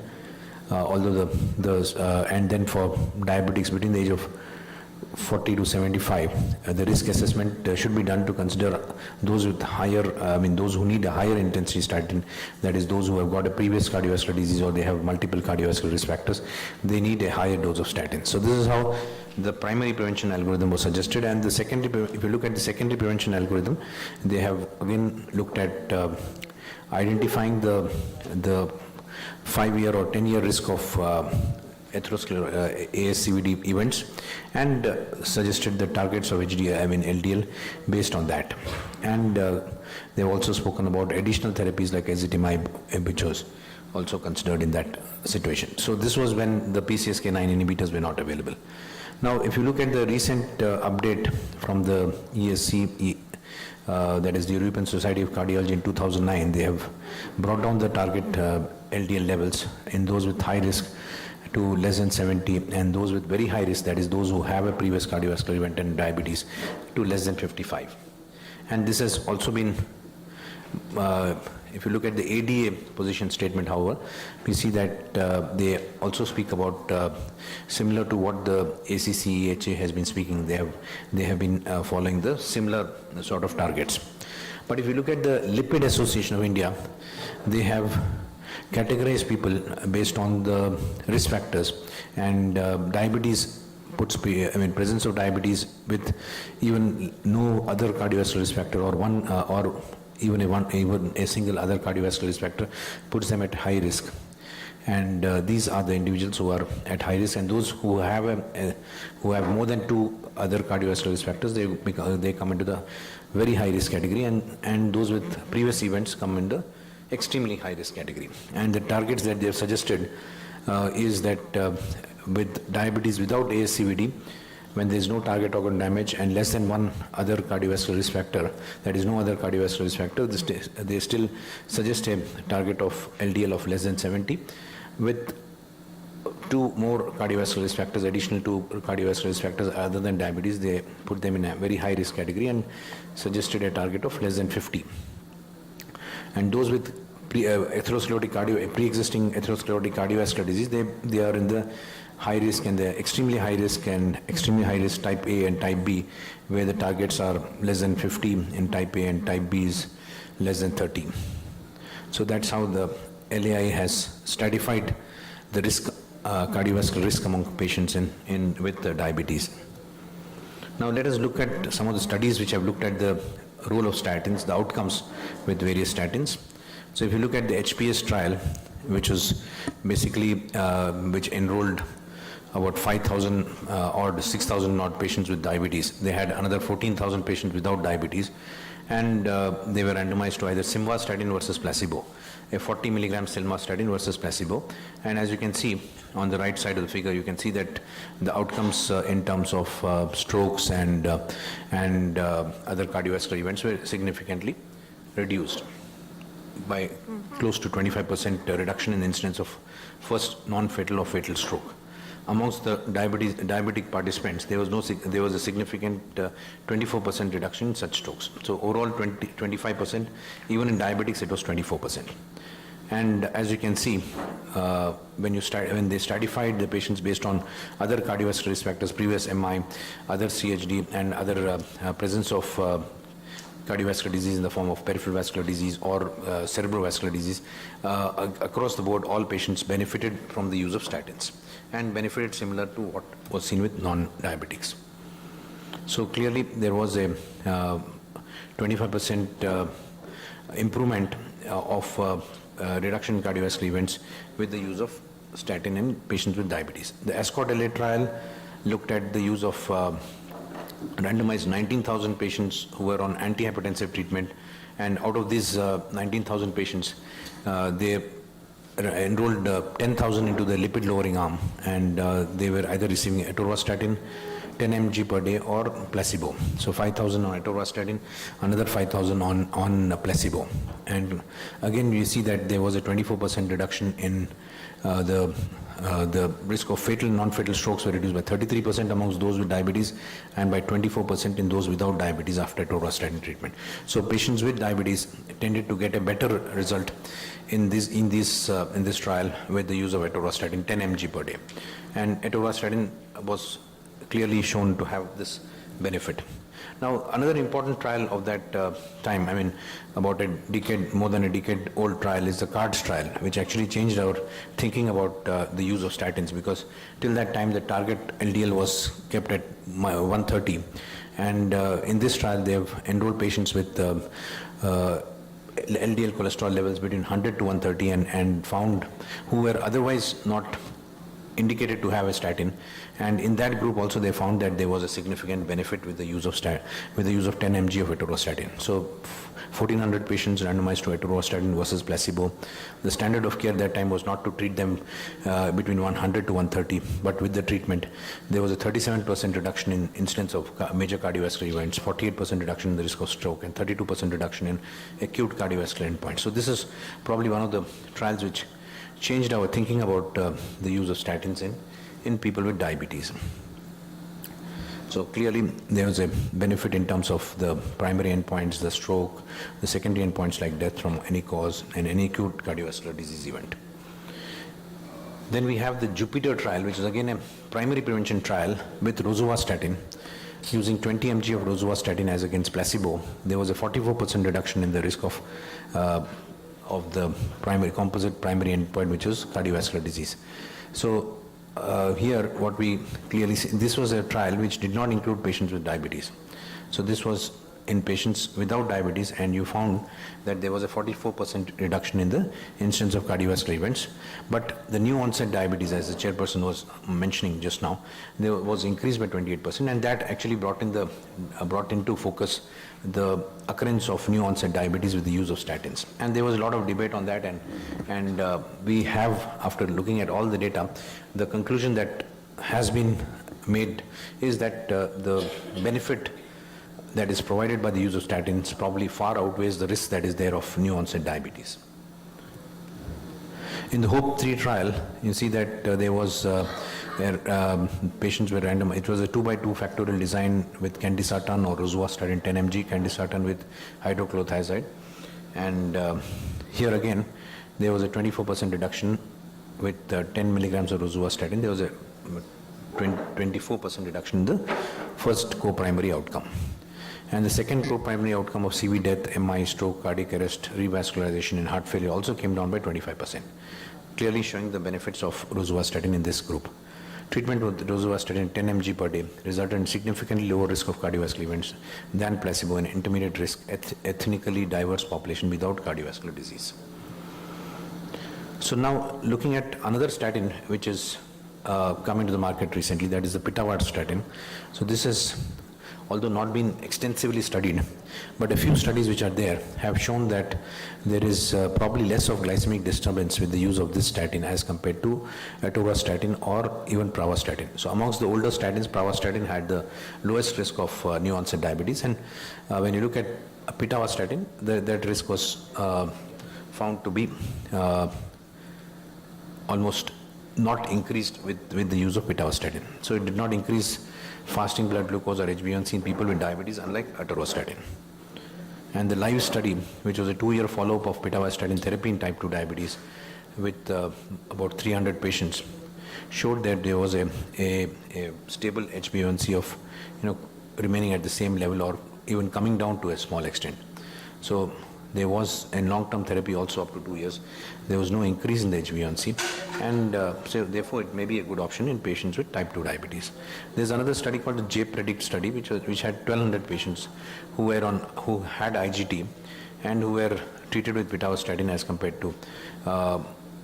So this was the only large-scale prospective study to evaluate the effect of statin therapy on new onset diabetes in patients with impaired glucose tolerance. And amongst this, the primary endpoint was the percentage of patients developing new onset diabetes. And what we saw in this study was that there was, after almost 60 months of use of pitavastatin, there was a lower incidence of new onset diabetes in the group that was treated with pitavastatin as compared to the control group. So it significantly reduces new onset diabetes by 18% in IGT patients. So if you look at a meta-analysis, now having looked at these individual studies, if you look at a meta-analysis of all studies, what we see is that a 40 milligram reduction in LDL brings down the major cardiovascular events by 22%, coronary revascularization by 25%, 21% reduction in strokes, and major vascular events by 21%. And this is data from pooled data from 18,000 odd patients with diabetes versus 71,000 patients without diabetes and 14 randomized trials of statins. So statin therapy can clearly reduce cardiovascular events in patients with diabetes without even those without CVD. Now, if you look at the comparative effect of statins, of the various statins on lipid parameters, you can see here that rosuvastatin is probably the one which has the maximum effect on in terms of LDL lowering, has a very good effect on ApoA1, ApoB, but also, if you look at the triglyceride lowering, probably it was best with lovastatin, then followed by rosuvastatin, atorvastatin at lower than that. And if you look at, so this is a comparative statement of the efficacy of various statins through a network meta-analysis of various studies. So just a word about the new onset diabetes with statins. We clearly know that that this is a this is something which happens for sure. The predictors of new onset diabetes what we have seen is that the type of statin used has a effect on the development of new onset diabetes. As we said, rosuvastatin probably has the highest effect, followed by atorvastatin, pravastatin, and then pitavastatin having the lowest effect. And high dose atorvastatin therapy led to new onset diabetes in some patients in this trial, which was trying to identify predictors of new onset diabetes. Higher dose of statin, the higher is the risk of new onset diabetes. This is clearly seen from a meta-analysis of all the statin studies. And 12% higher diabetes risk with intensive dose versus moderate dose. So in spite of this, statins continue to be the first-line agents for diabetic dyslipidemia because of the fact that they are providing a significant benefit in terms of reducing the cardiovascular events by almost 30%. So I think with that I'll conclude. I thank you all for the patient hearing. Thank you, Dr. Saab, for that wonderful things about statin. The thing is that in Indian population, triglyceridemia is much more seen in diabetes. How much is the role of statins in them then?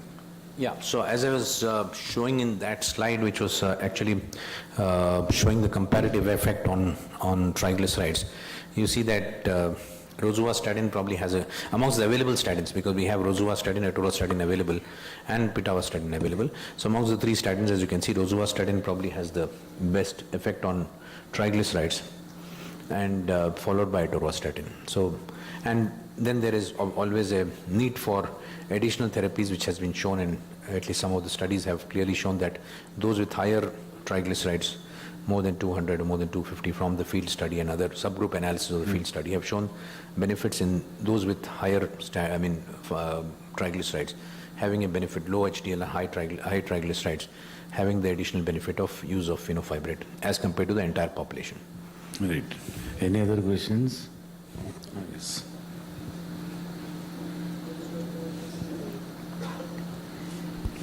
Hello. Sir, can statin be used in pregnancy, and when it can be used? Yeah, so statin should not be used in pregnancy because they have teratogenic effects. So both the statins and fibrate should not be used in pregnancy. Yeah, completely contrary. I truly hope that you may recommend for the organizers to give statins along with the dessert during the dinner time. Yeah. See, cardiologists have long-acting one. The thing is, not everybody tolerant. We agree that everybody should be given. See, there is a term called EOD, every other day, that too your rosuvastatin, because of its long, and people who report, we rarely talk about this myalgia. So cardiologists give 80 milligram, at that time, nobody, patients are maybe, they may not, whereas in a primary prevention, myalgia sometimes. Very true that when they come with an acute event, they're not so much worried about the myalgia. Even though they may be having it, they may not express that myalgia. They may think that it's part of the problem that they have. And we often see that when they're continuing on higher dose, they certainly have myalgias. And yeah, we need to, and actually the recommendation is also to give the high dose for at least a month after an acute event. After that, we can, come down on the dose and look at, maintaining the LDL target. You may be able to maintain the LDL target with a lower dose. That is what we see in Indian patients, that they don't require such high doses. Other thing about drug interaction, that also we don't highlight in these conferences. The pharmacology, see, rosuvastatin, it is minimal, it is renal excretion and minimal CYP. So I think we recommend, rosuvastatin is for India, and I prefer Crestar, along with you all multinational speakers. In this, I am with you. Crestar. Yeah, so I think with regard to the point made by Dr. Karunanidhi is about the renal excretion. So rosuvastatin probably has the highest renal excretion, and it has to be, avoided in patients with CKD, advanced CKD. We can prefer atorvastatin in such situations. So that is one other point that he has brought out. Thank you. Thank you, Dr. Saab.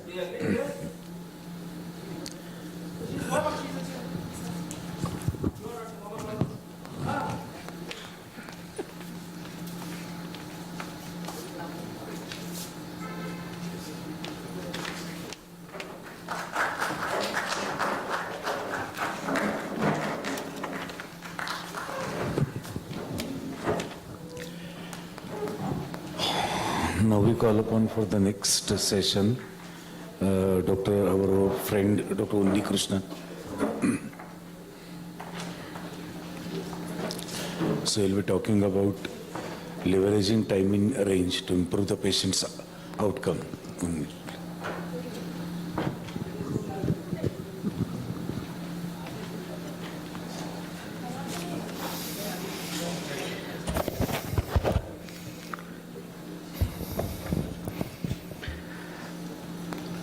I'd like to thank the organizers for inviting me, especially to Dr. Sanjay Agarwal and of course my friend and former colleague Dr. Anjali.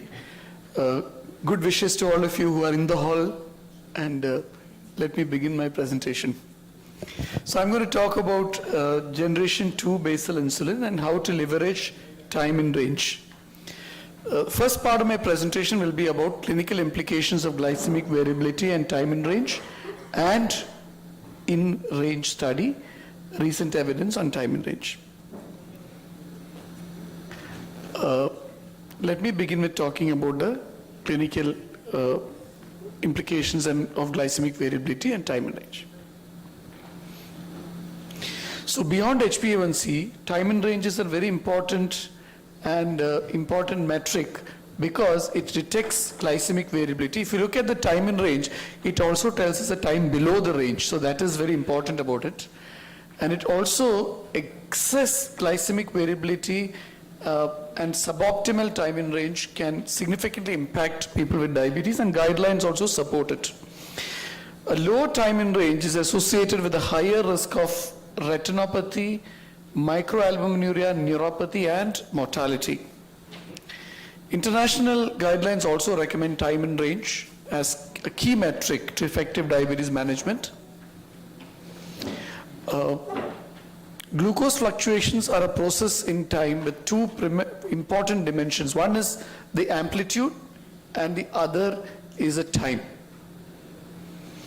So understanding time in range targets are very important for both type 1 and type 2 diabetes, but important to just remember that if 70% of the blood glucose levels are between 70 to 180, that's an acceptable target for time in range.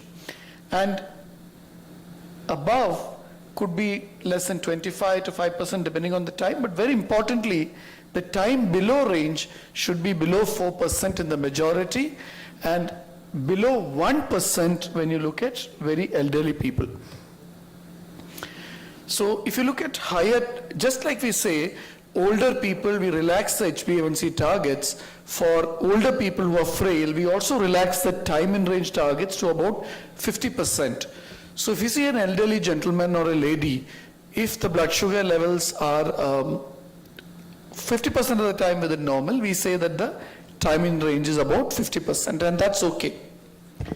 These are the studies. The presentation is on generation 2 basal insulin, and these are all the studies which look at the generation 2 basal insulins, which are glargine U300 versus degludec.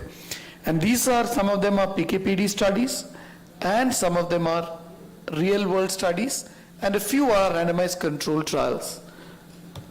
Now, I've seen data dissecting glargine U300 and degludec many times. Most of the data show that these two insulins are pretty similar, but this particular study, which I'm going to show you, is going to look at the time in range as an outcome between these two. So this is the in-range study, which looks at the recent evidence of time in range in type 1 diabetes, and this is a head-to-head randomized control trial. Now, to understand the time in range, you require a continuous glucose monitor, which measures blood sugar levels throughout the day, and if 70% of the time the blood sugar is between 70 to 180, the time is in range is supposed to be good. And most of these the continuous glucose monitoring devices that are used usually measure the blood sugar levels every 15 minutes. So you get about 96 blood sugar readings a day. You multiply that by 14, you get quite a good number of readings. So the results of the study, this study looked at adults 18 to 70 years with type 1 diabetes. Type 1 diabetes is important to consider because type 1 diabetes is an endocrine disease and there's a hormonal deficiency and you are replacing the hormone. These people had an A1C of between 7 to 10% and had been naive to basal insulins, second generation basal insulins. And they were randomized to glargine U300 or degludec. And there was a treatment period for about 3 months, and the primary and secondary endpoints were the time in target. That means what percentage of people achieved a time in target of more than 70%. In other words, what percentage of people had a blood sugar level that was in target at least 70% of the time. The secondary endpoint was the coefficient of variability, which is a indicator of glycemic variability. There were other secondary endpoints like the time above range and the time below range, and of course some other safety related endpoints. The baseline characteristics were similar in the two groups. The age was about 42 years. The body mass index was about 27. The initial proportion of people with a high A1C was similar in the two groups, and other factors were also similar. What the study showed is that the time in range was really similar in these two groups. So glargine U300 is non-inferior to degludec if you look at the percentage time in range. If you look at the secondary endpoint, glycemic variability, again, there was really no difference between the two. If you look at other secondary endpoint data, the patients began with a similar A1C, ended with a similar A1C. So that means there was really no difference. If you look at hypoglycemia, again, there was no difference. So what is the importance of this study? Sometimes you don't require a positive study showing a statistical superiority.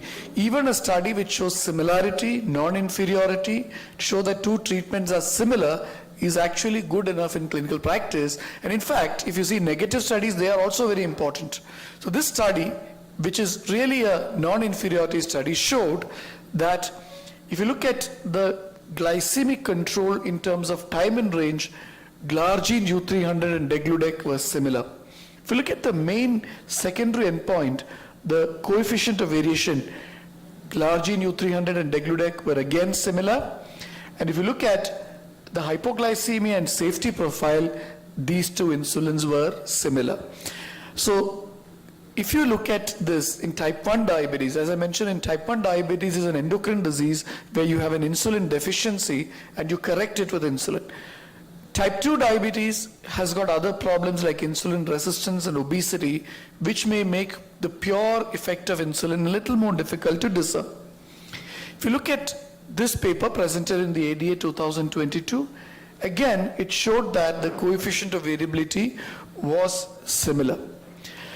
There are several strengths of this paper. The strengths of this paper which shows that now glargine U300 is more economical than degludec, and glargine U100 is a fantastic insulin, is more economical than glargine U300.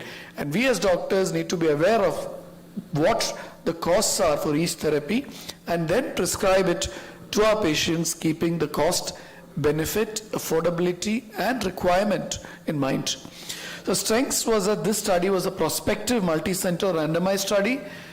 It had an active comparator. Both groups had active drugs. They used some clinically important continuous glucose monitoring metrics, and this CGM was shown to correlate with the 3-month glycemic outcomes. Now, if you look at the limitations, the study had some limitations. It was an open label study design, and maybe the CGMs could have been done for a longer period of time. So friends, I'd like to conclude by saying that the use of continuous glucose monitoring is a very good tool. It's an expensive tool, it's not for every patient. But even if your patient on basal insulin is not on continuous glucose monitoring, you can be assured that you are giving an insulin which covers for the time in range when you prescribe it in routine clinical practice. At present, there is no CGM literature which a direct head-to-head study, and In Range was a multi-center, well-designed study of type 1 diabetes randomized and showed that degludec and glargine U300 were largely similar.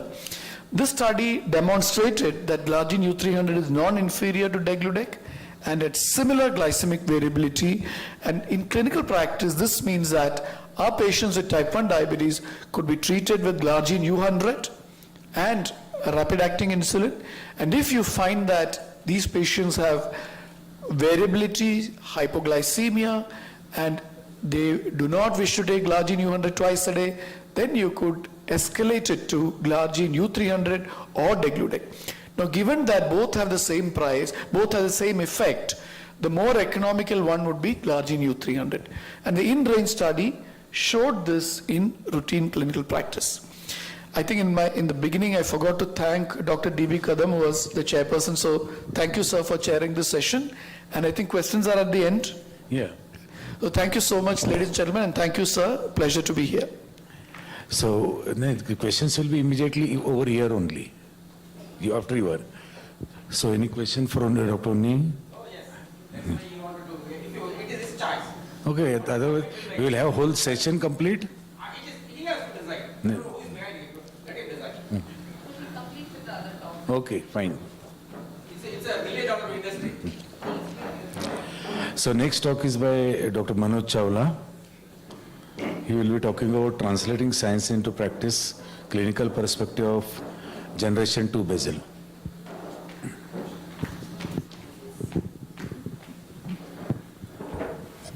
Afternoon, everyone, and thank you to the organizers for asking me to speak on translating science to practice, clinical perspective of generation 2 basal insulin.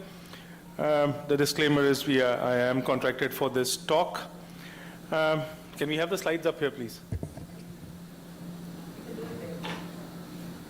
Oh, okay.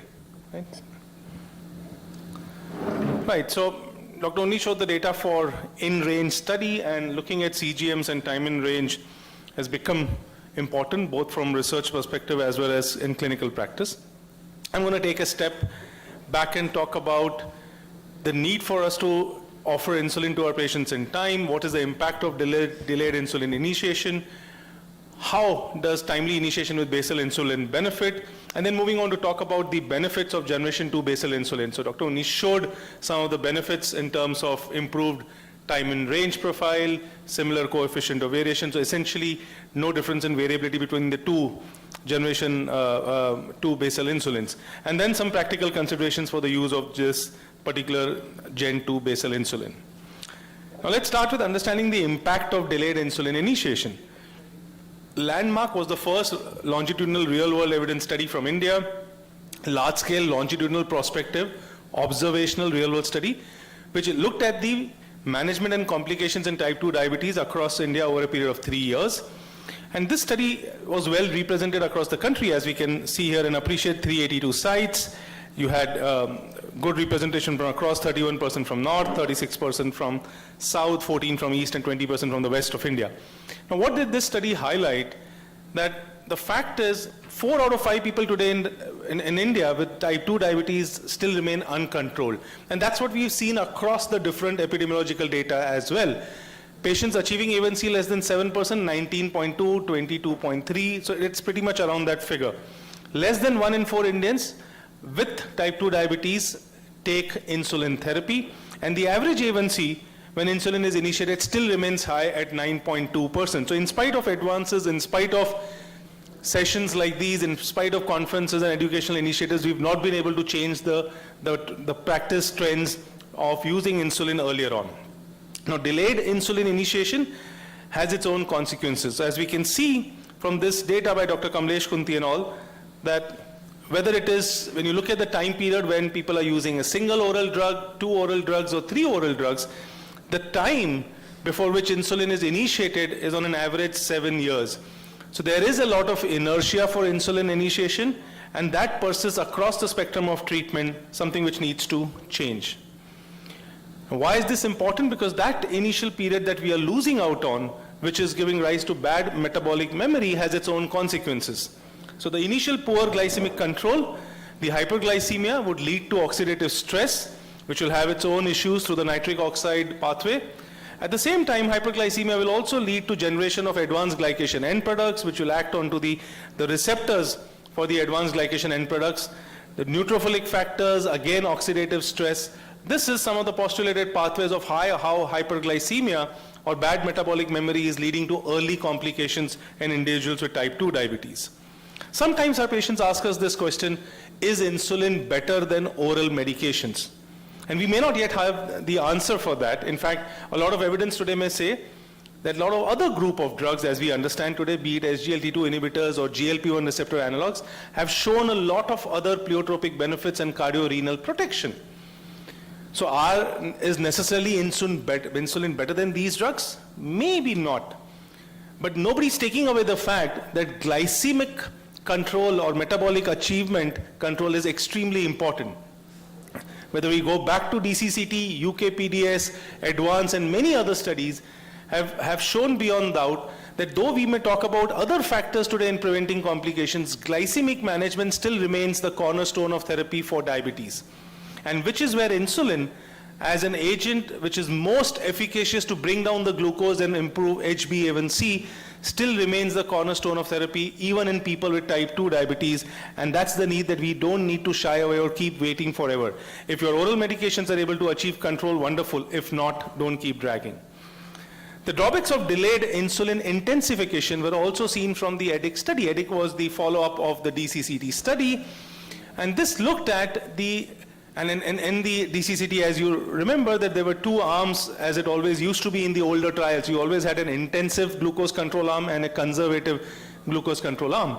So in the arm where intensification of insulin did not happen on time, and they were able to follow up these patients as part of the IDEC study, at the end of the 6-year period, they found that where intensification did not happen, there was higher microvascular complications, including nephropathy, and there was higher myocardial infarction and other aspects of macrovascular complications, including increase in the carotid intimal medial thickness.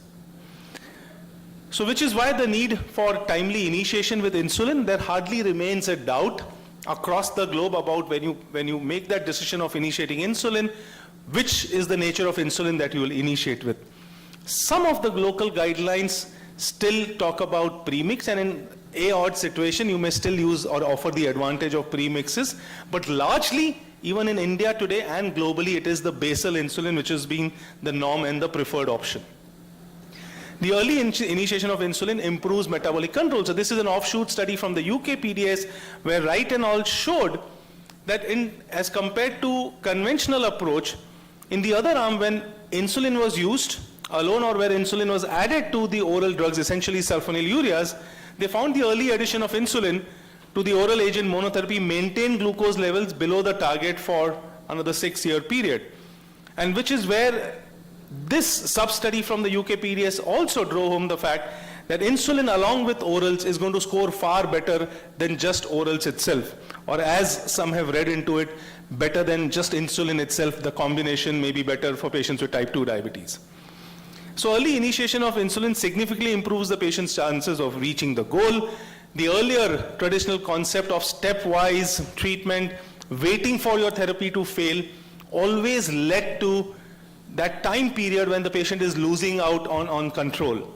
Today we understand that there is an absolute need not to lose out on that first few golden years. There is a need to have good metabolic memory, good glycemic legacy, and hence when you start insulin earlier and offer that treatment, the control is maintained and the complications are much lesser in the years to come. Be Smart was the another consensus group which came. It spoke about basal early strategies to maximize A1C reduction with oral therapy, which spoke about the need to again use the basal insulin along with oral therapies. The Be Smart guidelines had certain pointers which said basal insulin is the most convenient initial insulin regimen, which you can start with 10 units per day or 0.1 to 0.2 units per kilogram, depending on the degree of hyperglycemia.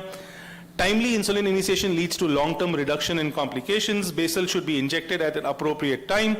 Usually the choice is bedtime for the once daily basal insulins, but having said that, if your patient has some fear and prefers to use it in the daytime, it doesn't really matter. Basal insulin analogs do provide the advantage of flexibility, especially the second generation ones, making it simple and less intrusive or obstructive to the individual's life. And this is where we should also remember the factor of diabetes distress. I think one of the major goals when we manage our patients with diabetes is also keeping in mind the aspect of mental health and diabetes distress. Any decision of ours which is adding to the distress for your patient, you may bring down the A1C a little bit, but that's not going to help the patient in the long run. So the distress part has to be kept in mind. And of course, the Glargine 300 offers more flexibility in terms of the injection time, and because it's a genuine long-acting insulin, a couple of hours here and there, plus minus, it doesn't matter. What to do with the other OADs? I think that's very often a question that physicians ask, that yes, we have started. We are convinced we want to offer the benefit of basal insulin to our patient. What do we do with the orals? Do we stop it? Big mistake if you do that. So metformin could be continued unless there are specific contraindications to the use of metformin. Your incretin-based therapies, your SGLT2 inhibitors should be continued, again, unless specific contraindications. Use of glitazones can be there, but with caution. Glitazone, especially pioglitazone, that's the only one we use now, with high dose and insulin can cause a lot of fluid retention, so you need to be cautious. Use of sulfonylureas could be continued. And this, I must say, is the sense that we as Indians and Asian Indians have put to our counterparts in the West. If you go back and see some of the guidelines, they were very clear that the moment you are starting insulin, stop sulfonylurea. And that in a lot of patients would lead to disaster and extreme hyperglycemia. You go on increasing the insulin dose, go from once daily to twice daily and thrice daily. No. Continue with sulfonylurea. Only in rare chances that your patient is experiencing hypoglycemia would you bring down the dose or stop it. Or when you intensify your insulin and move from, say, basal to a basal plus or a basal bolus, you may consider that sulfonylureas are not that effective at that point and stop them. But it should not be a blanket rule that you follow. Benefits of early basal supported oral therapy. Well, basal insulin is capable of restoring residual beta cell function, takes care of your glucotoxicity, gives rest to the pancreas. And this is extremely true for patients who are newly detected and see you with a high HbA1c. There is a lot of glucotoxicity. In my practice, I continue to offer my patients who see me for the first time with an A1c higher than 11% and who have some symptoms, the choice of using insulin for the first few weeks. The kind of rest it offers to your pancreas, it ensures that they require minimum medication and also the best chance, if any, of remission through their lifestyle changes. Early insulin attenuates the risk of microvascular outcomes in participants with the baseline A1C, anything which is more than 6.4. Early basal insulin add-on lowers the risk of hypoglycemia and weight gain and is considered safe in high-risk cardiovascular patients as well. What about the benefits of the generation 2 basal insulin? So let's look at the evolution of the basal insulins. We have moved from NPH, which used to be the only basal insulin, had to be twice a day, was an insulin which peaked, as we can see in the profile here. That it was one with a peak. And then you got Glargine, which was considerably flatter, but probably not working for entire 24 hours, falling short by an hour. You also had Detamir, which also had its own peak, but would not last really beyond 18 to 20 hours in many patients. And then you have the Degludec and Glargine 300, which are genuine long-acting flat insulins with lesser day-to-day variability. What is the difference between Glargine 300 and 100? Very often that's the question asked. So essentially it's smaller volume of injection for Glargine 300, it's a more concentrated insulin. So when you talk about U40, U100, U300, the difference is that in 1 ml of the fluid, how much insulin is concentrated. In U40, you have 40 units, in U100 you have 100, in U300 you have 300 units in that same 1 ml of the fluid. So it's smaller volume, smaller and hence smaller subcutaneous depot for the Glargine 300. It hence leads to different absorption kinetics, and that leads to more gradual and a flatter release and a flatter pharmacokinetic profile for Glargine 300. And as we can see here, that it is the lesser volume, which also has other advantages, lesser amount of fluid injected, lesser pain, and so on. More stable and prolonged PK/PD profile for glargine 300 versus glargine 100 is the benefit for glargine 300. What about the two different generation 2 basal insulins? What is the different profile was already shown by Dr. Unni and part of the INRAIN study. So if you compare glargine 300 with 100, what it showed was better efficacy as well, right? Between the glargine 300 and degludec, you did not see difference in efficacy. But when you compare to glargine 100, in its developmental program, the evolution studies, glargine 300 did show slightly better efficacy and of course far lesser hypoglycemia. Both the nocturnal as well as the any time of the day hypoglycemia was lesser in the glargine 300 arm as compared to glargine 100. How do you switch from first generation to the improved glargine 300? Well, it is switching is dose to dose. It's the ease of use. This does offer improved quality of life, lesser pain, lesser force to inject, and as again pointed out, because the cost today is no different for glargine 300 also as compared to glargine 100. There's just a minimal difference as compared to earlier, and definitely lesser than the other generation 2 basal insulin. That ease and financial ease, if I may say, is also something which is welcomed by the patients. Advantages of generation 2 versus base generation 1, definitely longer duration, better 24-hour coverage, greater administration time flexibility. The patient does not have to be regimental that I have to take it at 11 p.m. every night. One is out for whatever reason, comes back later, takes at 12:31 before going to bed. The next day takes at 11 o'clock, previous day taken at 10 o'clock, it doesn't matter. Reduced glycemic variability, can be easily titrated. The titration algorithms haven't changed. You very often start with 10 and then go +2, -2, targeting the fasting blood sugar. Lower risk of hypoglycemia, both anytime and nocturnal, and definitely leading to more patient satisfaction and lesser weight gain. Finally, some practical considerations for this insulin. What is the initiation dose? Well, you could follow any of the means, 0.2 units per kilogram body weight, or still go for the conventional, start with 10 units and then up titrate. What is the preferred time? Any time of the day, but usually around the same time, a couple of hours here and there. All OADs can be continued unless specific contraindication. Titration regimen, you can do it once a week or twice a week depending on patient's comfort and the SMBG frequency. Up to what dose can you titrate? Well, usually if you cross 0.5 to 0.6 units of these basal insulin per kilogram per body weight, and you are not able to get your patients to target, or if the fasting is in target and the postprandial is not, then there is no point in up titrating the basal. You will have to look at a bolus component or a shift to probably premix as well. What are the unique advantages of glargine 300 over the 100? I think plenty of those which have been highlighted already. What about the pen? It's built for accuracy and convenient dosing. It has all to its advantages, the ease of use, less volume, lower injection force, and so on in this disposable pen that it has. And also the reusable pen. Again, the reusable pen for glargine 300 has to be only for glargine 300. Let's understand this is different volume. It has a different space. It's 1.5 ml with 300 units in that per ml. So total is 450 units in the cartridge. So there is a different pen for 300 and it should not be used for the other pens. There is a penalty-free dose correction. That means if you dial a particular dose by mistake, say 15, and you have to come back to 12, you can do that. So all these are advantages that the current devices offer, making it easier for the patient to use and increasing their comfort. So let me summarize by saying early insulin initiation is crucial to achieving effective glycemic control in patients with type 2, inadequately controlled on OAD, and don't keep waiting forever or for divine intervention. You need to intervene. Glargine 300 demonstrates superior glycemic reduction and is also reported as a convenient medication by both patients and physicians across various surveys. Glargine 300 has an array of advantages as compared to the earlier generation basal insulins, and delay in treatment intensification may result in increased complications, something that we all must pledge to avoid. With that, let me thank you all for having me here and hand it back to the chairperson.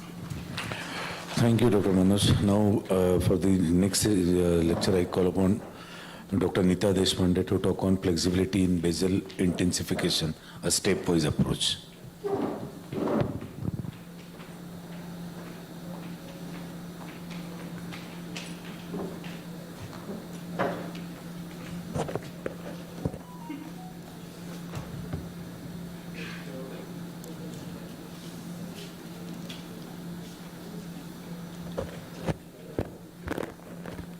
A very good evening to all of you. Very glad to see you all here. And I shall take this particular session forward on insulins. So the first thing that I would like to say as by way of introduction is that initiating insulin is an event in a person's life, in a patient's life. So it's always as if it's a life-changing event in their life, and they feel that if they have made the effort to make this kind of a change in their life, then just starting insulin should be enough to take care of all their problems. What they mean is that, and I'm sure all of you practitioners have come across this, you started or initiated insulin today, and after a week when you call the patient back, you have called the patient back to titrate the dose. However, the patient has come there expecting to see his sugars normal, which means to say that if the education has not been sufficient, a patient thinks that just the act of starting insulin is enough to keep the sugars normal. No, they have already loaded it. They have already loaded it. Yeah. I don't have no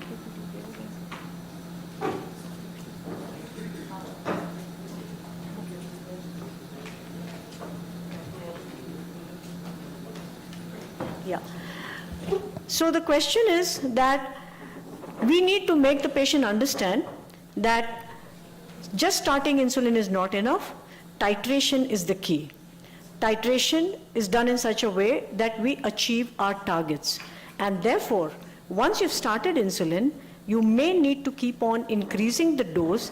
You may need to add another insulin and then bring the patient to goal, and then the patient is going to see some change in the HbA1c, some change in the fasting and the postprandial. So this is the most important part which the patient needs to understand.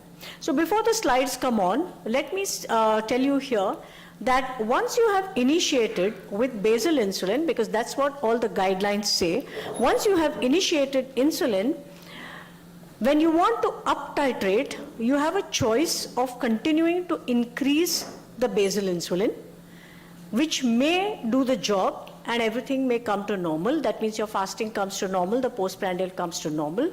However, if the original sugars have been very, very high, then what do? Then you find that just increasing the basal is not enough. There comes a point where the fasting may come to normal, but the postprandials do not correct themselves, at which time you realize that you need to give something more. And something more is always in the form of prandial insulin that you need to give. By prandial insulin, I mean something to take care of the postprandial sugars. When you want to take care of the postprandial sugars, you again have two choices. You have a choice of changing over to a premixed insulin, or you have a chance of starting a rapid-acting analog at the major meal of the day, or at some point, or at one meal of the day. Now, there have been studies which I'm going to show you when my AV does start. So I'm going to show you some studies which actually compare these two options that I've talked about. The options being starting off a premix to intensify therapy, or to give a prandial one shot along with the basal. And it turns out that it is always better to try and do what we call basal plus. By basal plus, we means you give one basal insulin and you give one shot of prandial insulin at the largest meal of the day. So what will this do? This will bring down the HbA1c to goal much better as compared to shifting over the patient to a twice premixed insulin, as I'm going to show you. Secondly, the hypoglycemia is less. So both the things that you are worried about, that is glycemia, and the second thing being the hypoglycemia, both the things are taken care of very well if you were to give a patient a basal plus as compared to a twice daily premixed. Basal plus is usually done with a rapid acting insulin, and that's what we plan to do.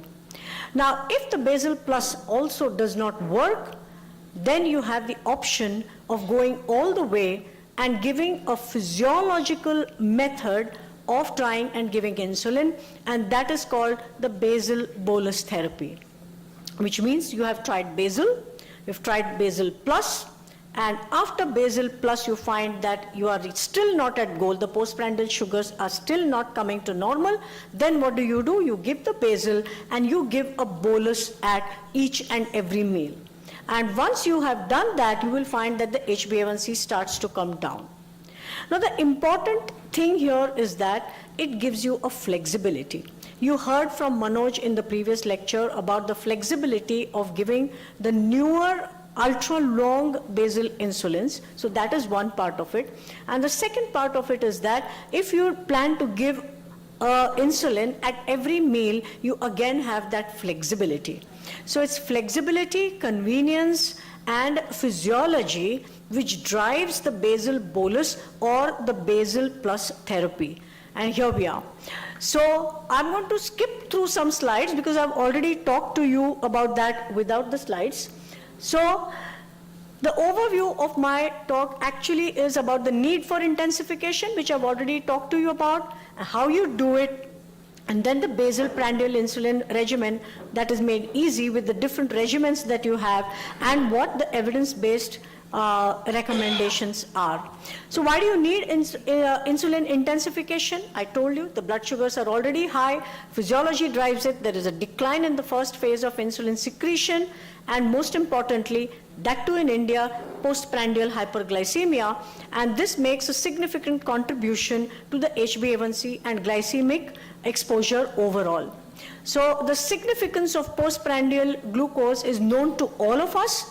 We all know that it contributes to the HbA1c.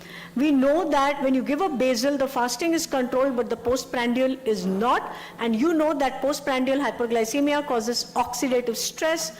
There are studies that link it to cardiovascular disease. And because of all this, you will eventually need intensification of your basal insulin, and that's what we aim to do.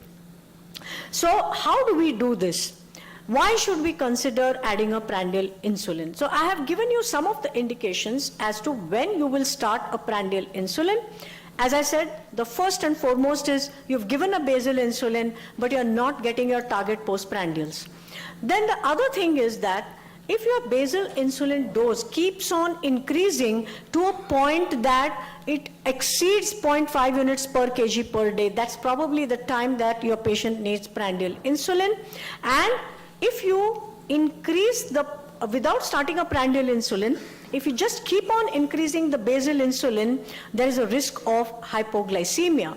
And when the postprandial is consistently above goal, in spite of the fasting being at a normal level, that's the time that you know that you have to start a prandial insulin, and that you should not hesitate to start the prandial insulin because you're not going to get to goal otherwise. So as I said, the options are add a prandial insulin, which is basal plus, or you switch to premix insulin, as I already told you in my opening remarks.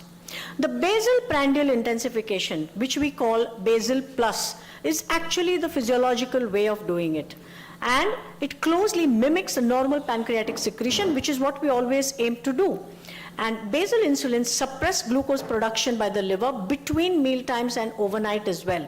So if you give a premix, it's not going to take care of an entire 24 hours very well, and that is why the hepatic glucose suppression which needs to occur may not occur as it should. And prandial insulins control the surges, so that is what we know. So what you need to do is, when you want to give a basal plus, you obviously have to give one prandial first. So which one is that? At which meal do you give? So you decide which is the largest meal.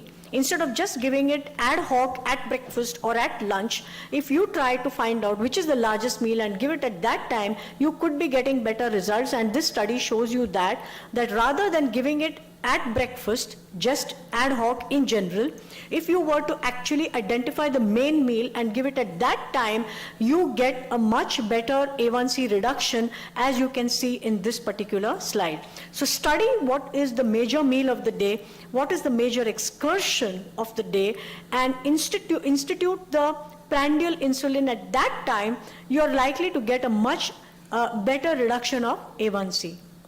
So this is again the same thing, the mean body weight change, and again it talks about the hypoglycemia as well. So if you identify the main meal and give the bolus accordingly, not only do you get a better A1C result, you will also get a better weight change, you will also have less hypoglycemia, less severe hypoglycemia. So you can do an SMBG and actually find out which is the major meal of the day and start your bolus insulin at that time. So this was the OPAL study, and it was what I showed you now. And the key conclusions of this study were that a stepwise intensification of basal insulin with a single injection of rapid-acting insulin like insulin glulisine could be considered in clinical practice, and that too, if given at the main meal, you could have much better A1C without the risk of hypoglycemia or a similar hypoglycemia risk. This is another study, the autonomy study, which actually compares the two self-titration algorithms for initiating and escalating prandial insulin. So here you have patients with type 2 diabetes with an A1C of 7 to 12. They're optimized with basal insulin. And in spite of that, if the A1C does not come below 7, then they are pushed into either study A or study B with addition of insulin Lispro 1, 2, 3, that is once, twice or thrice daily with adjustment going from 1 to 3 times. And then what do we see? What we see here, as you can see in the slide up there, prandial insulin can effectively and safely be initiated by either of two self-titrated algorithms, either every day or every 3 days in a variety of practice settings. So, does adding bolus prandial insulin benefit patients? So this is the Eleanor study, and patient reported treatment satisfaction. Now, it is often said in favor of premix insulin that it's a single insulin, so you have the ease of giving the same insulin even for intensification. There's no question of starting one more insulin and all that.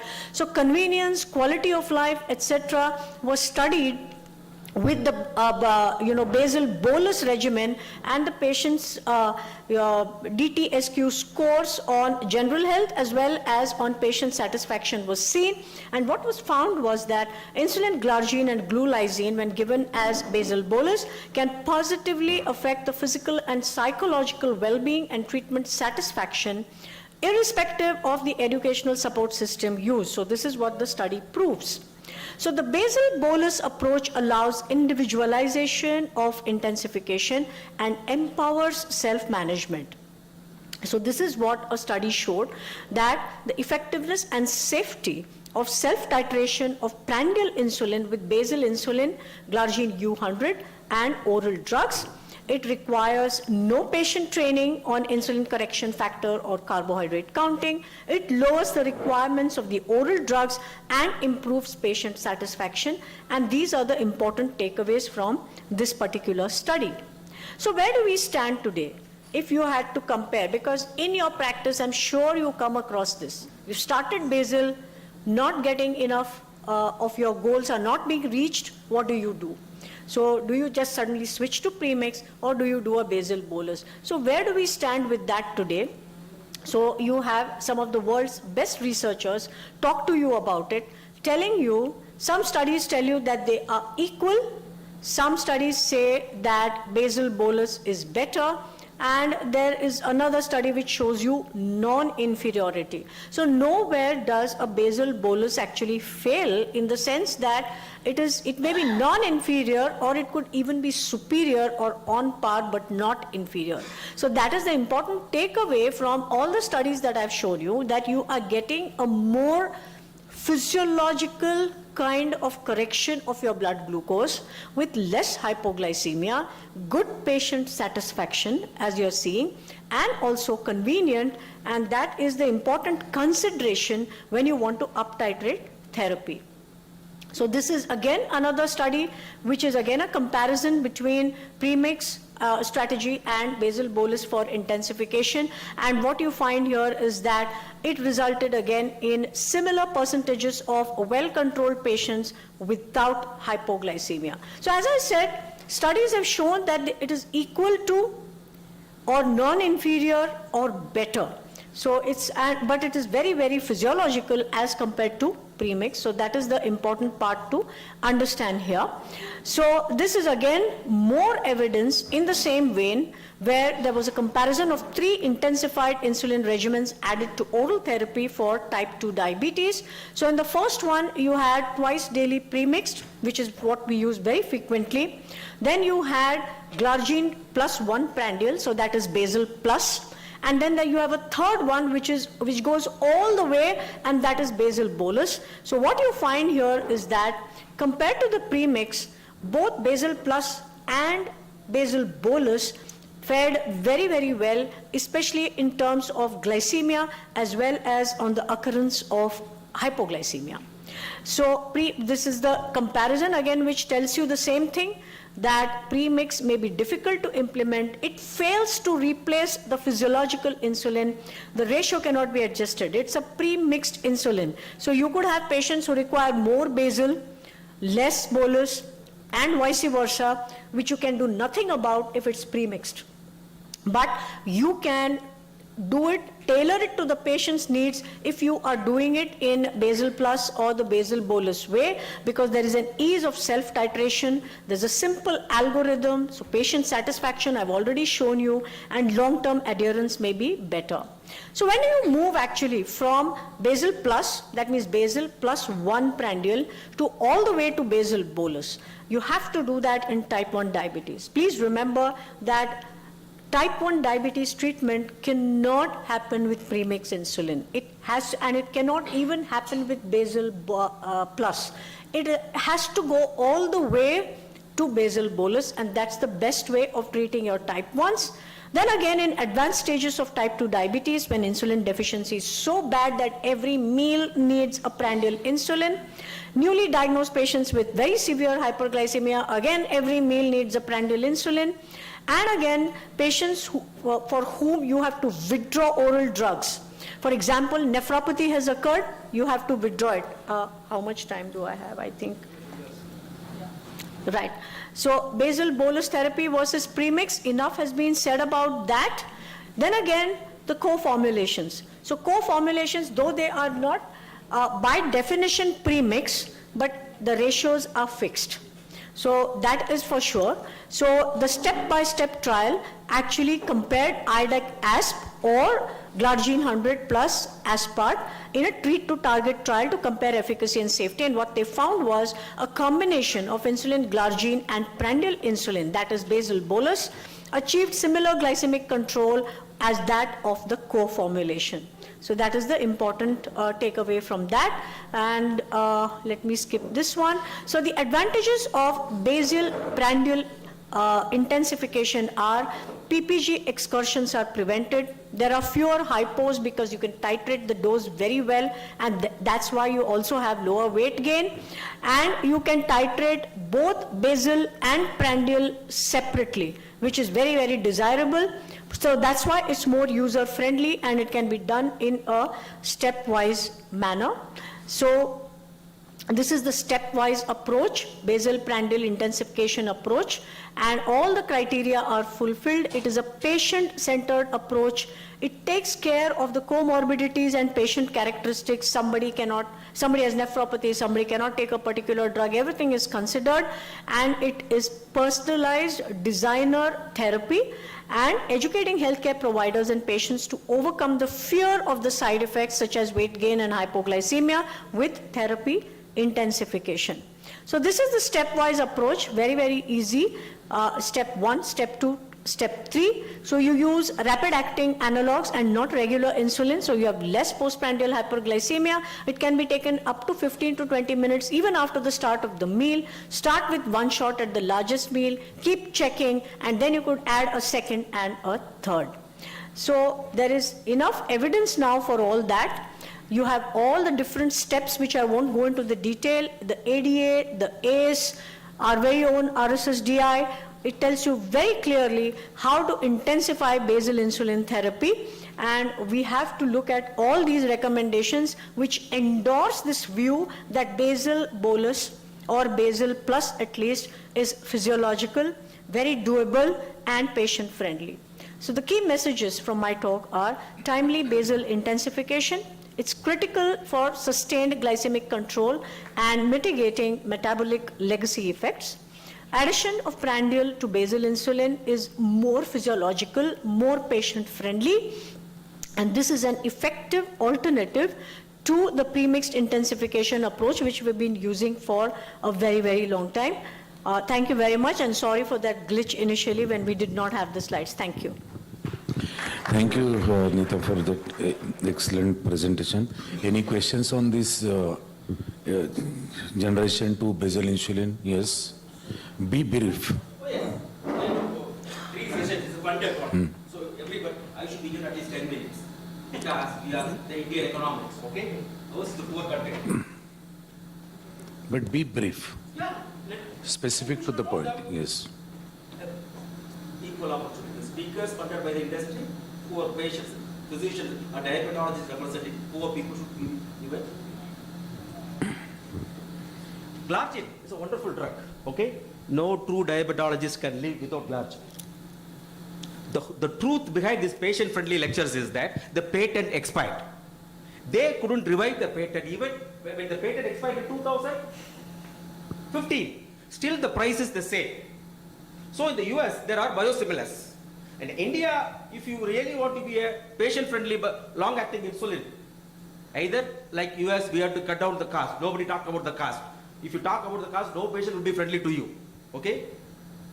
This is the message. That is why they fund huge amounts for this kind of conferences. That is why the true endocrinologists left. I don't know about their credentials. The companies can come and refute this. The thing is that whatever issue you have picked up, I think we can put it by the organization to the government. Who is paid? That is why we deal with the government, not the organization of bogus. Okay. Any more questions from the House? Any questions? Oh, we can have insulin pump. Okay. That is more. Thank you very much, sir. Any more questions?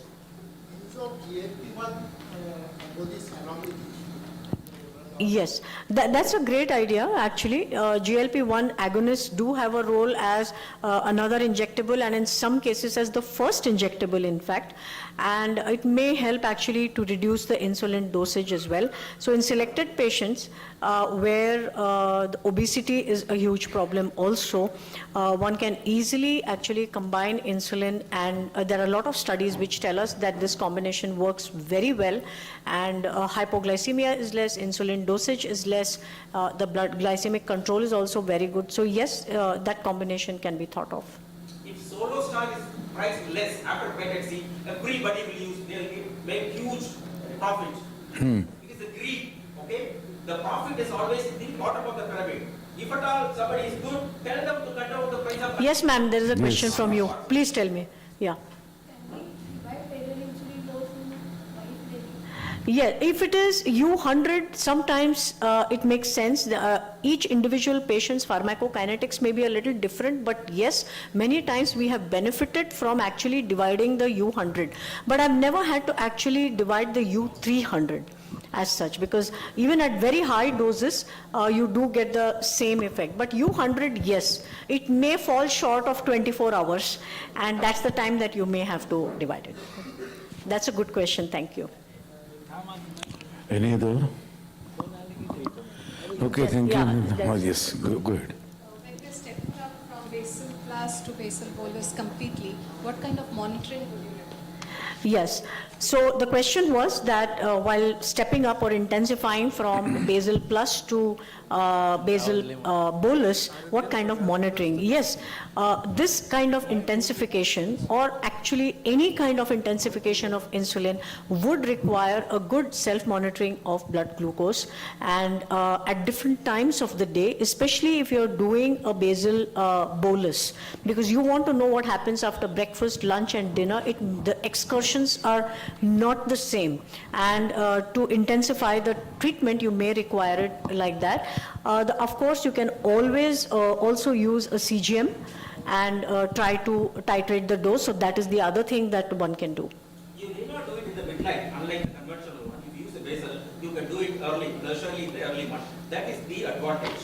It doesn't cost midnight. hypoglycemia, and so-called Somaya outputs. Okay. Yes. So I just thought I'll reply to Dr. Karunanidhi's questions. It's good to have a messiah for the patients in the crowd, but one should also be well informed about the costs, sir.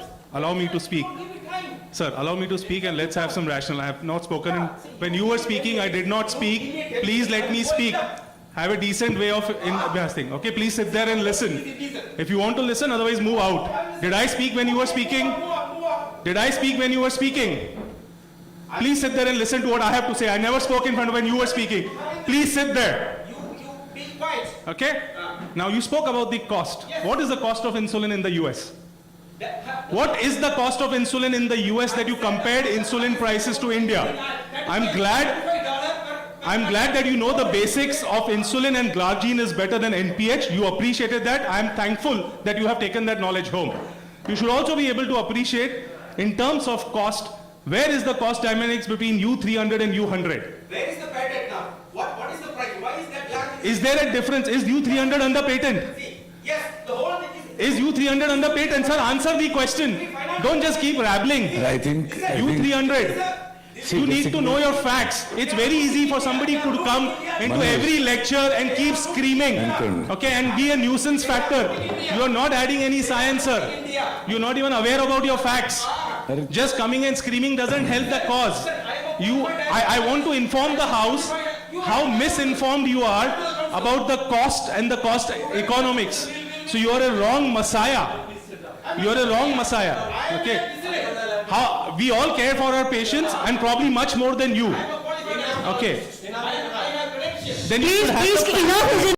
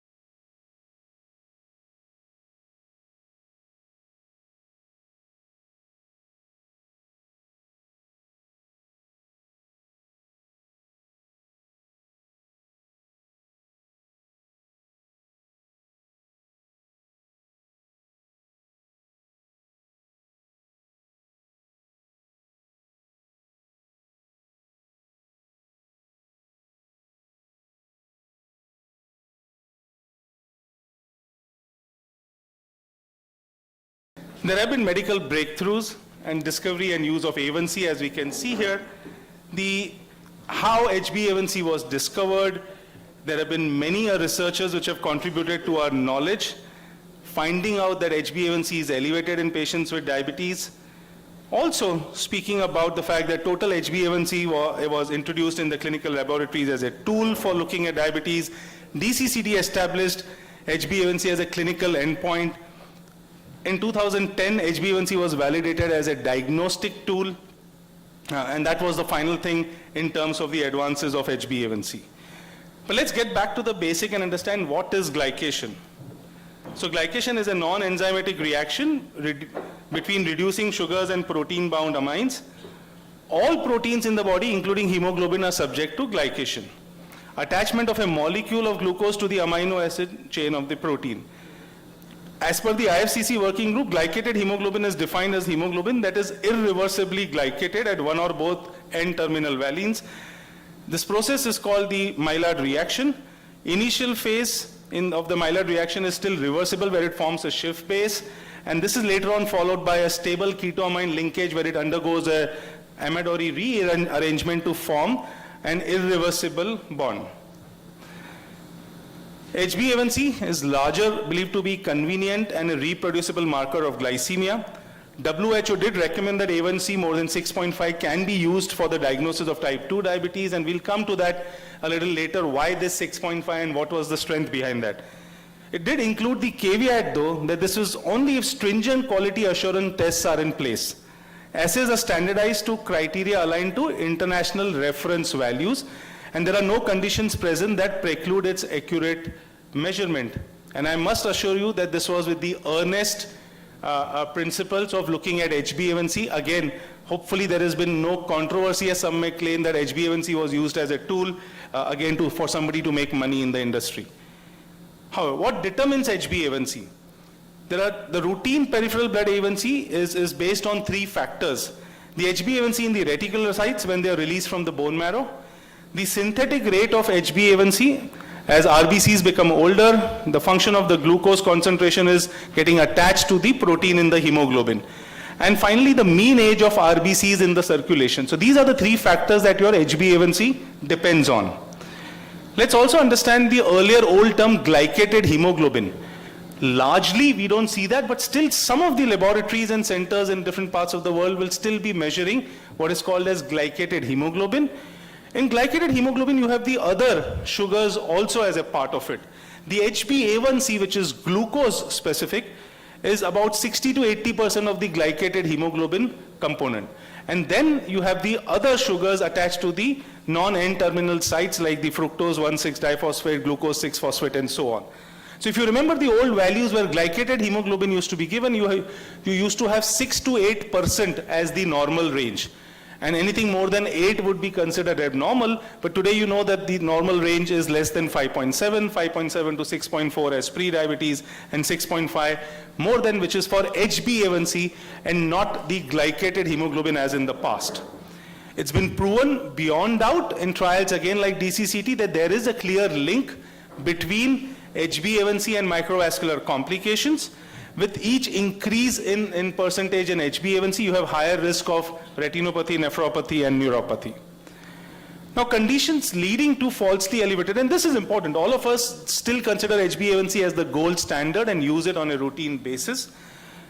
What are the conditions which lead to falsely elevated or low HbA1c? The falsely high A1cs would be seen in iron deficiency and pernicious anemias. In fact, it's been reported that in anemia, correction of anemia sometimes can reduce the HbA1c to the tune of 0.8 to 1%. And that's an issue, especially in our country, and I'll come to that. Various hemoglobinopathies may cause falsely high A1c. Kidney disease, you can have again falsely high A1c and conditions of jaundice. Falsely low HbA1c in hemolysis, splenic sequestration, when patients are on hemodialysis, again some hemoglobinopathies, erythropoietin treatment, and so on. Sorry. Can I have some water, please? Okay. Also some drugs we know.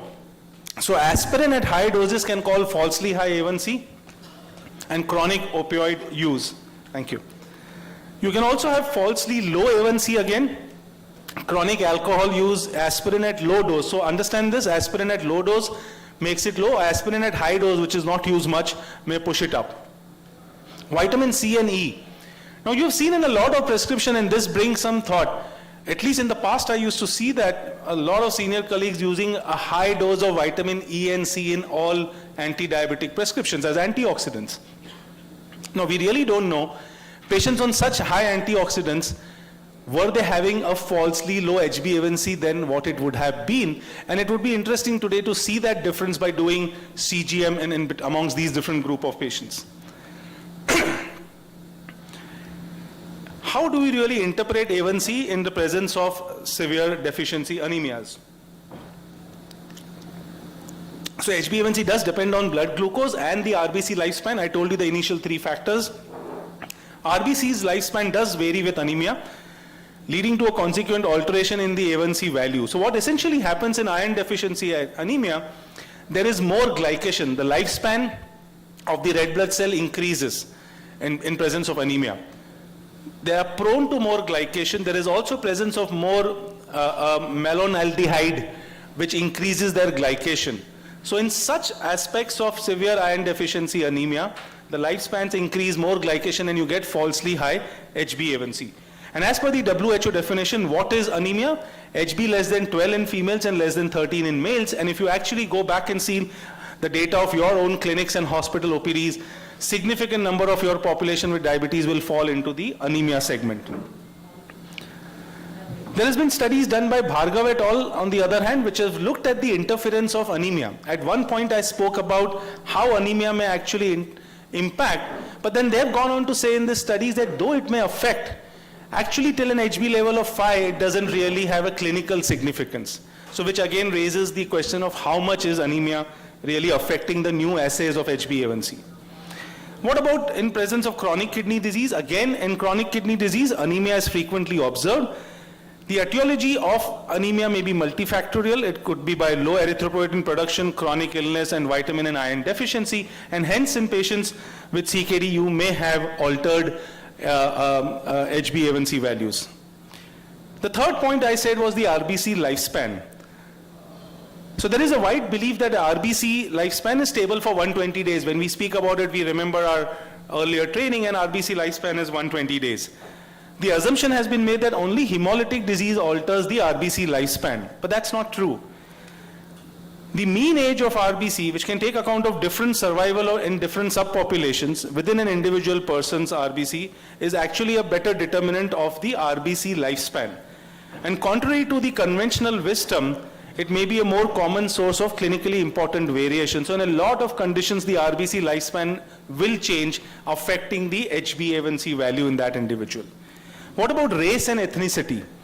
Now, when you got that value of HbA1c as 6.5 as cutoff, it's not that in every race it is the same value, but it is something which the WHO came as to a uniform value to give, rather than saying that in Asians it should be 6.6, in Africans it should be 6.3, in Caucasians it should be different. And that would have created more confusion across the world.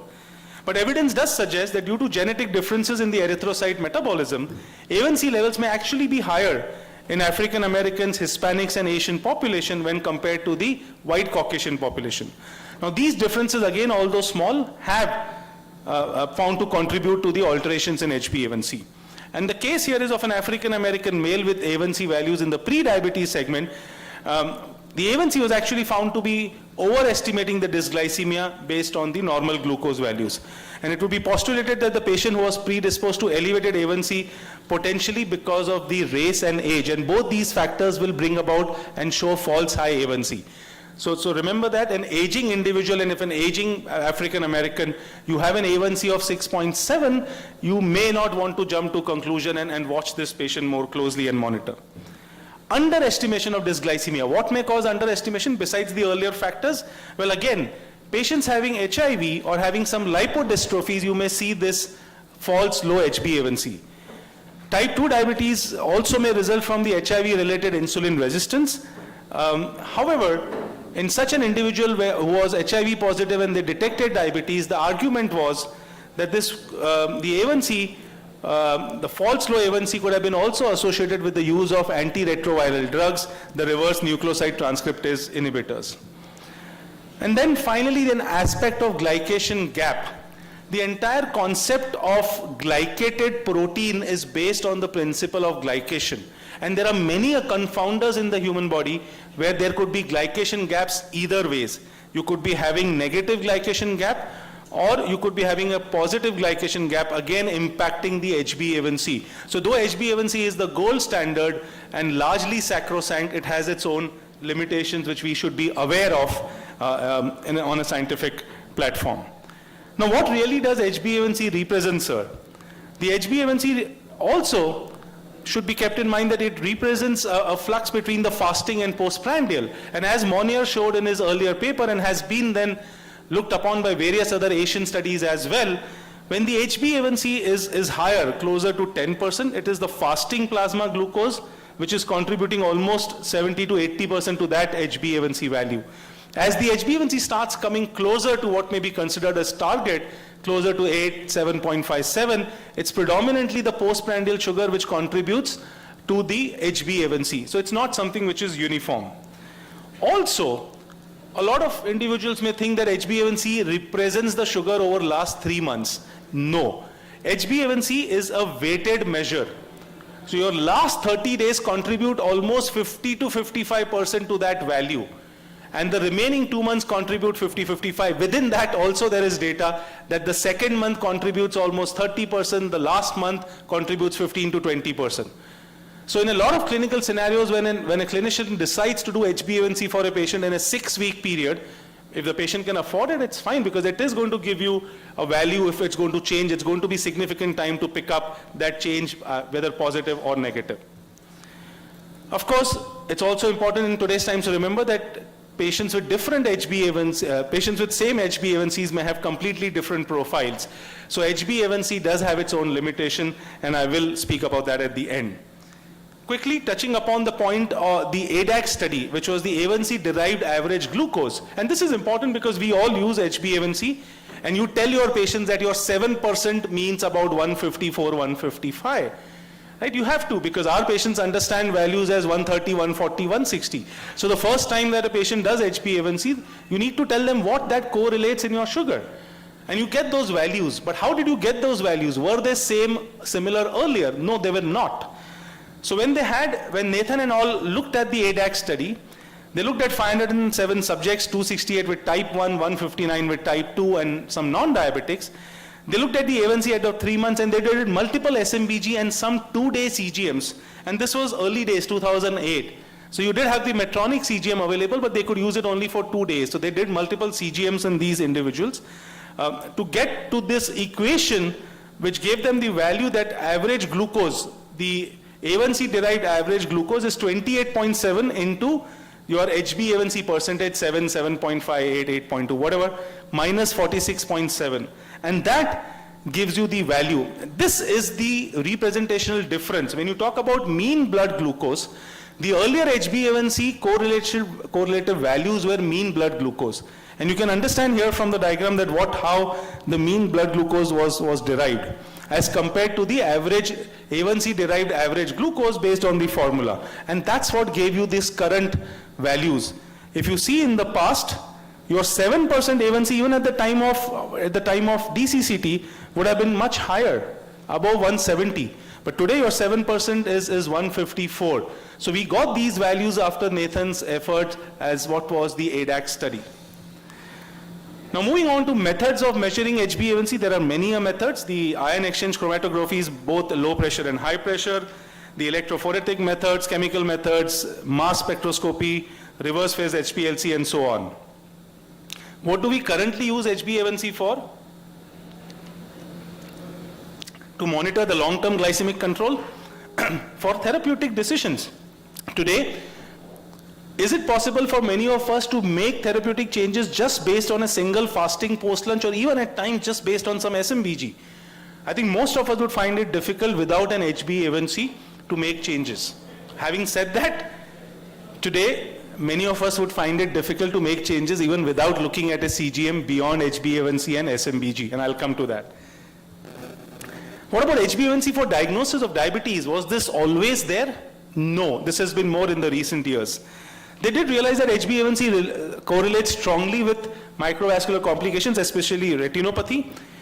In 1997, the expert committee recommended against using A1c for diagnosis. At that point in time, HbA1c was not to be used for diagnosis. But later on, especially two important studies contributed to this changing. The NANS population study, which did find this, that somewhere between 5.8 and 6.2, closer to 6.1, you were seeing an exponential rise in the incidence of retinopathy. Before that, the A1Cs lesser than that were not causing increase in microvascular complication. The DETECT-2 study also saw that again closer to the 6.6, 6.5 mark is where there is a rise between HbA1c levels and the incidence of microvascular complications. So both these studies contributed to the International Expert Committee report on the role of A1c as a tool for diagnosis of diabetes. And post July 2009, they recommended that HbA1c may be adopted as one of the diagnostic criteria for diabetes. So this was just about 13 years back. What really changed between 2003 and 2009? Earlier they were saying no, till 2003 they were saying no. Well, it was essentially the advances in instrumentation and standardization of the test, the accuracy and precision of A1c, which led to the committee approving HbA1c as a tool for diagnosis. Now today there are new reference methods. You have the IFCC measure, which so-called they call it as the pure A1c value. It's expressed as millimoles per mole of hemoglobin. It's been around for a while. Just to give you an idea, an HbA1c of 5 would be equivalent to 33 millimoles per mole in the IFCC value, and A1c of 8 would be close to 58. Honestly, I've been seeing these values for last few years. I just can't get it fixed into my head.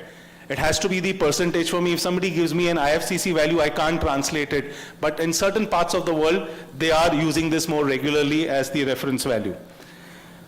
Why HbA1c may be a stronger tool for diagnosis than just your blood sugar or your fasting and postprandial? Because there are pitfalls even with glucose measurement.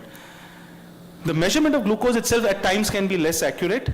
41% of the instruments used may have a significant bias from the reference method, and that led in the past in a study for about 12% patients in that particular study as being misclassified. There could be potential pre-analytical errors related to sample handling and lability of glucose in the tubes. You know that they have to be collected in the fluoride tubes and so on, and sometimes that lability itself may lead to problems. The advantage of HbA1c on the other hand, it's stable after collection. The new reference method adds strength to the assay. The coefficient of variation has been shown to be substantially lower for the HbA1c, and the variability of A1c is also considerably less than that of a fasting plasma glucose value. It's convenient for the patient and ease of the sample collection. We know that it doesn't require any fasting or postprandial. Any time of the day you can do an HbA1c, and it's relatively unaffected by an acute event, what you ate today, your fever, your stress, and so on. Some practical considerations again when you understand about HbA1c, that POC instruments which are extremely popular, I use them also at my clinic, but there's a caveat that do not probably use them as a tool for diagnosis. And if you do, always try and confirm that from a laboratory test. It can be a good screening method. It may be a great method for monitoring your patients because they don't go to the laboratory, they do some SMBG, you can do it as a point of care at home, but avoid using it as a diagnostic tool. And there are many point of care instruments. There are 4 listed here, but there are many more in the market now. What about which would be the best method for HbA1c? And largely HbA1c should be considered the gold standard, though there are better methods which are used for research studies. The electrospray ionophoresis, which is right up there, and then the point of care is at the bottom in terms of its reproducibility and accuracy, but yet practically relevant. So the 2010 consensus statement on the worldwide standardization of HbA1c measurement, that HbA1c test results should be standardized worldwide. The IFCC reference system for A1c represents the only valid anchor to implement standardization, and hence that entire millimole per molecule, per millimole per mole drive. HbA1c results are to be reported by clinical laboratories worldwide in the SI units, which is millimole per mole, and also, thankfully for backward people like us, in the derived NGSP percentage units. If they started reporting only in millimoles per mole, it will create more confusion in countries like ours and will lead to further stress for many. Now, there are of course daily fluctuations in the sugar, and we were talking about the earlier paper that patients with the same A1C may have different profiles. And that's true, there are a lot of fluctuations on a day-to-day basis. Will that impact HbA1c? Is there really the fact that two people with A1C 7 would be having the same profile? And look at the words of wisdom from Peacock way back in 1984. We weren't aware of CGM. CGM here in the bracket I have added. What was said then, back then in 1984, HbA1c and mean glucose corroborate abnormal glucose metabolism, but it requires self-monitoring to detect the location and magnitude of the abnormalities. I've of course added CGM because it's going to add a better picture. HbA1c and SMBG should be considered together. I will go on to say HbA1c and SMBG and CGM today should be considered together for the complete information. Finally, let me end by just showing, if the slide is clearly visible, I'm not sure, that this is an individual who's been seeing me at the clinic, and the HbA1c on respective visits was 7% and 6%. But at every visit, the individual sugar values would come high. 253, 279, 236, 261. But the HbA1c bang normal. What do you do when a patient comes to you with high individual readings and a normal HbA1c? You may think either the HbA1c is falsely low or is the sugar falsely high. How do you differentiate? So that is where again the strength of CGM comes in. For such an individual was subjected to CGM, showing us the profile that the patient's sugars are genuinely high. Forget the estimated A1C, we know we don't have to rely on that. That this patient's HbA1c for some reason was coming falsely low all the time. This patient was one of those variants. But the patient's genuine sugars are on the higher side. You see the fasting, it's closer to 160, 170.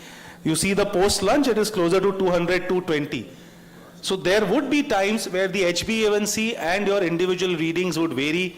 A CGM would be the best means of picking this up. So with that, let me end and hand it back to the chairperson for any questions on this topic. Thank you, Manoj. Any questions on this topic regarding HbA1c?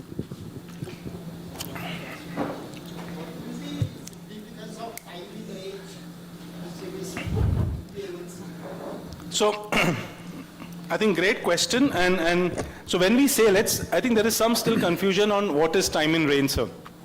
Now, when we talk about this tool, and I spoke about HbA1c, SMBG and CGM as an aspect, it's CGM which offers us to pick up the time in range. So time in range is a matrix which talks about how much time an individual spends within a pre-specified target.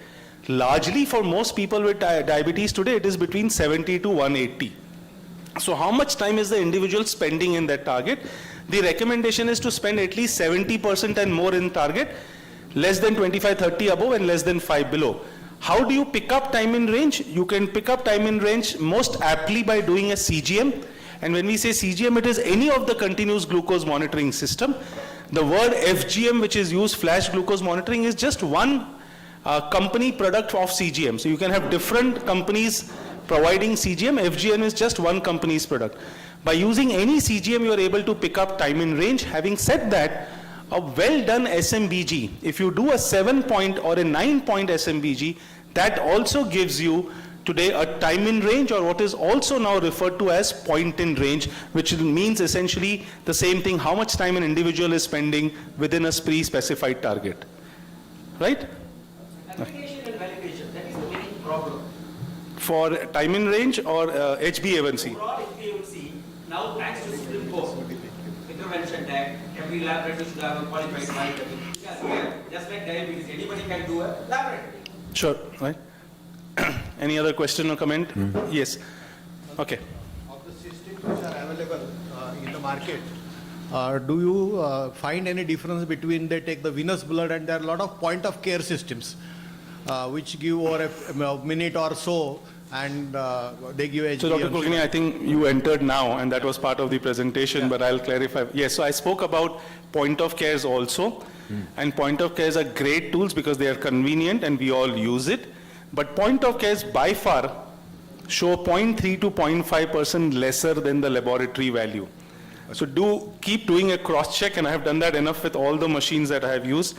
They normally show you slightly lower, which is fine, that's the limitation, but hence do not use that point of care as a diagnostic tool. You know, you have very often your relatives of the patients coming in, कि उनका भी किया sir, जरा मेरे husband का भी कर लो. A lot of people do that. So which is fine as screening, but that's not sacrosanct as your diagnostic tool. Then validate that by doing either a fasting PP, OGTT or an HbA1c from the lab. Yeah. Right? Thank I you. think there was a question in the back. Yes, madam. So as you mentioned in the last condition, so like how do you like treat the person in that case?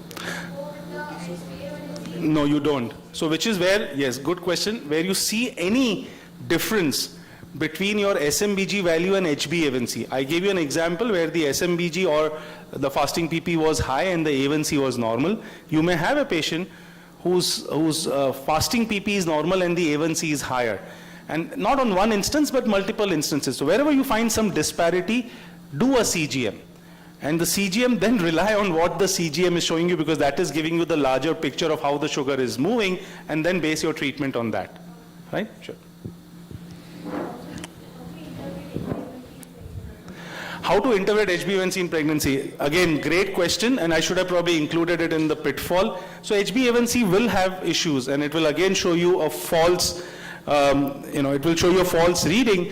The funny thing is that in pregnancy, sometimes it shows you false high, very often it shows you a false low. So in pregnancy, it's not the best tool to do that. It is still done very often, but it's not the most reliable tool. Where possible, today CGM is gaining importance, but the gold standard would still be sticking to SMBG in pregnancy, and a good 7.5 point SMBG. So yes, you can use serial HbA1cs, but then again, as the hemodilution is changing in pregnancy, it will impact. So not the best tool. No. So, thank you, Manoj. So this Thank was you. the last lecture in that series. Thank you, Sanjay, Nita, and Anjali for giving me the opportunity.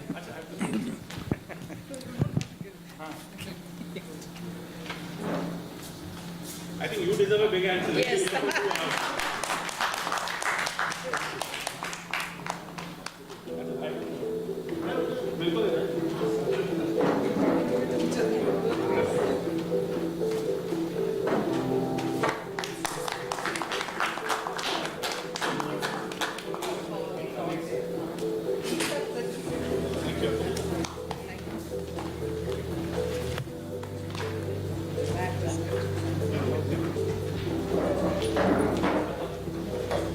That was really an awesome and interactive session. I think we had a lot of our doubts clear. Moving on to our lecture series, can I have Dr. Nitin Patankar, sir? Dr. Arundhati Dasgupta, I think, is not there.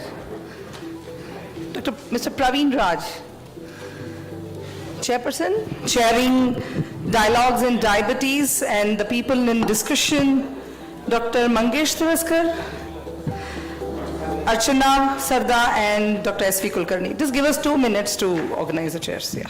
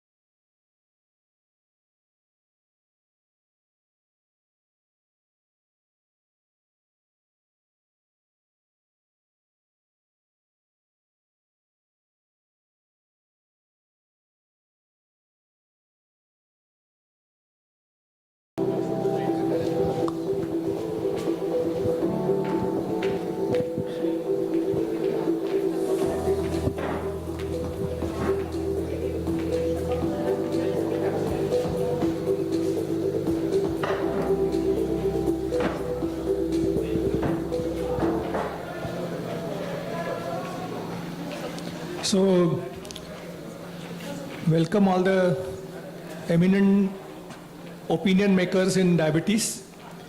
This is a session on dialogues on diabetes. And ideally, this is the session where audience is requested to ask questions regarding insulin. And the speakers will answer. You know the speakers so well, so I don't want to introduce them, you just address the question to them. Our job here is to, if nobody asks questions, then we may ask some questions, and the questions can be moderated because it is like in Lok Sabha or Rajya Sabha. Please ask the questions to us. Don't ask directly to the speakers, so that we can direct these questions to them, so that it will be a smooth flowing question and answer session. So it is up to you, all of you. So let's start the ball rolling. Sure. Thank you very much, sir. It's a pleasure to have this particular session here. Thank the organizing secretaries and the organizers for this particular session. So the first question goes something like this, what we thought that we will try and seek the questions from the audience, but yes.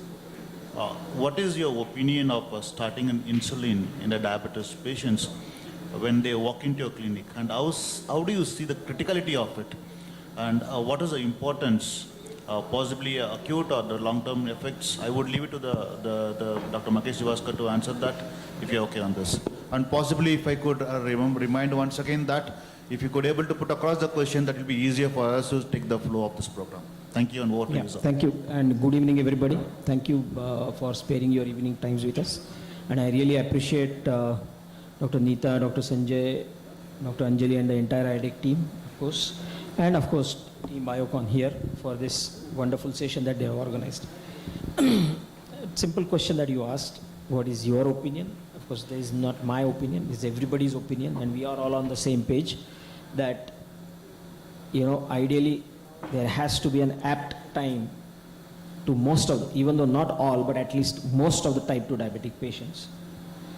They will need exogenous insulin at one point or the other for the adequate management of diabetes.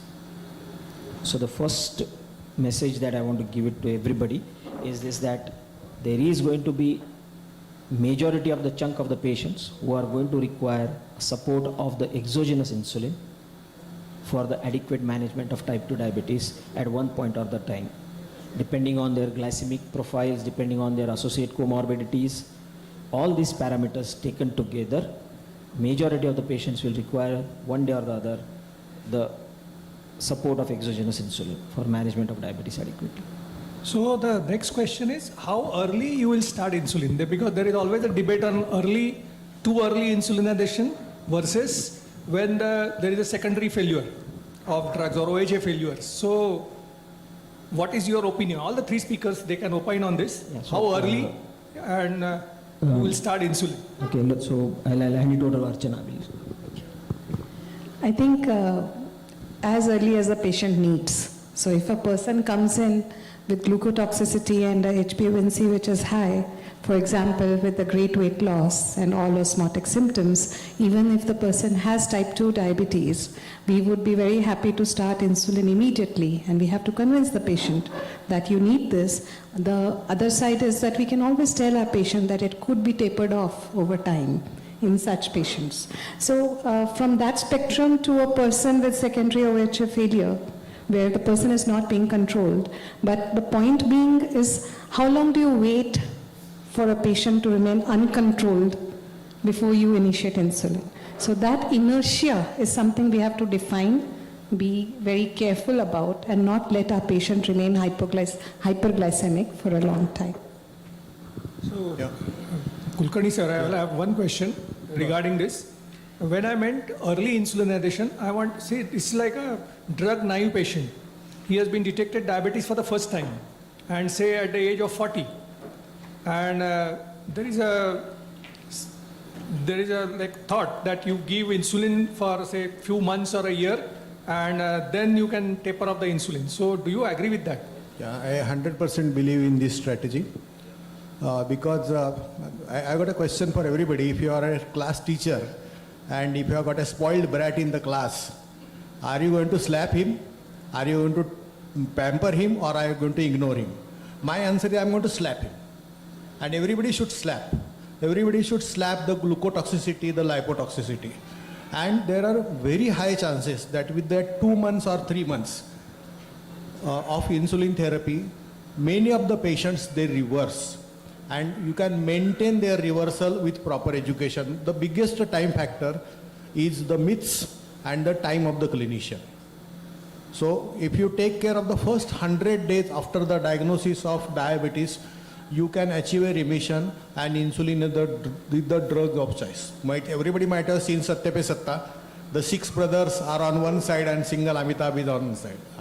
Insulin is Amitabh Bachchan of diabetes management. All the 6 younger ones are the oral hypoglycemic drugs. Yes, sir. Yeah. We agree with you. See, the problem is that in India, everybody practices. Suppose you are endocrinologist or diabetic, you advise insulin. There are next dose. People will give Amaryl 4 milligram. Sir, one moment. Let me interrupt you. I agree with you. Scientifically, Sir. it's not years, 2 months. Sir, let me interrupt you. See, we are asking about their opinions about what they do. Yeah.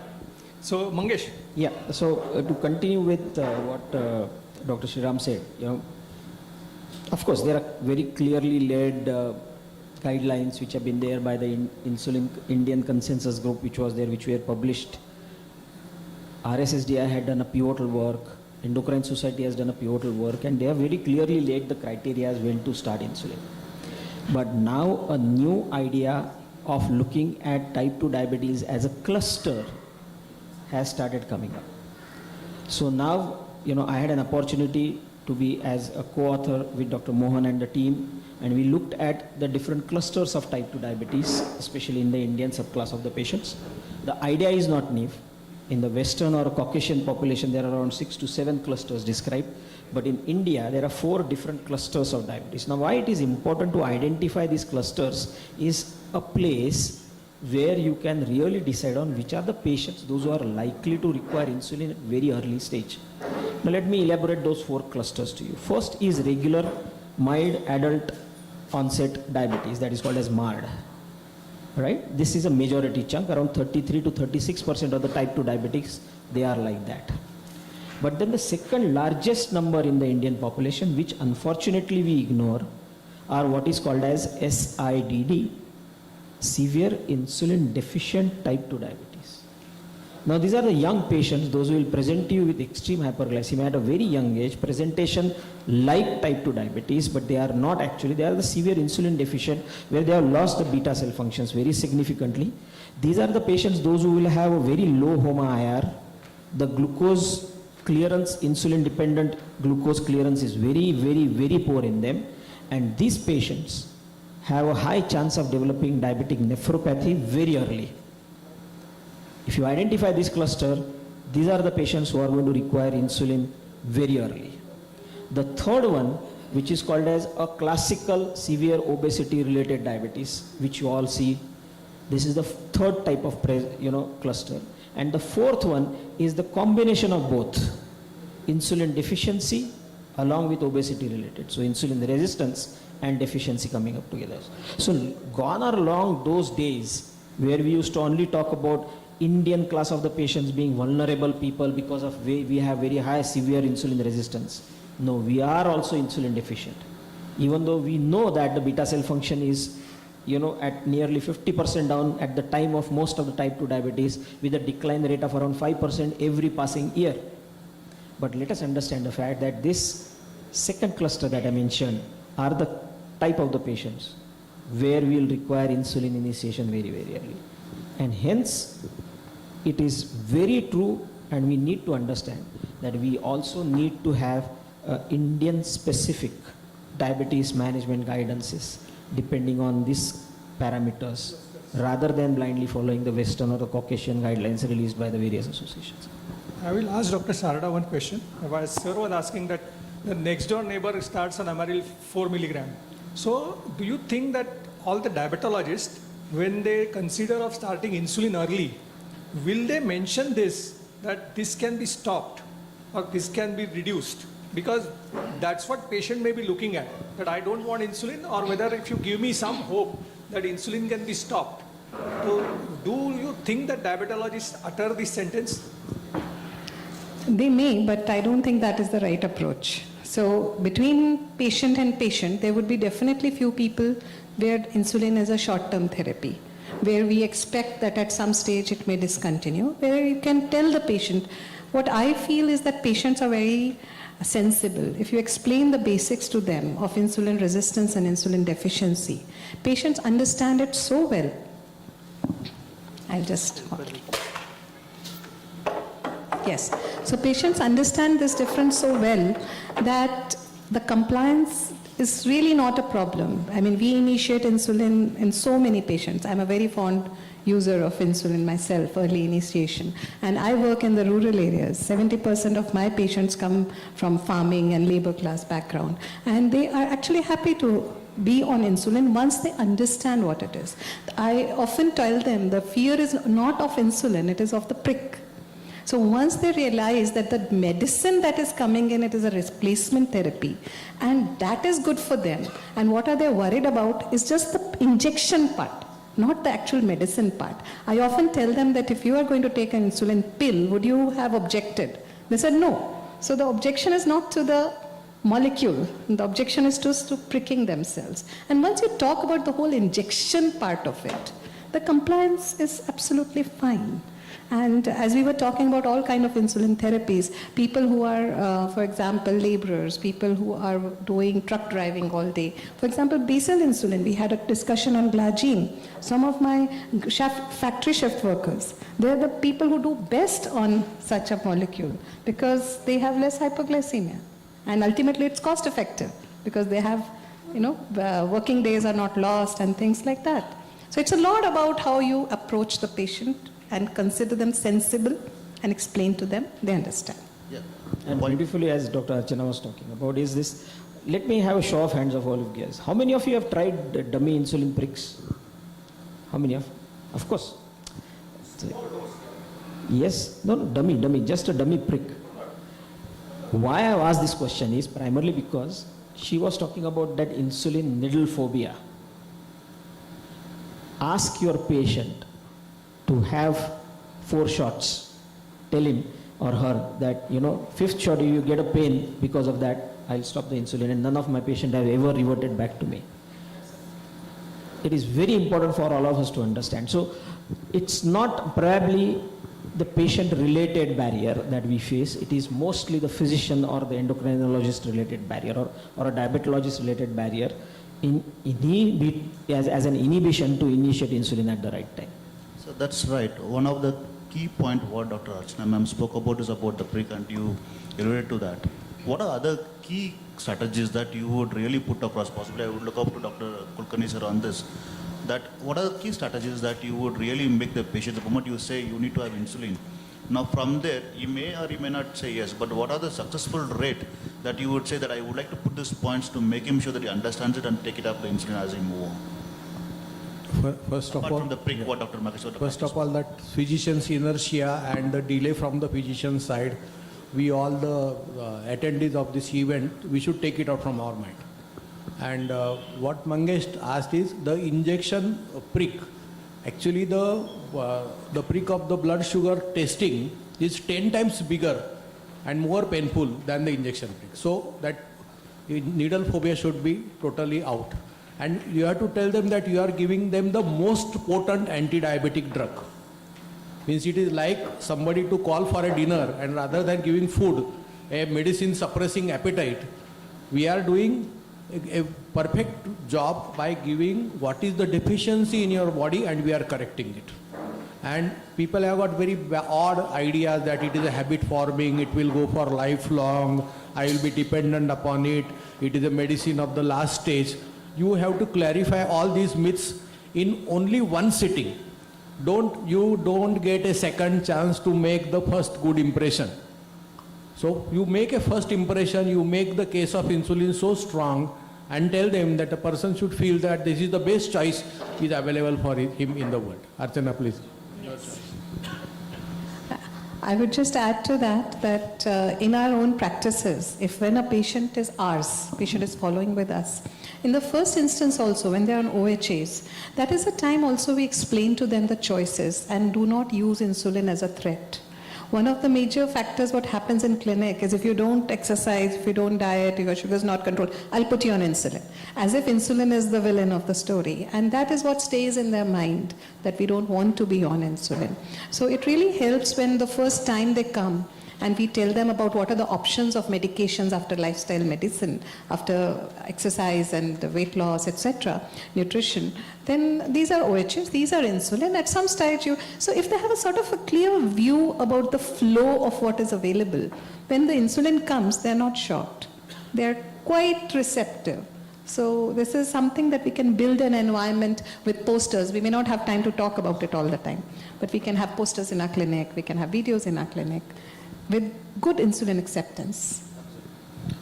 Another question is, there are two questions. One is whether CGMS is used first, and depending on the CGMS reports, you will decide which insulin to use, or you start some insulin on some other parameters and then see CGMS as a confirmatory test. And second thing is, are there any myths about insulin, CGMS, all those things which are in vogue among physicians? Yeah, so shall I? Okay, fair. So first I'll just continue what previous question was, and one of the things that Archana very beautifully said is that do not use insulin as a threat to achieve compliance. That is fine. That is sometimes, but there are situations where we need, to be little more insistent, correct? And majority of the time, as Dr. Karunanidhi was pointing out, that there is somebody who is going to start somebody with a very erratic dose. If suppose you have rightly advocated somebody insulin, my strategy is very clear. I write it down on the paper that this patient will need an insulin. Okay, even though he goes to some other different diabetologist or a physician or an endocrinologist, I leave him. Believe me, he is not going to do anything different than what you have suggested, no matter whatever and whichever the number of the drugs he or she adds to. So we need to understand that if the patient has reached that stage of need for the insulin, it is only insulin which is going to need, be working, and no other thing is working. Relieve him, let him experience little, that hyperglycemia malaise, toxicity, feeling of being unwell, and ultimately he's going to come back to you saying that, sir, you were the first person who were, right and who was right saying that you will need insulin. So that is one. Secondly, talking about CGM and insulin, maybe probably it's not I would say a broad rule. It is a completely individualized decision depending on many other profiles of the patients, the overall glycemia, the pattern of the glycemia, the current medications, and how likely these patients are going to require a single basal initiation, or are the patients, or is the patient a patient who is going to require a premixed initiation. That we'll need to decide first. And the simplest possible rule to do that is just look at the fasting and a prandial sugar difference. If the fasting and a prandial sugar difference is usually more than 80 to 100, these are the patients who are unlikely to be purely benefited by just a basal only therapy. These are the patients who will surely need a prandial or a nutritional insulin for the adequate glucose control. So CGM may tell you about overall responsiveness of the patient, but you cannot apply it as a rule. You need to have an individualization for all the patients. Somebody who is not, following the expected path can be the patient who can be put on the CGM, and then you can decide on the choice of the insulin. The next question is, there are so many insulins are now available. And apart from commercial concerns or the manufacturer concerns, when you want to switch from one type of insulin to other type of insulin, how you go about it? This is for all three of you. The basic fact is cost, convenience, and the quality. If any organization, any pharmaceutical is maintaining quality of that drug up to the international standards, I will try to use the insulin which is accessible, available, and affordable. Right. Not only that, this is a switch from, say, semi-long acting to long acting Yes, insulins, or yes. long acting to semi-long acting, Exactly. or going to premix. Right. So what will be the considerations you will have in your mind? Right. So today we have a spectrum of insulins available, from all the way from a ultra fast acting to regular to the ultra long acting. So this is a time we can actually give physiological replacement to our patient, and that is something we should try to achieve. The barriers would be plenty, would be maybe cost, but more than that, the barrier would be knowing what to give to the patient, which is what you were saying. So I would say one of my criterias would be a good, if not a CGMS, then a SMBG at least. So when I am going to insulinize my patient in a robust manner, I definitely do a SMBG, a 7-point program, give them at least 4 to 6 weeks that you have to be monitoring yourself. And that gives me a beautiful clue that there is going to be, for example, a pre-dinner hypoglycemia. There is a post-dinner hyperglycemia. So we know what do they need. And as per the need, there may be people who just need one bolus or just one basal, or maybe 1+1. So what is the exact need of the patient can be decided with a good SMBG profile if we cannot do a CGMS. Yeah, simple. I mean, the clear answer from what she has said is that you need to know the glycemia profile of the patient, and then you can have a choice of your insulin. And you have got a beautiful basket available. Okay, another question is, there is a availability of biosimilar insulins. And do you find any difference between the original molecules and the biosimilars? Because what are the differences in them, and have you found any difference in, say, SMBG or CGMS profiles? Okay, let's first make it very clear to majority of the people, those who are present here, that biosimilars are not generics. Now take off that thought from your mind. Biosimilars are biologics not made by the innovator people. So they don't have to pass through the animal model studies, the stage 1, the stage 2, or the phase 1, phase 2 studies, but they'll need a very robust phase 3 and a phase 4, and they'll also need a very robust post-marketing as well as pharmacovigilance. The production needs to be to the standards with the international match, as Dr. Sriram was talking about. The biggest advantage is this, that because you don't have to pass through so many of the stages of the development, biosimilar products, they become more cheaper and affordable to the majority of the patients. And we need to understand that nearly 80% or more population of the diabetic population of the globe, they stay in middle or lower middle income countries. So as he was saying, that we need to have the drug which is affordable, accessible, available, both, and most important, effective. So if your PKPD, pharmacokinetic pharmacodynamics, is similar to the innovator molecule, if your glycemic profile is similar to the innovator molecule, if your antigenicity is similar to the innovator molecule, there is no reason why we should not be probably preferring a biosimilar insulin if it is more affordable to the patient. So may I add to that? Yeah.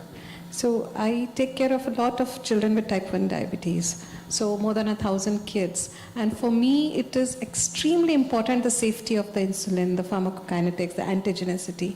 And I was always very scared of using a biosimilar. So for me, it would be very important. For example, let me just say it outright, that in the generic stores that are available today, now there is glargine available as well at half the cost. I raise funds to take care of these children, but I have not had the guts yet to use that. So for me, it is very important that I have proof, I have certification that all the parameters that Dr. Mangesh was just talking about are met. And if these parameters are met, then definitely if we can get something at a lower cost or similar cost, that is a wonderful option, because ultimately that's what we want. I will ask one last question and hand it over to him. There is an entity called as gastroparesis that develops in diabetics. And once the gastroparesis develops, there is a very erratic gastric emptying. So how will you adjust your preprandial or nutritional insulin injections? Because the timing of that injection becomes very difficult. So how would you adjust that? Sriram. Yeah, so as you are talking about, probably the gastric autonomous neuropathy. These patients, they do develop a brittle diabetes, isn't it? So here is probably the choice where you can have this ultra fast acting or a fast acting insulin. Now that is the place where probably CGM will play a very, very important role. So you understand again the profile of the patient. And for there, where you do not require insulin to have a very sustained long effect, you need a very short and a precise effect. Well, you have got a beautiful ultra fast acting or a fast acting insulin which are available. And the best part is now the titration is to now around 0.5 to 1 units possible with the latest delivery gadgets that we have. So it's easy for us to, and of course, needless to say that all the insulin receiving patients must have a facility to do an SMBG. Once they do that, they can decide and teach the patient, they can decide about the dose adjustments very easily. Thank you, sir. Possibly I will Just one more point I want to add for this gastroparesis. I will use a full dose of motility regulators like domperidone or ondansetron round the clock, before breakfast, before lunch, before dinner, half an hour before that. And I will avoid drugs like voglibos, which is going to cause more bloating, more gaseous distension and more delay of the food over the time. So if I take this precaution and then I follow Mangesh's advice, I think I'm successful very much. We have got Amit and Srinivas with us. Do you have any comments to offer on this? Because you talked today about hypoglycemia unawareness. So what are the components which create a problem when the person is having autonomic neuropathy and gastroparesis?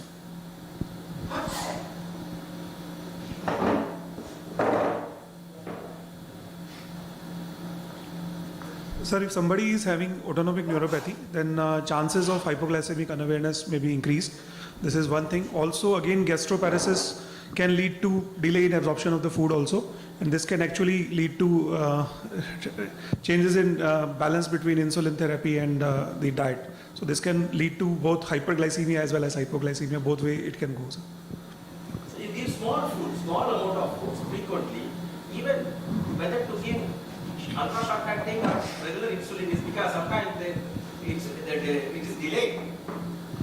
If you give short acting, That's what So that's what the reason why I said that you need to have the SMBG facility available to all those patients where you can decide on, depending on the profile of the patient. Another thing is that you don't have simply gastroparesis. Once the patient has autonomic neuropathy, is a gastric. You will have all other problems. It's not very Yes, easy. you're right. You may need a gastroenterologist. It's very. Yeah, absolutely. Sure. But Thanks. for Thanks insulinization, perfect is CGMS. These are best candidate for CGMS. yes. Because we were talking about insulinization and CGMS because there the whole profile, how long it lasts, when does it dip, that's the right person With for the latest CGMS. gadgets that we have available, the monitoring has become a little more easier nowadays. Sure, sir. Possibly I will circle back to the point that you raised, where you clearly underline a statement that the biosimilars are not generics. So when you see that, where there are other things which also is right, like you say, biosimilars are not biobetters. And We need to, no, you're confusing now. See, let us not confuse between biosimilar and biobetters. Biobetters are completely different group of the drugs. Yes. Right? They are see, in an attempt to make a biosimilar, sometimes you end up having a better drug. Yes. That is what is called as a biobetter. That's the point. But then if you have a biobetter, they need to satisfy, it becomes an innovator drug immediately.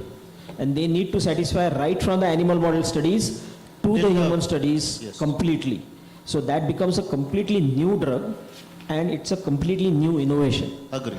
No, because some of the forums So let's not confuse about biobetters. Biobetters are completely different, different area of discussion. It's a completely different area of discussion. I get that, sir. I get that. So possibly what I thought that I put the point is that it's been some of the forums, if you actually see, generics they say, which you clearly clarified it. There's something called as biobetter, which you clarified again. There's something called as bioidentical. So would you like to put your thoughts there? No, I know see, this is also something different, but I thought we'll clarify. See, there are different terminologies which have been used, to the same biosimilar, bioequals, bioidenticals, and there are a couple of more by different organizations like WHO. The concept first started in European society, and then it percolated throughout. The first biosimilar was in the European pharmacopoeia, which was Point mentioned. taken. Right? So let us not fall into that intricacies of the things.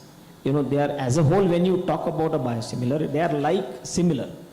Similar is not They are same. similar, yes, Yeah, you are they right. are similars. Yes. They are not same, they are similars. Yes, they are not identical. Correct. That's the point. That's the point. Yeah, we have a question coming. Last question.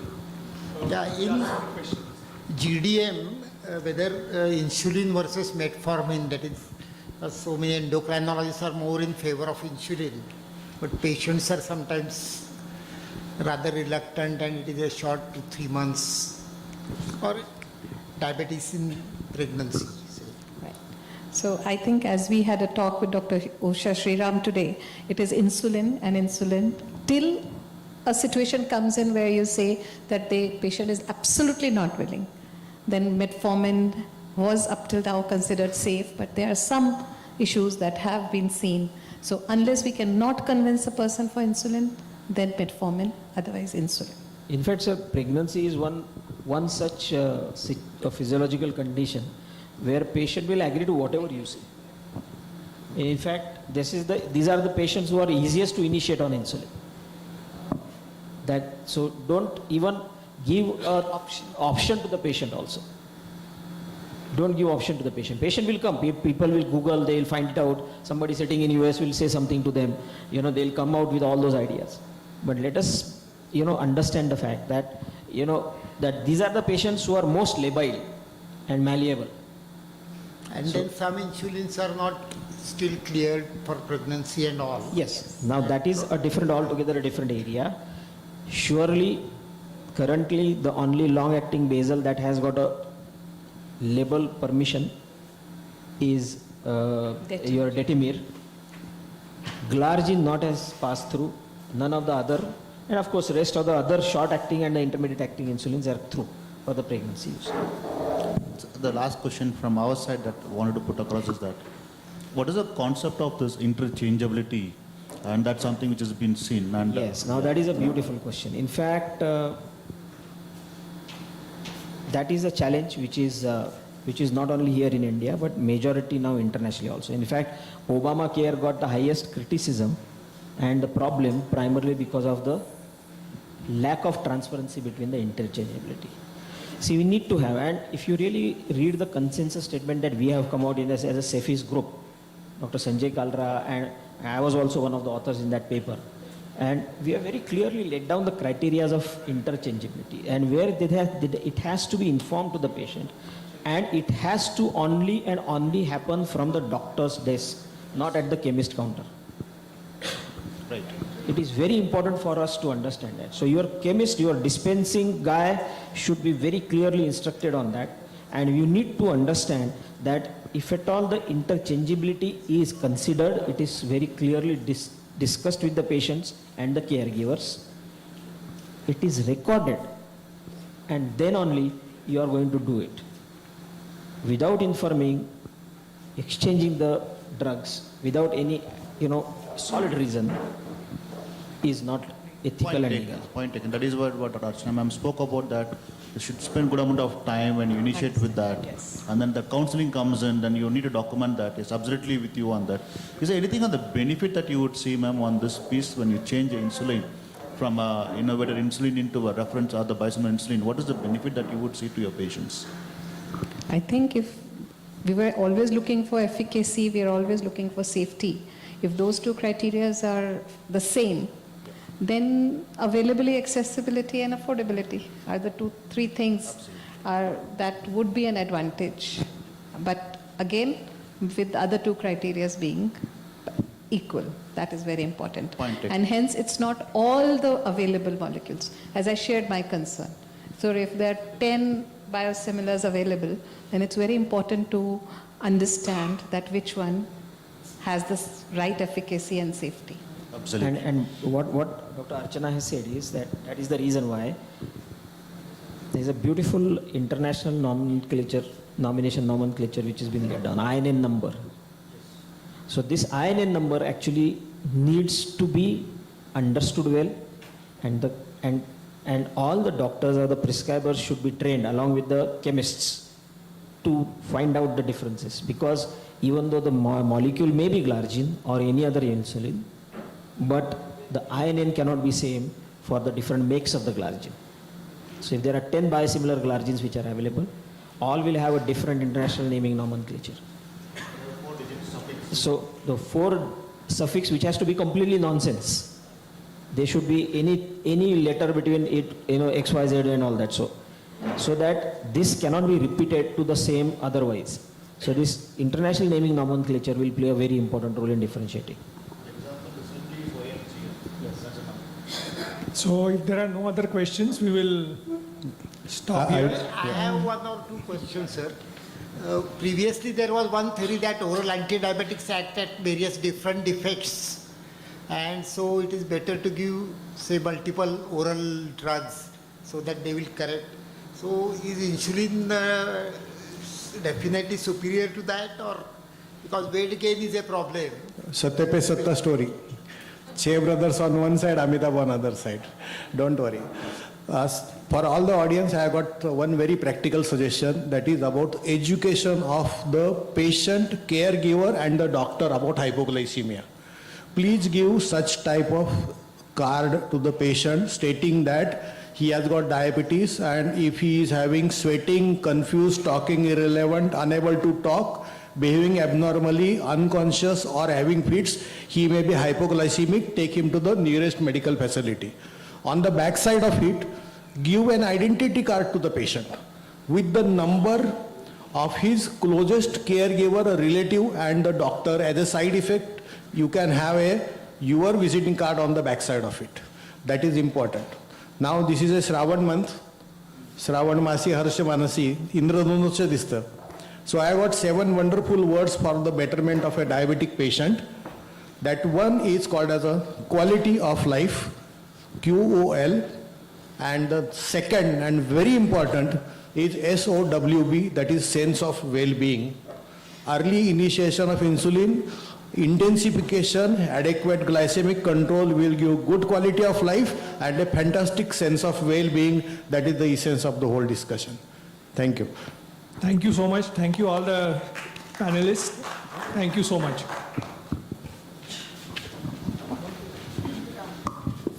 Sure. Thank you, everybody. Thanks for the wonderful opportunity. Thank you very much.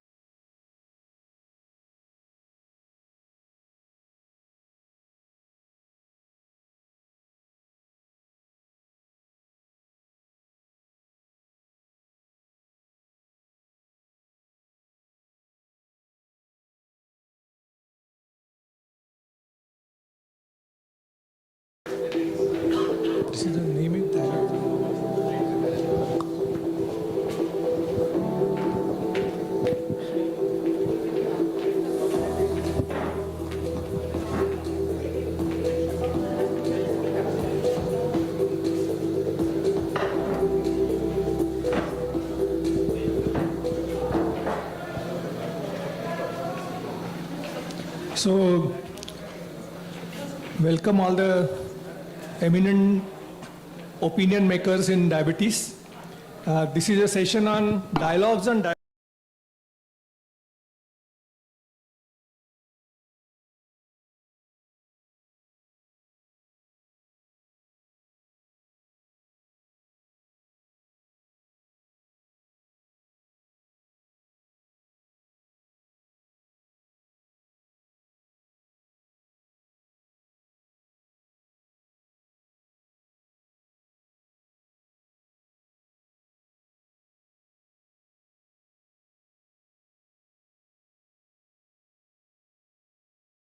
Please, if you don't mistake me.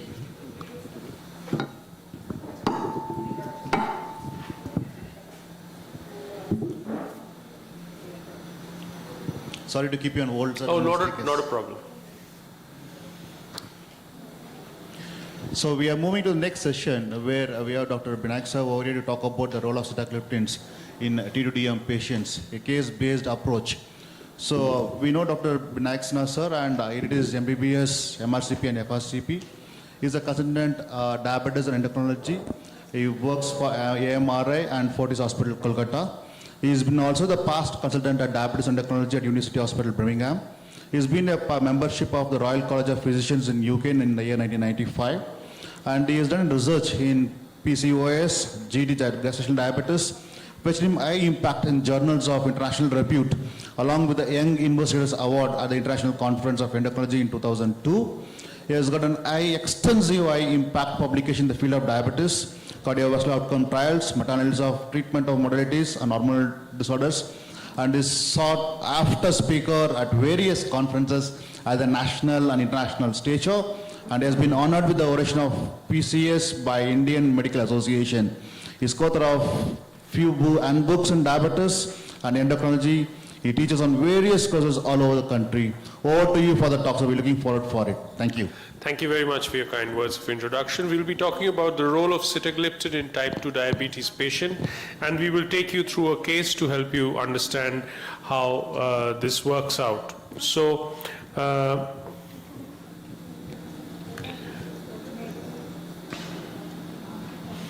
so this is a case of newly diagnosed type 2 diabetes, a 42-year-old male.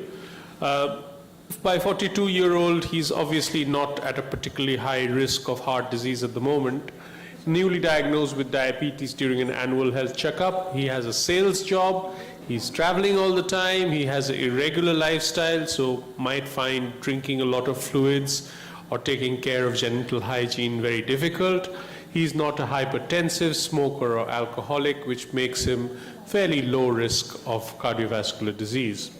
So he's got normal blood pressure and pulse, no other relevant findings, but importantly his BMI is on the lowish side at 24 kilogram per meter square.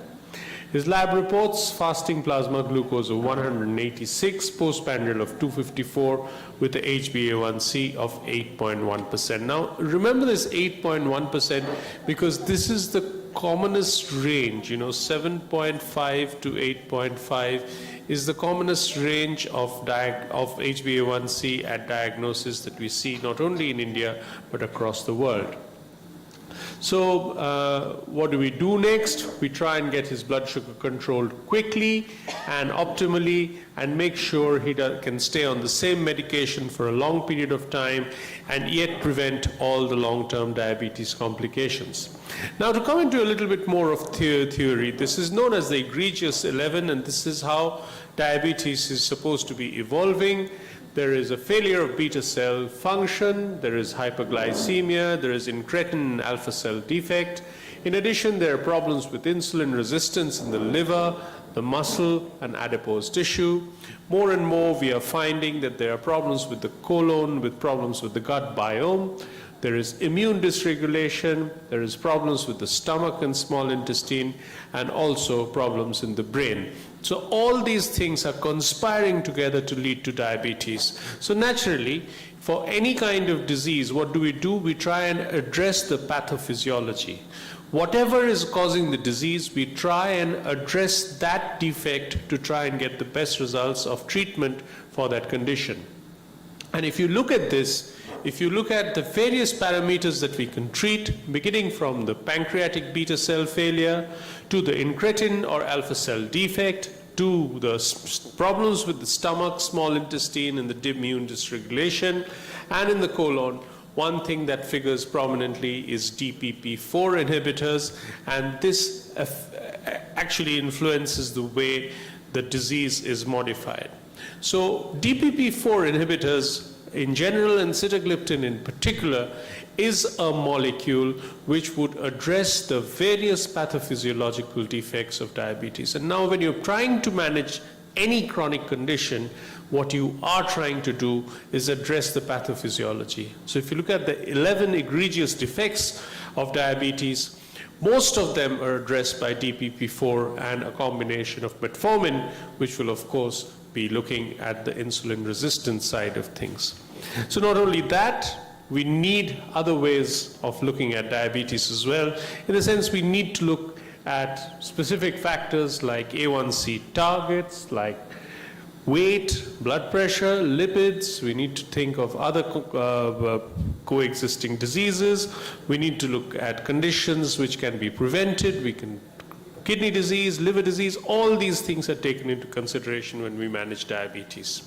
But primarily, the first thing that we look at when we start treating diabetes is the efficacy of the molecule. And if you look at the efficacy of sitagliptin across the spectrum of disease, whether you look at it early diabetes when you're treating with the monotherapy, or whether you're moving on in the course of the disease when you're moving to dual therapy or triple therapy, or you're going on to treatment with insulin, you find the treatment with sitagliptin leads to an improvement of HbA1c across the board, all with an additional reduction of fasting plasma glucose, which remains statistically significant across the spectrum of the disease, with the HbA1c reduction of roughly 0.5 to 0.9%, which is quite significant. Now, not only that, when you combine it with metformin, you find that there is a very strong HbA1c reduction. This is a comparison between metformin and a combination of sitagliptin and metformin. You find that there is a difference in 0.8% over and above what you get with metformin. And in addition to that, you get, when the HbA1c is particularly high, you have HbA1c of more than 9%, you get an infinitely more reduction of HbA1c to the tune of about 3.5%, which is a huge amount, you will agree. In addition, you get other benefits with this. In addition, this is extremely well tolerated. Never forget the fact that incremental doses of metformin leads to dropout of patients from metformin. Metformin dropout is actually as high as 10% in patients. So you be careful about the GI side effects of metformin. And you can add in a gliptin to a metformin to prevent the GI side effects. And as this study very elegantly shows us, that there is a reduction in the number of GI side effects when you add gliptin to metformin. In addition, the group that I told you the most, the group 7.5 to 8.5 HbA1c, you see a statistically strongly significant HbA1c reduction in this group across the board with sitagliptin and metformin. And if you think of the competitor, something like a glimepiride, you find that there is a similar HbA1c reduction all along the way with sitagliptin when you compare it with glimepiride. Add to that, you get the advantage of a weight reduction. There is definite weight reduction with sitagliptin when you compare it with the sulfonylurea, and this, as you see, the difference is pretty large, to a total of about 2 kilograms compared to the drug, and about 0.8 kilograms when you compare it to placebo. And in addition, you get the benefit of no risk of additional hypoglycemia with similar HbA1c lowering. So, metformin, and then the next line of therapy, sitagliptin, seems to be fitting the bill beautifully. Not only that, it is extremely durable. Now, if you look at this beautiful paper by De Rosa, this is sulfonylurea and metformin. Of course, sitagliptin is signified by S. As you can see, at 60 months, HbA1c is starting to drift with sulfonylureas, as is the body weight. but with sitagliptin, the weight is maintained as well as the HbA1c reduction is maintained. This is not only with sitagliptin and sulfonylurea, a similar reduction is maintained with pioglitazone, and also in a situation when you compare with pioglitazone and sulfonylurea and sitagliptin and sulfonylurea, you see a similar kind of HbA1c reduction which is maintained. Now, in a chronic disease where the patient is going to receive treatment for a whole long period of time, it is imperative the patient gets a drug which is completely durable. This will mean that the patient will need to change medications less often and will continue to be maintained on the same medication. Remember, diabetes, we have very few drugs at our disposal, about 3 or 4. And if you can maintain a patient with a particular drug over a prolonged period of time, this is a definite advantage of the molecule. Add to that, the TCOS study, though it did not come out as a positive as far as cardiovascular outcomes is concerned, showed us some very interesting signals. There was no risk of severe hypoglycemia. The story of pancreatitis and pancreatic cancer was completely laid to rest with no increased risk of pancreatitis or pancreatic cancer. There was no increased risk of serious adverse events. And in fact, the concern that gliptins or sitagliptin in particular causes musculoskeletal disorders and body joint pains, etc., was also laid to rest with no increased risk of musculoskeletal and connective tissue disorders. However, there was this question about cardiovascular outcome trials, and as you can see, this is the first lot of cardiovascular outcome trials that we had reviewed, and you can make out that there was no increased risk. So this was as good as placebo, or as bad as placebo, whatever way you want to look at it. Suffice to say, sitagliptin usage was not associated with any adverse cardiovascular outcome. And if you look at retrospective analysis, it seems that there was a reduction of cardiovascular events with the usage of DPP-4 inhibitors, which included sitagliptin, vildagliptin, and all other drugs. So where do gliptins fit in CV disease? Sitagliptin and linagliptin, we know, are completely safe. You can use it across the board in all patients, irrespective of their cardiac status. You do not need to worry that it will worsen the situation. Vildagliptin, there is no data. Vivid trials seem to be indicating that there is an increased risk of diastolic dysfunction. Saxagliptin, there is a noise about heart failure. Allogliptin, there's a noise of heart failure. Teneligliptin, there is no data, but there is definite data showing increased QT prolongation. So this is cardiovascular disease.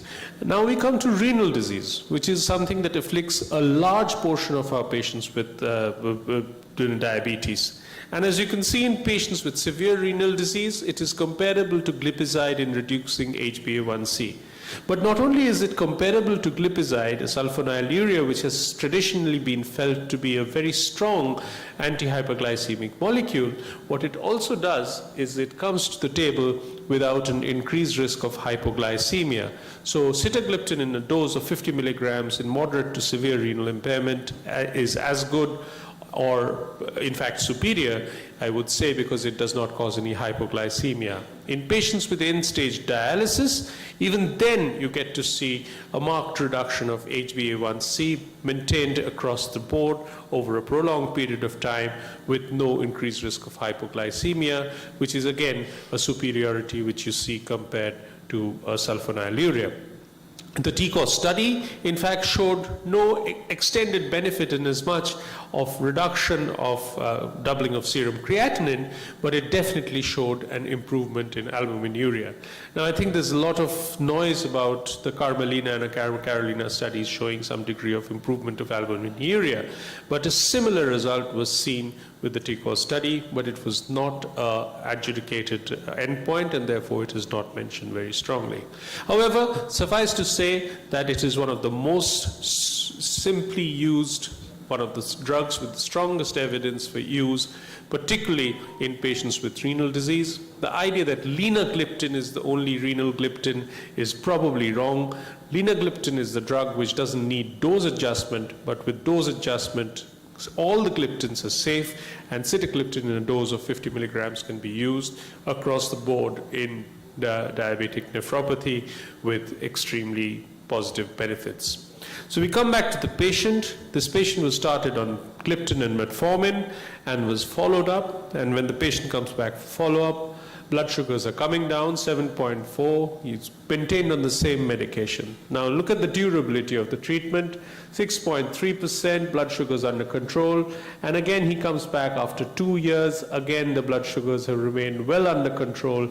He's continuing on the same medication. And this is, of course, a huge advantage because the patient doesn't need to change medications. Now, the ADA-EASD guidelines and all the other guidelines have now been pretty categorical in stating that, the first line therapy has to be metformin plus minus GLP-1, SGLT2. And the evidence with that is convincing. There is no doubting that evidence. But what one tends to forget, and one should remember, and one should highlight repeatedly and very strongly, is that the large number of areas where gliptins still continue to have a pride of place, where gliptins still continue to be given first-line therapy. It reduces the risk of hypoglycemia, it reduces weight gain, or in fact probably causes a little bit of weight loss as well. And now gliptins, particularly sitagliptin, has become quite affordable. In fact, if you look at the cardiovascular side of things and CKD side of things, it has been shown to be used interchangeably with GLP-1 receptor analogs. So I think the role of sitagliptin across the spectrum of disease from start to finish, whether the patient is just starting off being diabetic to the point of time when he starts to get complications or is at risk of complications, remains imprinted in the minds of physicians and is always a benefit for patients with diabetes. Thank you very much for listening to me.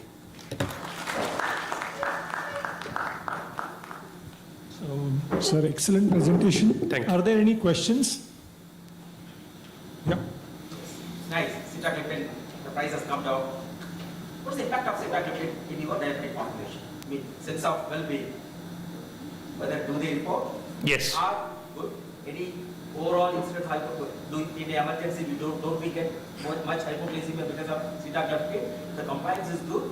What about complications? Whether we are winning the war with the help of sitagliptin or the company is... You have to be clearer in your question. I can't understand your question. You have to be a little bit more clear. Okay. What is your opinion about the recent articles? Rising so many autoimmune diseases. So the highest level of evidence comes from randomized control trials, and the randomized control trials have shown that there is no increased risk of connective tissue disorders. You should have seen my slides. Skin disorder. There is...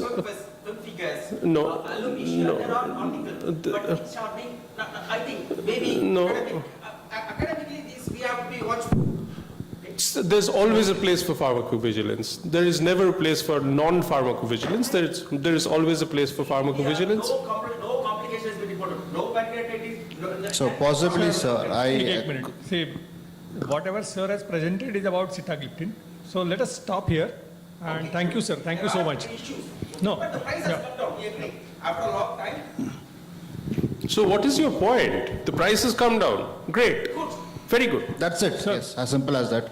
Sir, I have one question to put it across. What is the durability that you would say with the gliptins? Sorry? The durability. Yeah. So as I showed you, there's pretty good data that at 2 years and even at 3 years, it is comparable to even a glitazone in as far as durability is concerned. And it is definitely superior to glimepiride or a sulfonylurea. So that is, I think, where an area where there is a huge amount of benefit of use. Point taken, sir. Thank you very much for a wonderful lecture. Thank you very much. Thank you.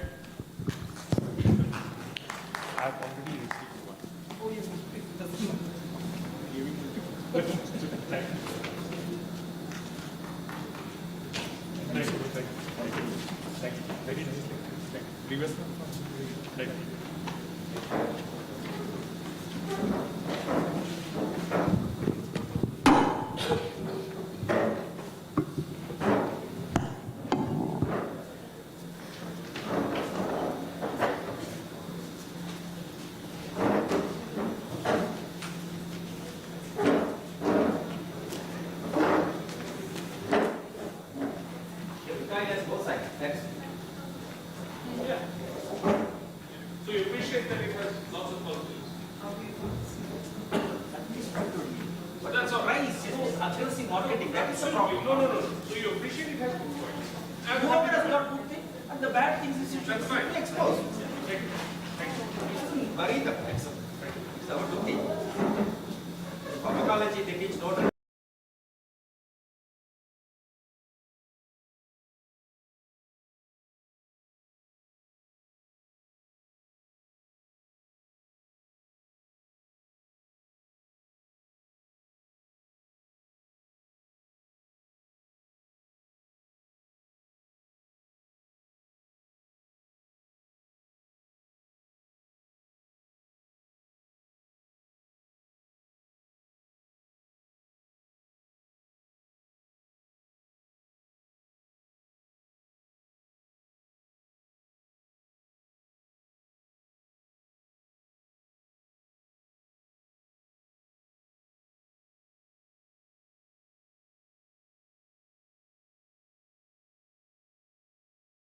On to the last but one session on obesity symposium.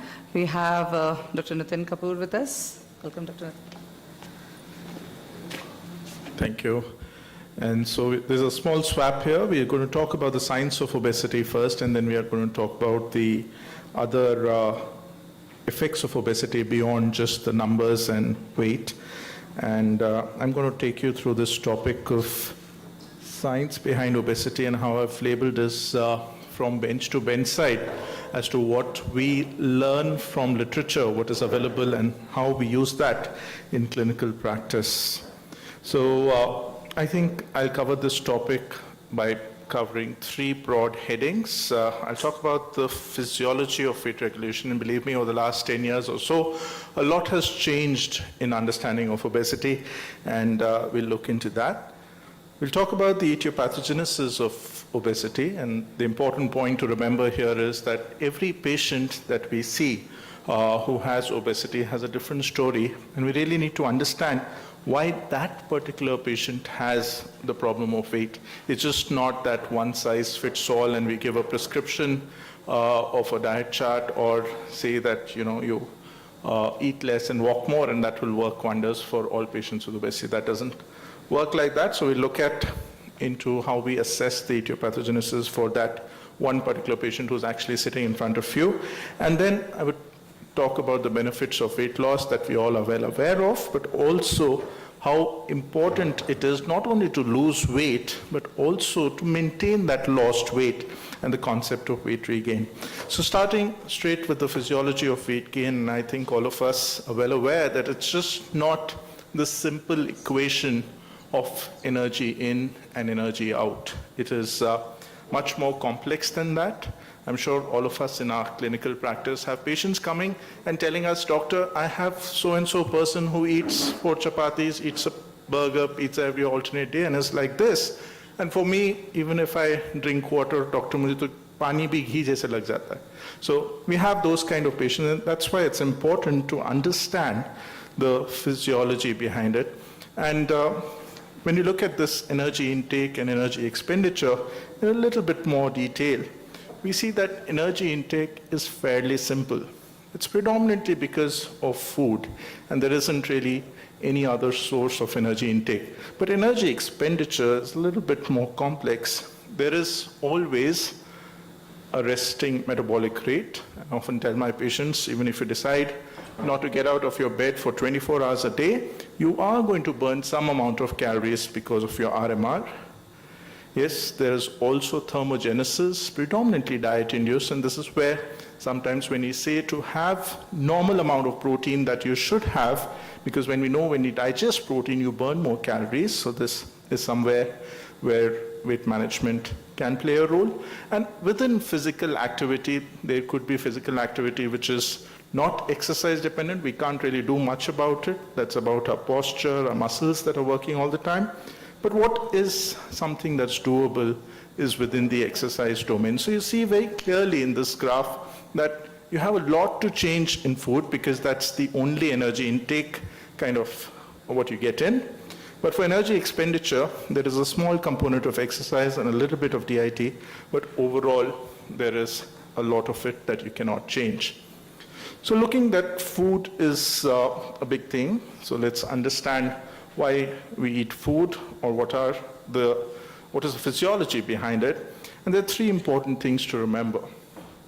One part of it is the homeostatic eating. Eating because we feel hungry, because of these hormones in the hypothalamus that increase your appetite. So this is quite fair enough. All of us do eat when we are hungry.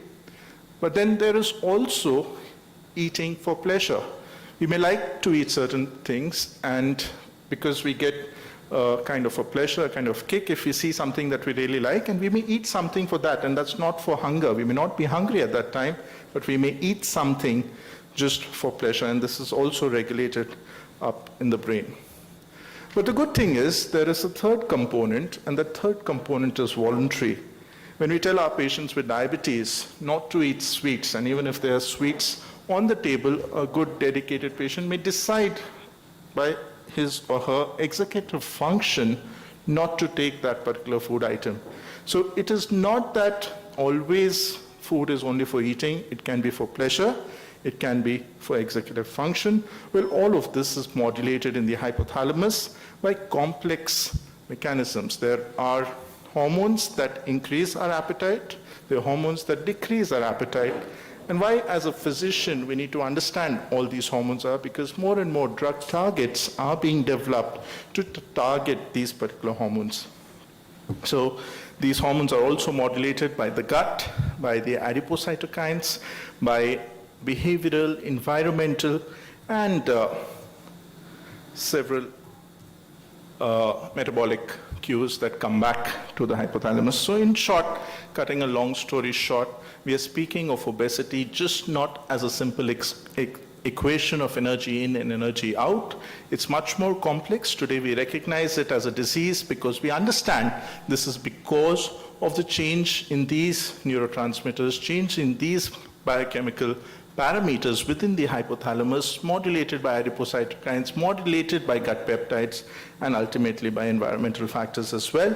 And as I said before, like we have an omnious octate for diabetes, similarly, we may have an omnious octate for obesity, and we may have specific targets to manage these. And I think we are getting newer drugs which are helping to modulate these.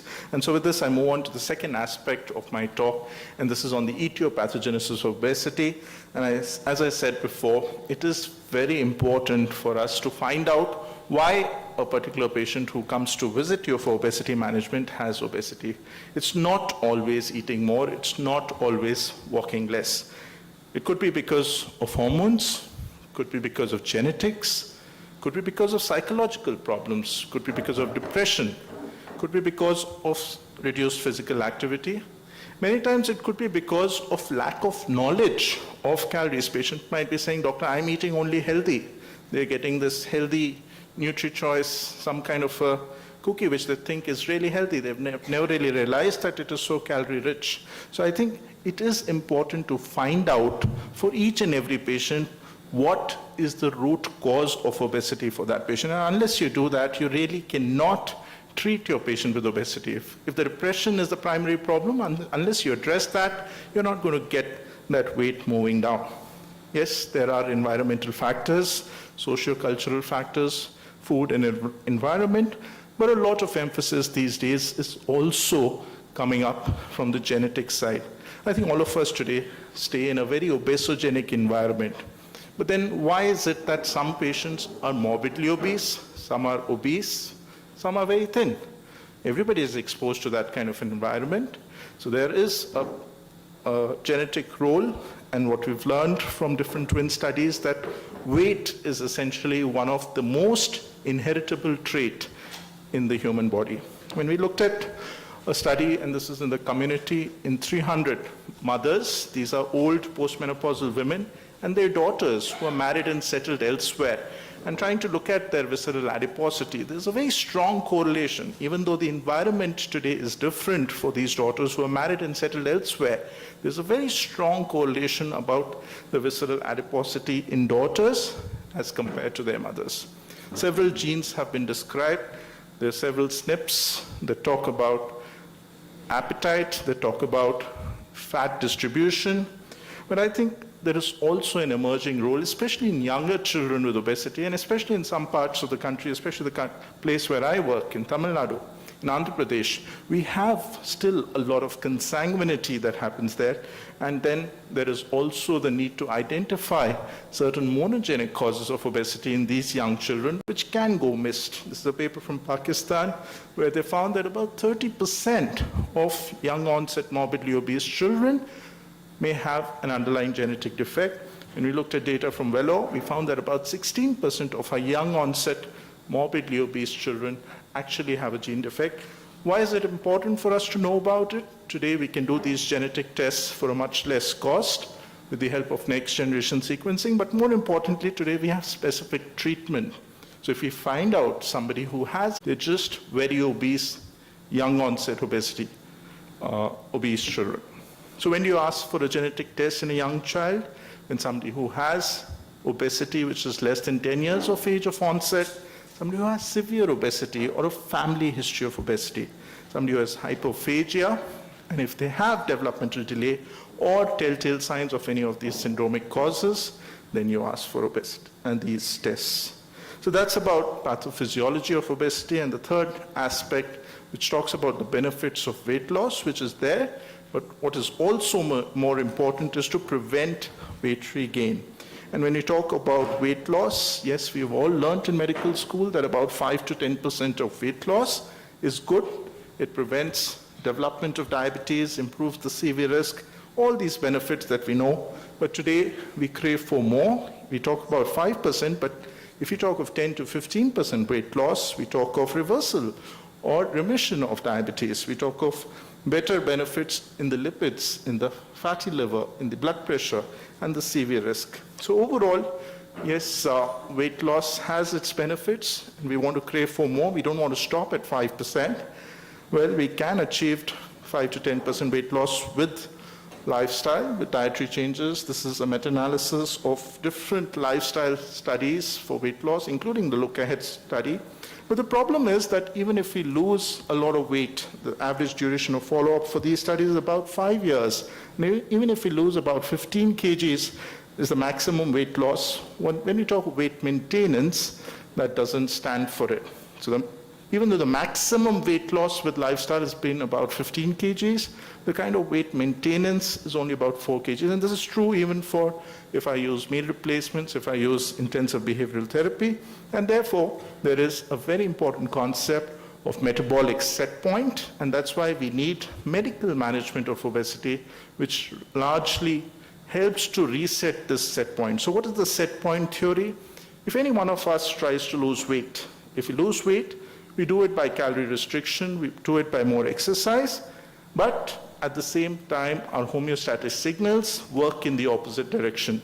They change these hormones in a way that we increase our appetite, we reduce our energy expenditure, and therefore, the use of medications for obesity management that are there, some in the pipeline, some which are already there in the market, help to reset this metabolic set point and ultimately help to prevent weight regain. I think the biggest data comes from this famous reality show in the US, The Biggest Loser. And when we follow up these patients, not only for a few months, but even follow up for 6 years, we clearly realize that as people lose a lot of weight, their metabolic set point works in the opposite direction. What you see in this slide is that the resting metabolic rate is much lower. So the amount of energy they expend after losing weight is much lower.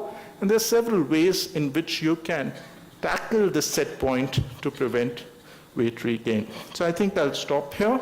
The key takeaways from this slides are, behind the science of obesity, that it's not a simple equation of energy intake and expenditure. Today we understand obesity as a disease wherein there are changes in the neurochemical markers in the hypothalamus that regulate our appetite and weight gain. There is an environmental component, but an increasingly recognized genetic component as well. And weight loss has its benefits, but it's even more important to prevent weight regain. So I'll stop here and we'll be back for another session after a talk.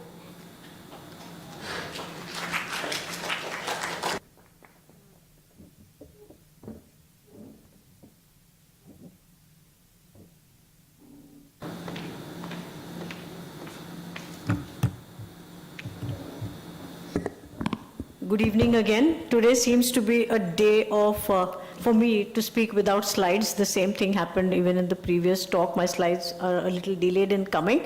But I will nevertheless start to speak the topic that has been assigned to me. The first part of my talk is about obesity in general, the scope of the disease and what we are dealing with. As has been said so many times today, obesity is the mother of all diseases, and that is the reason that we need to take care of the disease. The next question that comes is, who should take care of this disease? We find that because obesity has never been in our curriculum, in our college days, in even our postgraduate days, we find that we do not deal with obesity in the way that we should, because we've never really been taught as healthcare professionals as to how to take care of it and how to deal with patients with obesity. And as a result, what has happened is obesity is being dealt with by people who are not really qualified to do so, who do not understand the scientific basis. And the result is that there is a plethora of information from all the wrong sources on the internet, on Google, on social media, and you will find that the people who are talking about obesity are not the ones who are qualified to do so.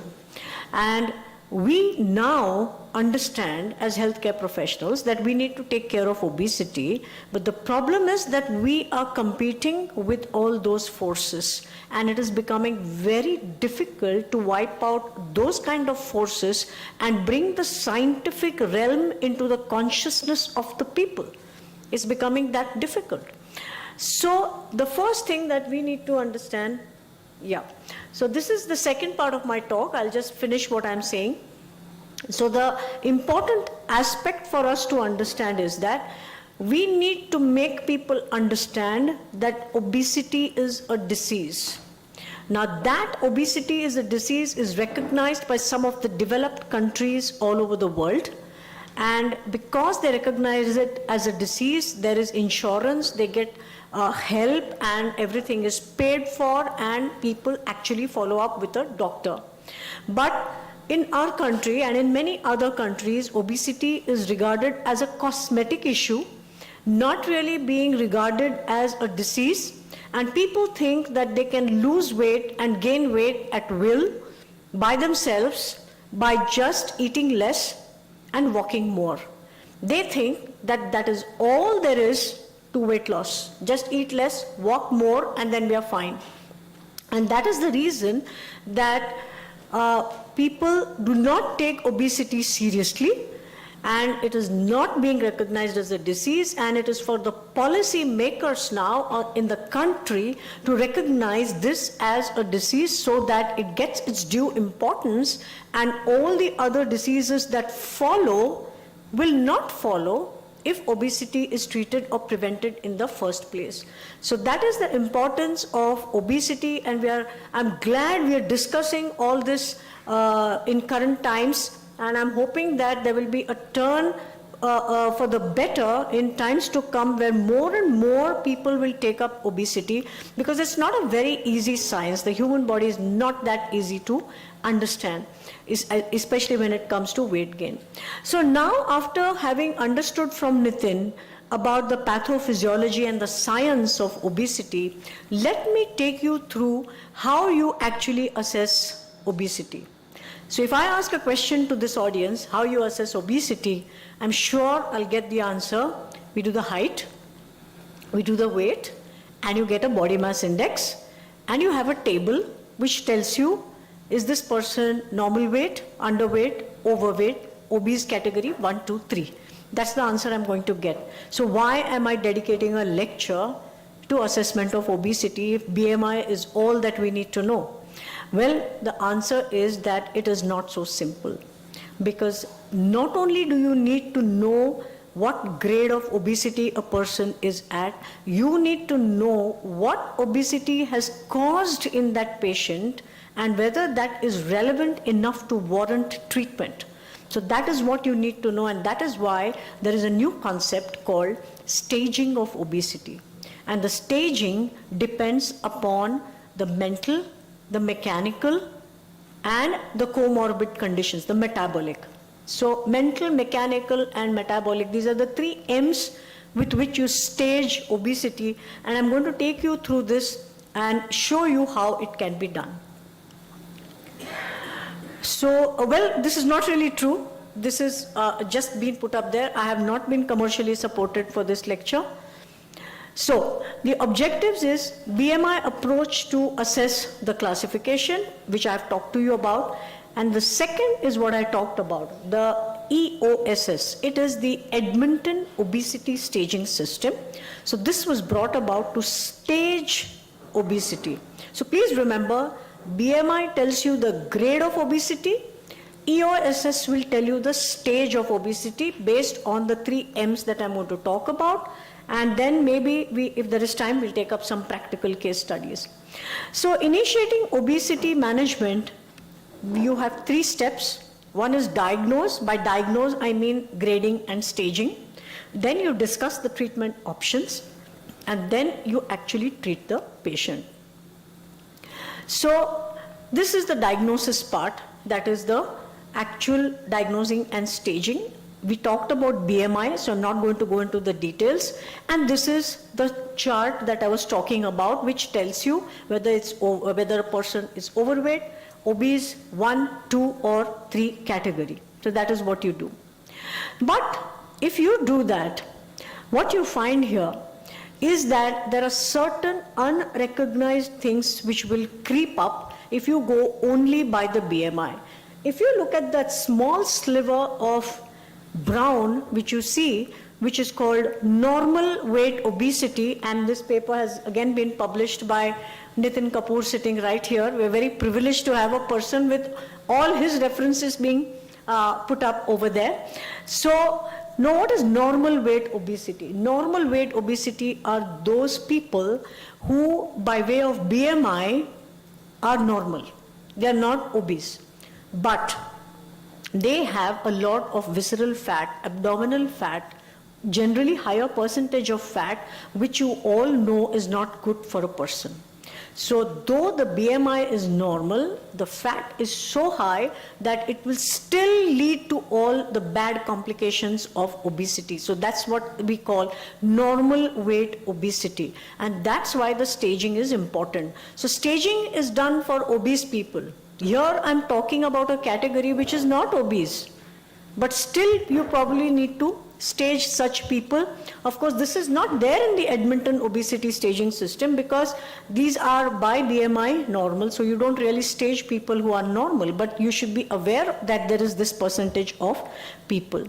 So that brings us to the point of healthy obesity. So is there such a thing as healthy obesity? That means a person has a high BMI, but mentally, mechanically, and metabolically normal. No issues, no diabetes, no blood pressure, but is obese. So is this healthy obesity? Is there such a thing as healthy obesity? Big question mark. If you ask me, it is a condition in transition. That means there's high BMI today, no problems, but the problems are waiting to happen probably. So that is the transitional stage that I'm talking about. So you have metabolic disorders of all types where you have normal weight, you have obese, then you have metabolically healthy, and you have metabolically unhealthy, all dependent on all these different stages that I'm talking about. Now this is the obesity mortality paradox, something very, very interesting. A normal BMI person who is metabolically healthy has got reduced fat, increase, absolutely ideal, fat, muscle, everything fine, no issues at all. Then you have a person who is actually obese by BMI and is still metabolically healthy, a condition which I talked to you about just now. And the third one is normal BMI but metabolically unhealthy. That is that brown sliver which I showed you in that previous slide, where BMI is normal but not healthy. And the last category is the one who is obese by BMI, who is also unhealthy. This is the typical patient. So you have all these categories. Now, what does this tell you? This tells you that obesity is not just BMI. You need to find out what else the patient has and categorize him like this. So there's a systematic way of categorizing him into one of these four, and this is going to decide the treatment. And that is the reason that you categorize them. So that's what I'm going to show you.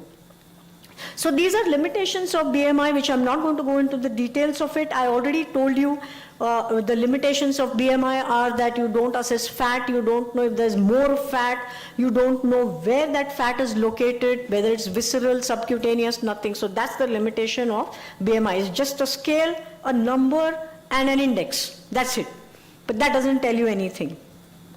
So you need to move beyond that. And this is the clinical staging system for obesity that was first introduced in Edmonton by Dr. Arya Sharma. And both Nitin and I have spent time with Dr. Arya Sharma exactly at the same time as he was developing this particular staging system. So this is what it is in short.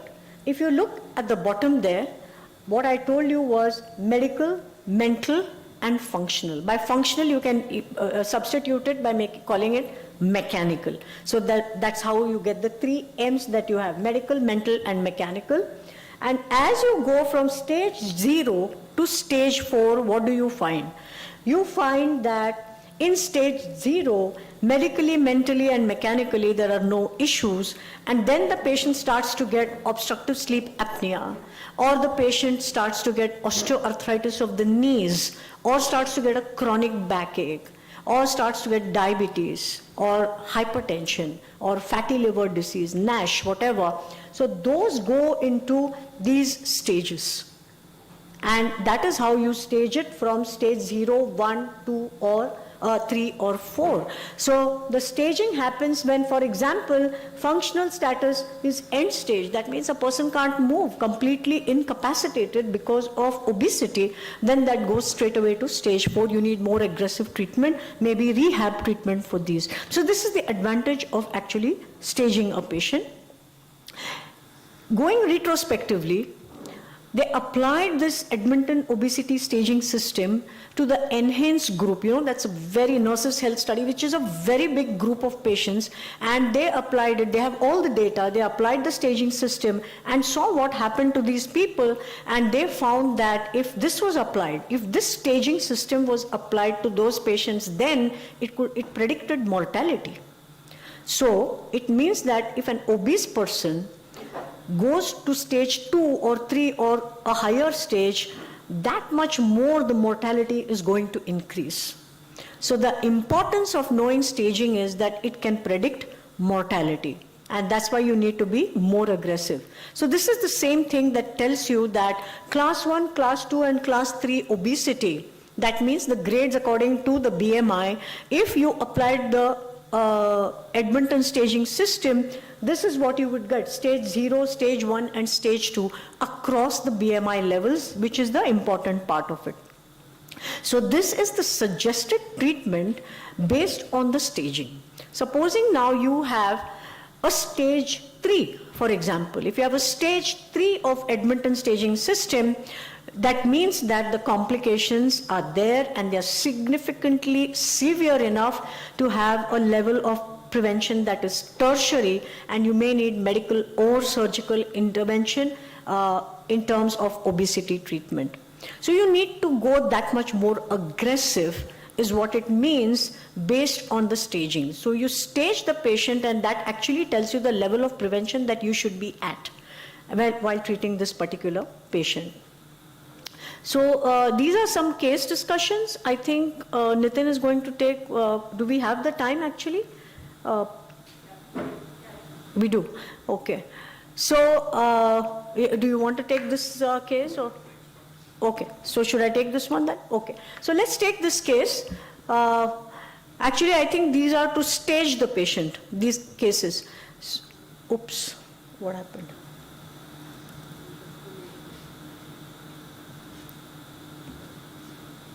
I need to go back to that presentation.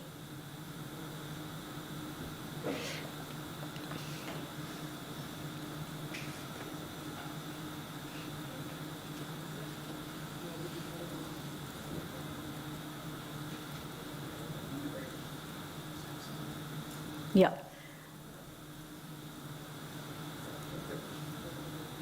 Yes.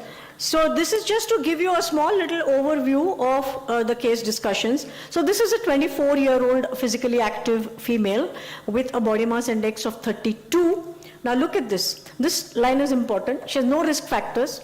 She has no functional limitations. She has no mental health issues. What would you put her as? Grade and stage.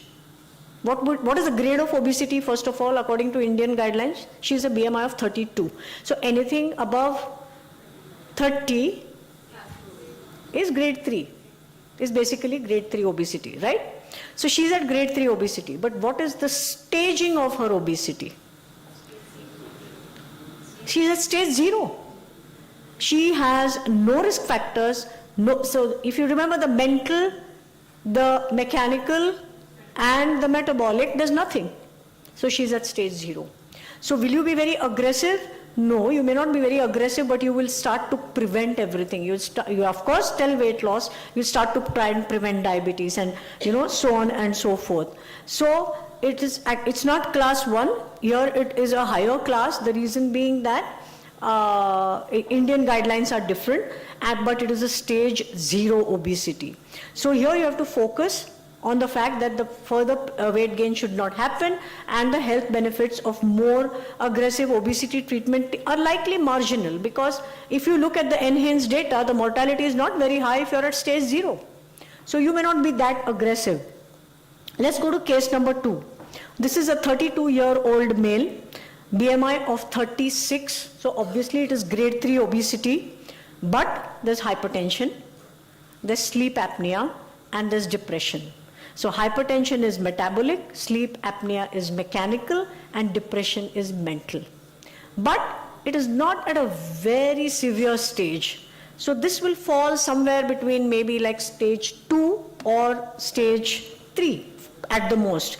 So clearly this stage there are benefits for treatment. So that also was grade 3. This also is grade 3. There you don't need aggressive treatment, here you need a little more aggressive treatment. That's the importance of doing the staging. So let's do one more. 63-year-old male, BMI is 54.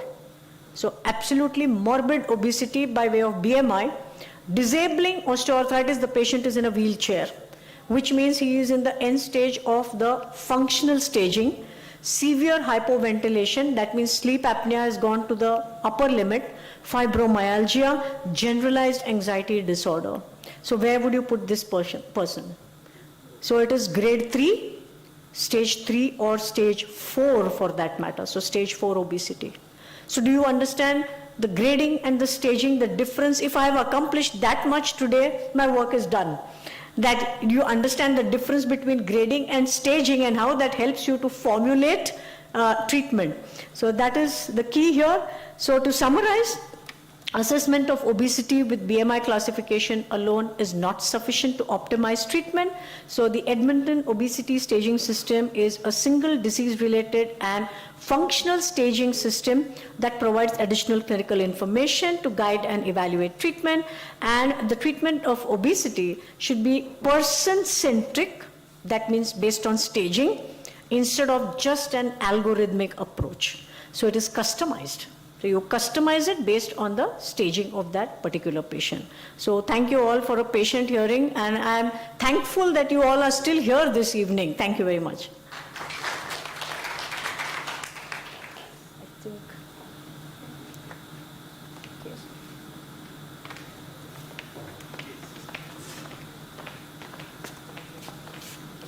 So we'll just take you through another case and show you how we manage obesity in a patient who's presented in the clinic. So I think by and large, the biggest problem in obesity management is to try and get motivation from the patient to lose weight. Often we have a spouse, often we have a parent, sibling, doctor, isko wazan kam karna hai. The patient has to agree ki mujhe kam karna hai, and then only it starts to work. But there are certain exceptions. In clinical practice, there are certain patients who become really motivated. I think one example is somebody who's having infertility, and they are definitely going to lose weight. They'll listen to each and every word that you say, and they'll follow it to the T and lose weight. Another example is when people have young onset type 2 diabetes. Somebody who's 21, 22, they get a shock. Oh my God, diabetes at the age of 22 because of obesity. I need to get rid of it and I need to lose weight. Sometimes, young girls planning marriage, they have a wedding dress in mind. Okay, I have to lose weight. So there are certain motivators, but the motivation that we're talking today for this particular patient is a patient who's had an experience with chest pain and obesity and has realized that it's the weight which is attributing to the chest pain and the angina and the cardiac problem. So let's look at this case, and this is a story of a 62-year-old male. The BMI, as you see, is 40. BMI, as we just learned in the last lecture, is just not important.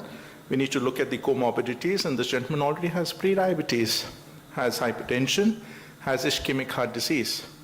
So clearly, stage 2 EOS, they have a definite complication related to obesity, hypertension, cardiovascular disease. So yes, so this is stage 2. This is a BMI of 40. Already tried weight loss in the past, lost some weight, but really not continued. And this is the point that I was trying to make in the first presentation where I was talking about weight regain. So in this particular patient, there has been no sustainable weight loss. Previously, has never really been interested in losing weight, so that's the problem. But now, because of the angina, the patient has presented for wanting to get rid of some of the weight that the patient has, and that motivation gives a big role. So what we're seeing here is a patient who's got pre-diabetes and obesity along with hypertension and probable ischemic heart disease. Now we all know that obesity per se is a risk factor for developing diabetes. We also know that pre-diabetes is a risk factor for developing diabetes. But when we combine obesity in a patient who's got pre-diabetes, the odds is 17-fold. It's much, much higher. And it's not, we well know that diabetes is a risk factor for cardiovascular disease, but pre-diabetes is also not that sane as it may sound like, especially for us in Indians. And this is a paper from Dr. Mohan's group where we know that Indians in particular just zoom in from pre-diabetes to diabetes. The Western literature and what studies I showed in the last slide is from a Finnish database, but from an Indian perspective, we just zoom in. If we have pre-diabetes to diabetes, our risks are probably much more. We know that diabetes is a risk factor for CVD. Pre-diabetes is an equally big risk factor. A very recent meta-analysis published in Diabetologia, which is an umbrella meta-analysis. Umbrella meta-analysis means it's a meta-analysis of meta-analysis. 95 meta-analysis they've analyzed and seen how pre-diabetes per se can be a very big risk for mortality for CVD. So that sounds all quite bad, but the good thing is that if patients lose weight, if patients with pre-diabetes lose weight, we can achieve a lot of reduction in cardiovascular mortality, reduction in mortality due to stroke, and overall mortality. Another recent paper, and you see these Kaplan-Meier curves. These are all patients with pre-diabetes, with obesity, and once they lose weight, you see the red lines, which are the lowest, so they have the lowest mortality. So even though I said all the bad news about pre-diabetes and obesity having a high risk for CV mortality, if this patient, the patient who's presented to us with angina, realizes that weight loss is important, we can do much good for him. How do we do that? Yes, lifestyle interventions are important. This is one of the cohorts in Kerala that we follow. Yes, it does help to reduce CV risk. Several risk factors can be reduced by lifestyle. We often talk about that 5% weight loss that I mentioned, but I think what is important is that if you really want to reduce the cardiovascular mortality, it is little more than 5%. It is probably in the bracket of 10 to 15% that we're looking at if we want to reduce the CV disease. And that's why it's important. So yes, we can do that with diet. Look Ahead study, one of the biggest studies which has looked at nutritional intervention for weight loss. Yes, if people have lost more than 10% weight, the CV risk does come down. But this is a slide that I showed earlier as well, that weight maintenance is often difficult, and therefore there is a very important role again of medications which is coming up in terms of weight loss. As of now, US FDA approved 5 drugs. We have orlistat and GLP-1 analogs in India. We don't have 3-MG. We have 1.8 mg of liraglutide, but the future is definitely very bright. We have several GLP-1 analogs that can be used for weight loss, which do come into the bracket of more than 10% weight loss, obviously in addition to diet and exercise. What we have currently in the market is oral semaglutide, but hopefully we would get the injectable version, which is already there in the US market, approved by the FDA, the weight loss to the scale of 15 to 20%. Well, for a patient who's got obesity, also has angina, and many of these GLP-1 RAs today have CV safety data, not only safety, but even protective outcomes in terms of major cardiovascular events. A recent study published last year in NEJM looking at injectable semaglutide 2.4 mg and the quantum of weight loss about 15%.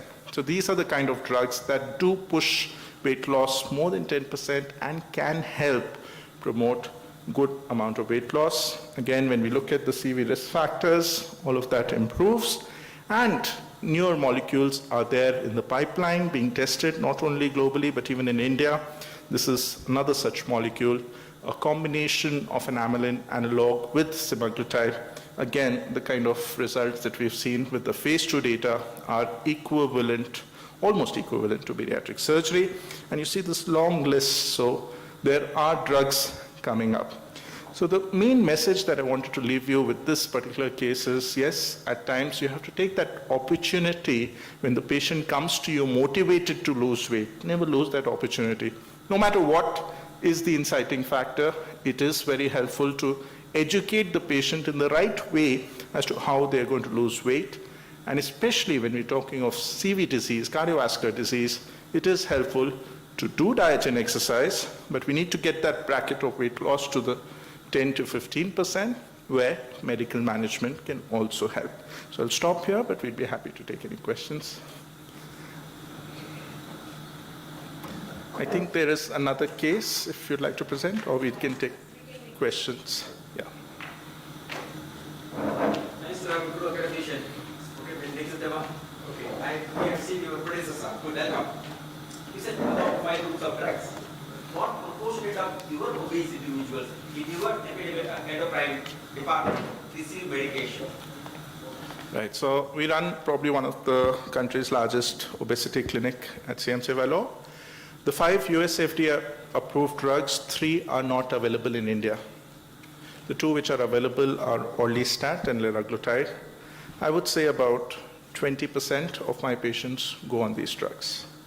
That's a rough guess. Your comment about affordability and the long-term safety, of course, we don't know about the efficacy, how many people will respond, whether this weight loss will be maintainable, but there is so much theory. Even in the US, they put them on a tumor registry. Here in your, at least we hope that in your center, in a tertiary care, not in the secondary care or primary care, when you give agonist, you monitor them carefully, I mean, exclude gallstones or alcoholic liver disease, there are pancreatitis and families of what is that?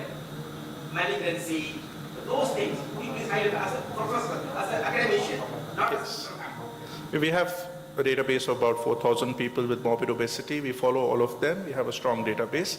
And really speaking, I think liraglutide has been in the market long enough to prove its safety. I am quite comfortable with it.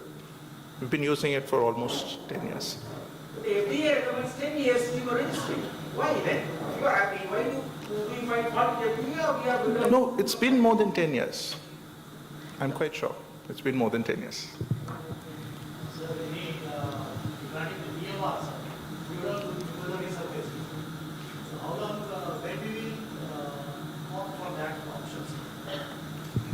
Is he asking?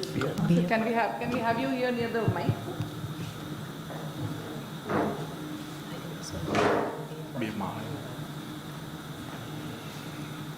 Sir, the DMR, sir, duodenal mucosal resurfacing, sir, is the new concept, sir, Yes. for the diabetes, sir. And how long we can try all the drugs, sir, and then we can switch over to DMR? Sure. So there are a lot of these endoscopic procedures. We, 2 years ago in Vellore, started the intragastric balloon and very recently started these endoscopic stitching. These are helpful. The quantum of weight loss is about 15 kgs, but it is still new. Data is still emerging. but it's definitely improving. Our experience with balloons, when we started, it was only for 6 months, but currently what we place is for 1 year. And the quantum of weight loss, though literature-wise is 15 kg, some of our patients have done really well. So the important point that we have to remember with this is the metabolic set point. I don't lay all my cards on day one. That patient has come for obesity, start with medicine, start with diet, start with exercise. We start with diet and exercise. In 6 months, patients will be back. They'll say, doctor, I've lost this much weight, but I'm not losing anymore. That's the point that we add the next step. A medication, maybe later balloon, maybe even bariatric surgery.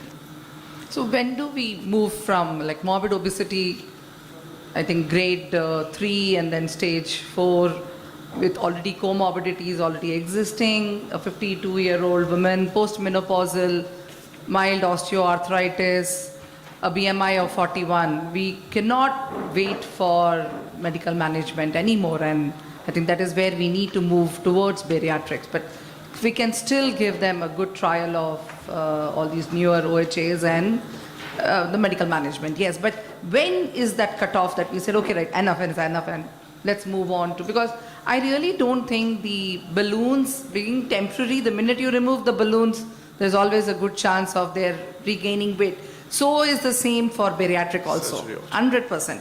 They may lose 40, 50 kg, but there's always a good chance that they may gain, because I do a lot of active obesity management, but I feel every time if I am successful, I'll be a millionaire in my own right.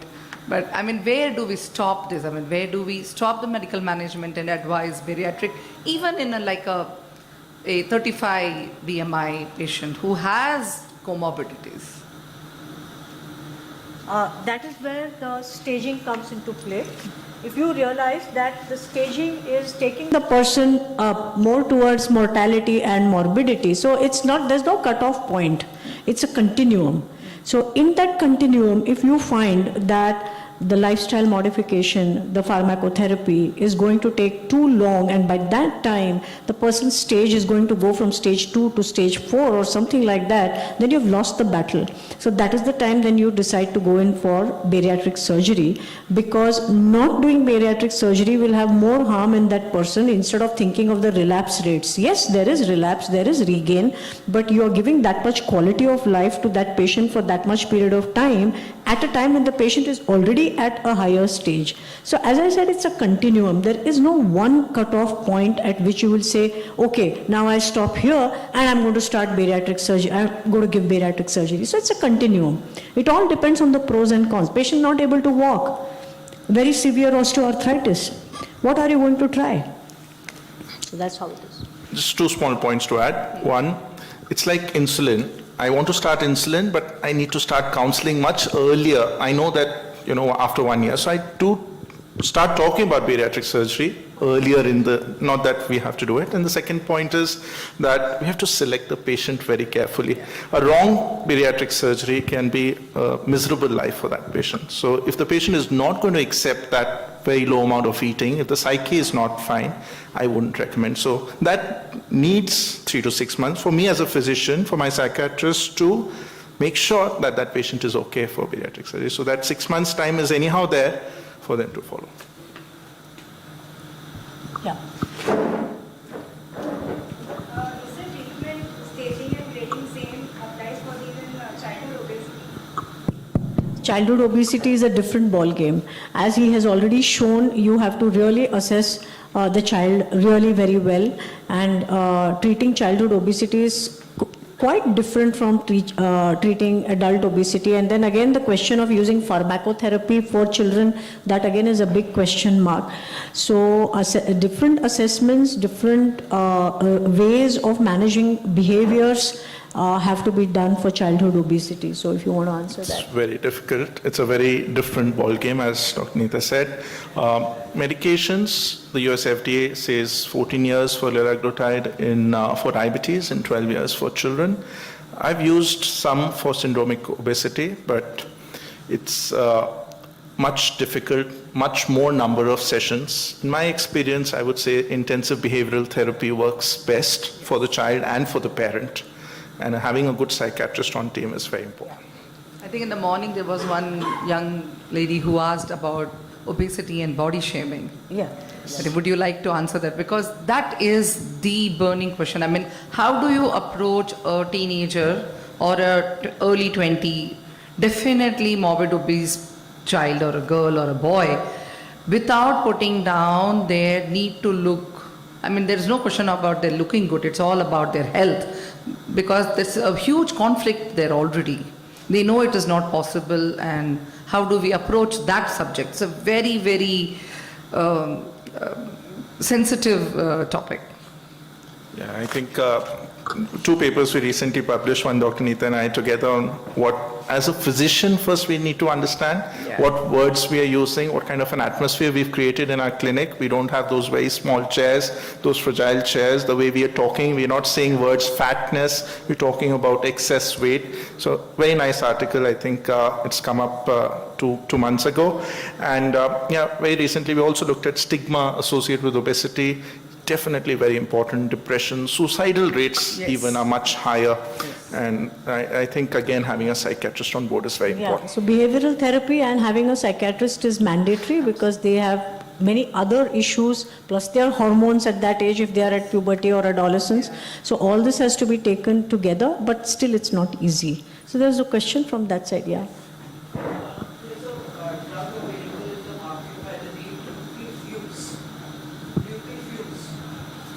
Not heard of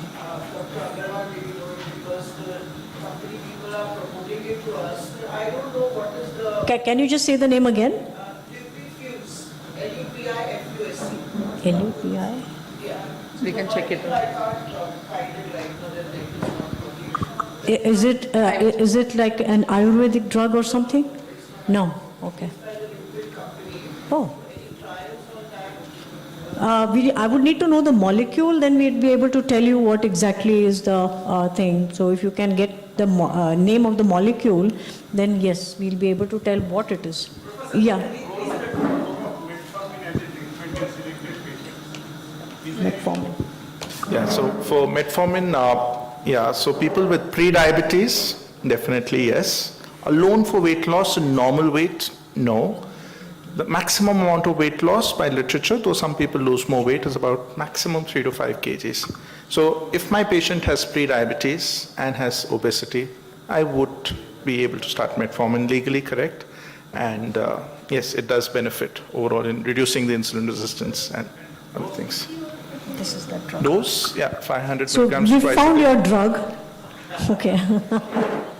Oh, this is like for osteoarthritis of the knee, you have this carnitine and all these kind of amino acids. That's what it contains. L-carnitine, L-tartrate, coffee bean extract, not allopathic. What's the recent responses, just to compliment her? Why is it so depressing? So many pages with this resulting from this chat. No, I think it's correct. I completely agree. We've used rimonabant, so many other kind of drugs in the past which have gone by, but I think the current research, and we've been involved in Vellore in doing these trials, I think the experience is huge. Even though oral semaglutide right now, which is marketed in India, is 3, 7, and 14 mg, currently we're doing a trial on 25 and 50 mg. I have 12 patients, and believe me, each of my patients have lost about 20 kgs each.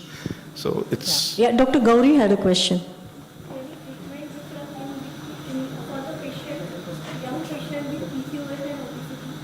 Yeah, so her question is there a difference in a patient with PCOS and obesity and a person without PCOS?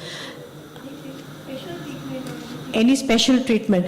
Yeah, so we need to first find out the comorbidities of the person with PCOS, whether that person is pre-diabetic, diabetic, fatty liver, NASH, and any of these problems, and hypertriglyceridemia and insulin resistance, etc. And based on that, yes, the diet could be different, but in general, I would say that because there is insulin resistance, a lower carbohydrate diet might definitely be useful for PCOS patients, and there are studies to say that you could use that. So because the fat percentage of PCOS patients is more, and so a lower carbohydrate diet can definitely help these patients for sure.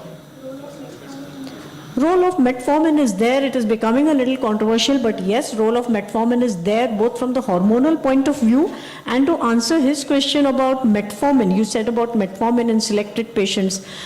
But most of the studies have not proven metformin as a good drug for obesity per se. It does not allow you to put on weight if you're diabetic and you're using metformin, but as a weight loss drug, there's not much evidence for metformin. So the same over here. If you use it for PCOS, for the hormonal part, that's different, but not particularly for weight loss. That's what I would say. It reduces insulin resistance, so it works on the pathogenesis very well, reducing the FSH. Normalizes the hormonal disturbance, the hyperandrogenism which is there, and the insulin resistance that can be taken care of to a certain extent by metformin. But that is through the indirect way. Indirect way. Yes, yes. SGLT2 inhibitors in non-diabetics. No, there is no role for that, and there is hardly any weight loss in patients who are non-diabetic. So it doesn't do that.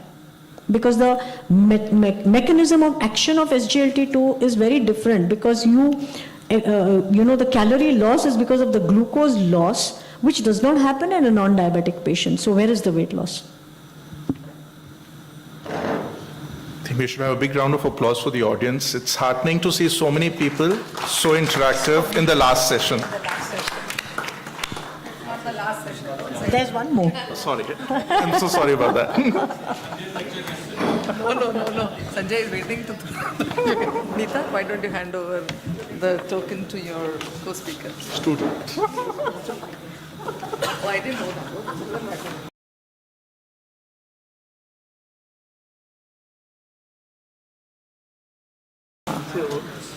Thank you very much. Yes.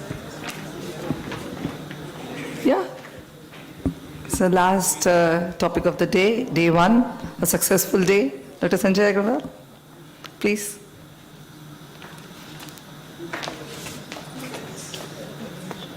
Thank you, Srividya. I'll just start. I know it's late and we need to wind up. I'm sure all of you are tired.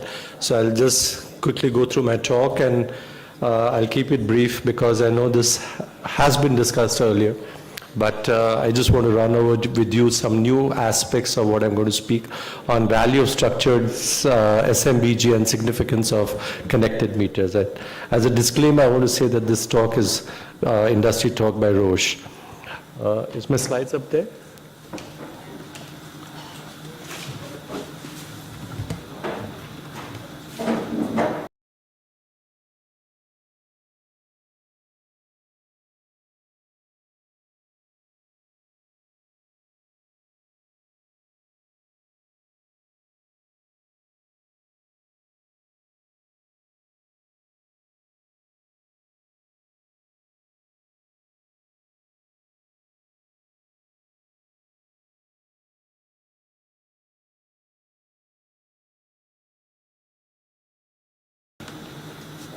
Thank you. So I think the importance of SMBGs can never be done away with. And although we're living in an era of continuous glucose monitoring, we have to realize that SMBG still stays the main part of our, monitoring, glucose monitoring that we tend to do. Although we do tend to get different aspects of information related to glucose monitoring from SMBG and CGM, and both the two of them are complementary to each other, and they're not different or they cannot be replaceable by each other. Let us just walk back and see what the countrywide data is from the ICMR. And we know that population studies related to diabetes in different parts of our country ranges almost from 4.3% to 13.3% if you walk across the different states in India. And it's higher in the urban areas, about 11.2%, than in the rural areas, and higher in the mainland states as compared to the northeast population. Let me just point out one caveat that although we may have similar A1C values, let's say a patient has A1C of 7.5, but how you get that 7.5 is very important. You may have a very stable control, or you may have a very fluctuating control, or a lot of intraday variability. And despite the fact that there may be a lot of intraday variability, you may still have the same A1C, or at times even the intraday variability may be high, and yet you may have the same A1Cs. So The A1C just reflects the overall picture of the patient, but it does not give you the day-to-day glycemic status of the patient. And that's where it becomes very important for us to look at the SMBG values. Because when you do the SMBG, you're looking at the patient's pre-meal, post-meal values, 3 AM values, which really gives you what's happening to the patient at night time. Is there any nocturnal hypoglycemia? And this information about intraday variability cannot be extrapolated from the HbA1c. So as I said, that the two investigations really complement each other and do not replace each other. Now there are limitations of A1c, and we know that there are situations where the A1c may be falsely low, and these are where the red cell survival time is less, acute blood loss, hemolytic anemias, certain immunodeficiency, virus positive states. So these are all various situations where the A1c may be falsely low. But equally important is the A1c may be falsely elevated, and the most important is in our country the iron deficiency anemia. We know that a large part of our population tends to be iron deficient, and you've got to be extremely careful when you interpret A1c under this situation. The other reasons could be, of course, hypertriglyceridemia, hyperbilirubinemia, uremic states, and important in uremic states, there's a carbamylation that tends to happen, and that's why you may get a falsely elevated A1c. And we don't have a better alternative to A1c as of now for monitoring purposes because of lack of standardizations. And that's why we still tend to fall back on A1c for monitoring purposes. And there could be situations where the A1c may be, increased or decreased, and these could be hemoglobinopathies, or where there's an increased erythrocyte turnover, and in situations where you need to give blood transfusions. As I just mentioned, that the SMBG tends to complement, and what we mean to, let me just put in simplistic terms. When you're looking at the SMBG value, you're looking at that point what the blood glucose is representing. So it gives you a real-time measure of the blood glucose at that point, and it often helps us to see how a particular meal is sort of, altering the blood glucose status of a patient, and that will help you to sort of organize your meal patterns. Also, it helps us to tell us that if there are different times of the day, if you're doing multiple monitorings in the day, then which is the point of the day that you have a hyperglycemia or a hypoglycemia, and you can probably alter your medications accordingly to decide that, what should be the change that you need to do. And this is more valid when you're using insulins for the patient. It helps us to really organize the insulin dosing and the type of insulin that you use for the patient. And it gives you an opportunity to fine-tune the therapy that helps you to keep the blood glucose in a very narrow bandwidth rather than with very wide fluctuations. So what is structured SMBG? It's basically the monitoring of glucose with the right frequency, right time, and with the right situation. And that's what is important to get the most productive output of monitoring in SMBGs. So it's really not just a fantasy that you tell a patient, do twice a day or 3 times a day. And very often patients come to us with charts which either the patient has done only a fasting glucose or has done a random glucose in a day. And you have all kinds of charts that come to you. And that's really uninterpretable because you don't know what you need to do out of that chart at all to make some decision making. So you have to tell the patient how a glucose monitoring needs to be done, right? So the structured blood glucose testing is you predefine the time points and the situations in a proper frequency. And often the way that you do this will generate a very reliable and medically relevant blood glucose information, which will support your therapeutic decisions. And as I said, that the SMBG and the CGM may complement, and I'll show you situations where this complement helps you to make decision making when you want to alter the treatments of the patient. Now, often when you look at the different SMBG patterns in the day, it gives you a pattern analysis, and it tells you how much of glucose variation that you have in a day based when you monitor it in different timelines of the time points of the day. So structured blood glucose testing and pattern analysis are tightly connected parts of therapeutic decision-making process. What is pattern management? So if you look at basically the pre-meal and the post-meal glucose targets, and then you gather this data and extrapolate that along with the kind of meal the patient has taken, and as well as if the patient is on insulin, then the type of dose that the patient has done.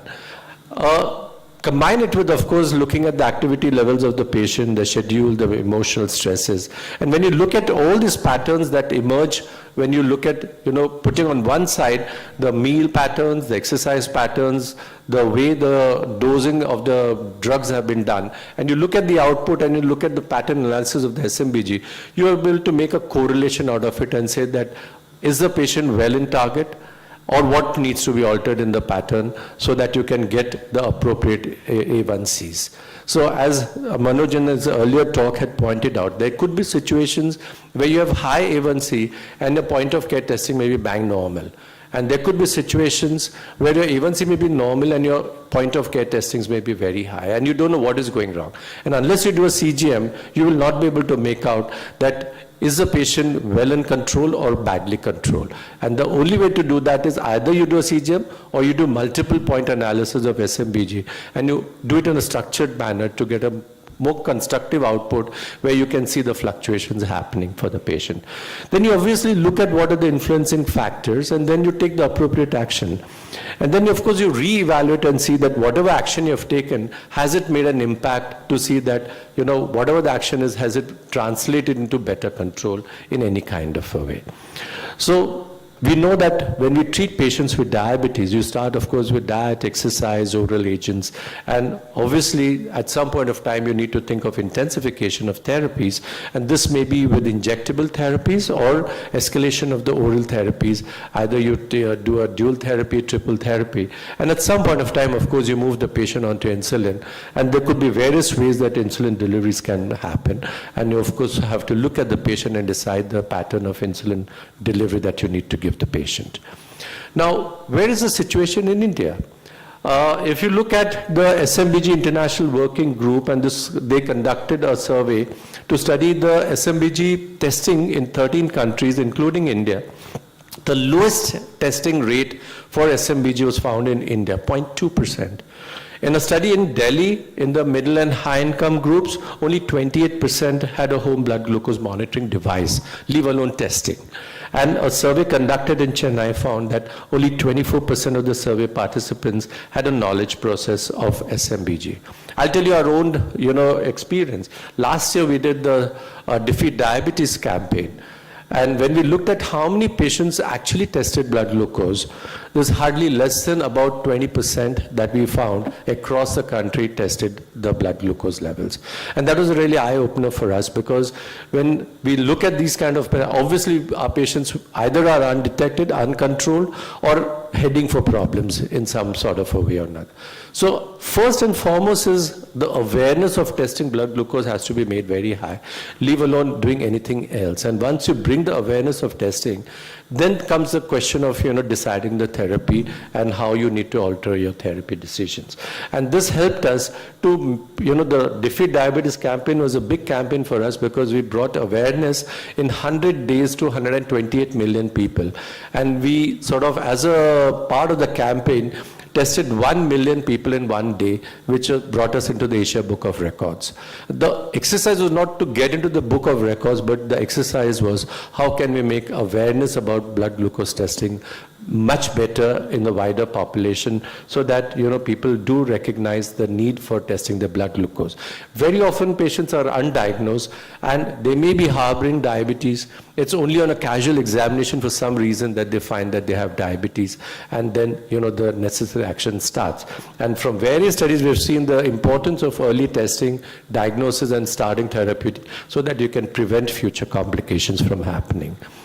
So the unmet need in a country-specific SMBG guidelines is that some of the reasons why people don't do this testing process, let's look at the flip side of things, is because of availability of healthcare resources, maybe because of spending capacity, because if you look at multiple testing in a day, and if you average out to think that, each test strip costs about 20 rupees, maybe plus or minus different, companies.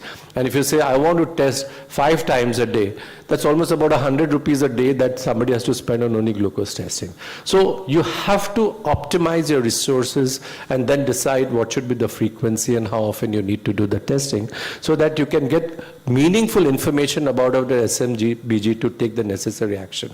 So it shouldn't be just an exercise where patient does the blood glucose testing, comes to you with charts, and you take no action on it. It's a colossal waste of money that you're really doing. So those charts should give you some interpretation to change something for that patient which will make him in a better target goal as such. And obviously education makes a very important, part of this entire treatment. And you have to answer the patient the need for testing. And if you don't educate your patient back, you will be sure that this patient is going to come back to you with blank charts or very badly managed charts, which is really going to be of no value to you in any kinds of way. We were part of this RSSDI consensus guideline on SMBG, which we brought out about 2 years back. We are now, of course, coming out this year with a new guideline from the RSSDI. This was only on SMBG, now we're broadening the scope of the guideline to encompass the entire glucose monitoring, because we have now moved beyond SMBG to a lot of other ways. So the new guideline probably by the end of the year should be available from we were part of, I think Manoj is here and all of us have been part of this writing of the SMBG guidelines for RSSDI. What we did recommend was the way we need to test blood glucose in the guideline, how often that you need to do in different clinical situations. So patients on type 2 with oral agents, on insulin plus oral agents, type 1s, basal insulins, premix, elderly patients, pregnancy. So we sort of charted out the frequency of blood glucose testing in these sort of situations so that we can educate our patients and probably make more meaningful decisions if you do in a proper structured manner the SMBG testings. You have to remember that despite all the advances in diabetes therapy that we have a huge number of oral agents that we have got, the entire spectrum of insulins that we have got, and a lot of delivery systems that we have got now. So it's very hard that if you optimize the resources in the right manner, that you can't control a patient to the target goal and the way you would like it to be as per recommended, recommendations of different societies. But yet, more than 75% of our patients with diabetes in India have poor glycemic goals. Our national average of HbA1c is 9%. That's the true fact, and different studies have proved this. And we need to really sit back and analyze and see why are we not getting to the goal, and why only about less than 20% of our patients are at goals of less than optimum goals of less than 7%. So our national average being 9%, sometime back we said, can we reduce the national average by just 1%? And from the UKpedia study, we know the benefits of just 1% reduction, how it translates into benefits. So we said, let alone leave the fact that we want to get to less than 7%. Let's just bring from 9 to 8%, and maybe we'll be able to get better targets in terms of reduction of complications related to diabetes. One of the drivers of poor control was, of course, clinical inertia, and we keep talking about it all the time as a main reason for suboptimal glycemic control. And what we do realize is there is an inertia on part of the doctors, the patients, and very often the doctors do not intensify therapies, initiate first and intensify at the same time. So if you're not following the rules properly, the patient often comes to you for the first time. You look at the patient, the A1C targets are high, you start the therapy. The patient comes back to you after 3 months, there's a marginal improvement, the patient is not at goal. You say just continue the same treatment plan. The patient doesn't turn up to you for 6 months. And then you say, he comes back to you, you say, okay, you're fairly okay, make some changes. But at no point of time do you see the patients getting to the goal or the aggression being on part of the doctor or on part of the patient. So obviously, we have to gear up. The patient-related inertia comes from education and counseling. But whereas the doctor-related inertia is something that we all are aware the benefits of diabetes control. And unless we gear up to say that we need to pull up our socks and say that, no, you have to do this, we need to have teams which will do the task of following up the patient. Unfortunately, in our country, the doctor is rolled up as a medical professional, educator, nutritionist, and everything. And you're wearing multiple hats for the patient. And that doesn't work. We need to build teams, and we need to build teams so that patients can be, properly followed up in different areas. Because we know the impact of nutrition, activity, weight change, all this, that has an impact on the glucose. It's not just about drugs that we're really talking about. And that's what is going to translate into better controls.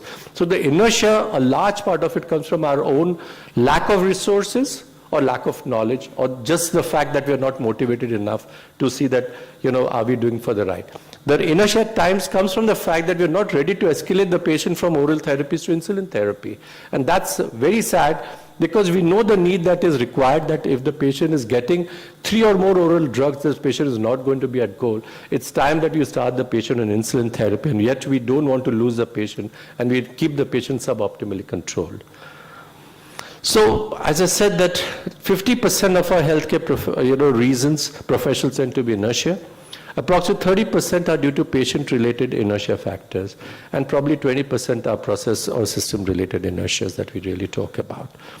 So the connected blood glucose systems now are probably a way that we may have a solution. May not be the best solution, but probably a more practical solution. And when you look back, as I said on the charts, the challenges were the time and the difficulty in consuming and analyzing the data, because they were never properly entered in. The loss of logbook is very important. Patient just said, I lost the chart. Now you're blank. You don't know what to do. Or very often the charts are filled up in the most illegible manner. Or, there, as I said, that patients do tend to have gaps in their testing, and that really doesn't have any kind of a meaning to you. Or it's just a literacy problem that the patient may have and may not be able to really chart it properly and may be able to, manage the diabetes. So the benefit is digitalization. Today, everything is, healthcare is having digitalization. And today in the digital world, there are definite benefits that we're really looking at. So we have to accept digitalization, because it is probably structuring the healthcare in a more meaningful manner. It's probably complementing our own way of working with digitalization and improving the efficiency of the system. So when you digitalize the SMBGs, you get a dashboard of complete summary of the day. You can do pattern detections on the connected meters. You can understand the graphics that are there, when is it highs and lows for the patient. You can often interpret that and make the changes in the treatment and see the fallout of that. So if you look at, I'm just taking the CGM, and very often when you've got the AGPs that are there and you put the AGP for the patient, look at the patterns for the first 3 days, make the changes in the insulin, and then you relook it after 3 days or 4 days, and you see the changes in the highs and lows, you know that you have done a better job in terms of detection of, what, or changes in the treatment that you want to make in terms of your dosing or the type of insulin that you're doing. So it does have an impact in better control. And probably after all this, you may be able to track a better estimated A1C values from the connected glucose meters, and if you're looking at multiple A1C, multiple SMBG points of the patient. So we now come to more of integrated personalized diabetes management. It's an interventional approach which consists of, different digital tools which are collecting together to see how best you can make treatments more meaningful. It brings together physicians and patients in a collaborative and therapeutic decision making. Remember, it can never be a one-way sort of conversation between the patient and the doctor. You need to have a bidirectional relationship, and you need to understand the patient and yet give the advice in the best possible manner which is suitable for the patient, and this helps you to do that. And it sort of incorporates 6 defined steps which sort of which is required for diabetic care processes, and it is ideally adapted to the patient's unique circumstances. And what are these 6 areas? We talk about structured assessment and training. We talk about structured and therapy adapted SMBGs. So you sort of predefine the SMBG schemes according to current A1C values and insulin therapy scheme, and do a structured collection of the SMBG data. Then you do a proper structured documentation. So you download and process the SMBG data and generate a structured SMBG reports by connecting the dots of different tested blood glucoses, and you can then put a pattern analysis to it. And then, of course, based on the pattern analysis, you can do personalized treatment, and then you assess the treatment effectiveness and assessment of the patient. Okay. This now with the current ways that we've got digitalization, we've got through Bluetooth connectivity between the testing meters and your iPhones or Android phones. And then, of course, you can sort of real-time transfer the data from the meters into the phone, and that can be stored. And then the patient can come back to you with all the data, and you can make some interpretation out of it. So the connected glucose meters, they provide a friendly visualization of blood glucose trends, the time spent in range, the time spent in hypoglycemia, the cloud storage of all this data so you can retrieve it at any point of time, and ability to email the digital blood glucose diary to the physician's office along with the entire storing of the information. So it has a reproducibility, and you can store it and often use it for comparative purposes or transfer it to the doctor even if you're in a distant location so that the doctor can make the best decision for you. The IPDM gives you the benefit of improvement in time and range, and now we not only talk about SMBG and continuous glucose monitoring as matrices, so we also talk about A1C, SMBG, and time and range.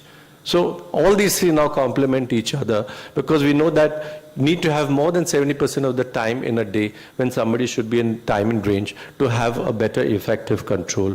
And this helps us to collect, integrate, and analyze disease-relevant data points to support the decision for the doctor and delay disease progressions. This is a very good paper that came out on IPDM and the results of the PDM Pro Value Study program. And what did they look at is 907 patients, 51 practices in 12 months. And they looked at the 6 points of structured and therapy adaptive glucose monitoring, documentation, collaborative review, personalized treatment, assess effectiveness and needs. And the net result of all this was there was a reduction in A1C by 0.5%, reduction in hypoglycemia events by 8%. The patient satisfaction was 12.2 on the DTSQ rate. The adherence went up by about 20%, and the satisfaction quotient with IPDM guided therapy was improved, and it gained 0.52 life years and 0.287 quality of associated life years per patient. So the net value of integrated personal diabetes management for the healthcare professional was it overcomes errors in therapeutic objectives. It initiates adequate treatment in a timely manner. It manages to intensify treatment until the therapeutic goal is achieved. From the patient's point of view, it increases the health literacy by better patient involvement. It improves doctor-patient communication, and it gives more confidence in the doctor. And from the healthcare system point of view, the better routines for monitoring treatment outcomes, better decision support, and support with administration of databases of the patient data. So I'll end up my talk with the take-home message that patients with diabetes are heterogeneous in their clinical features, and there is a clinical need for personalized diabetes management that covers several issues. Implementation of IPDM, which brings together physicians and the patients with type 2 diabetes in joint decision making, results in significant improvements in glycemic control.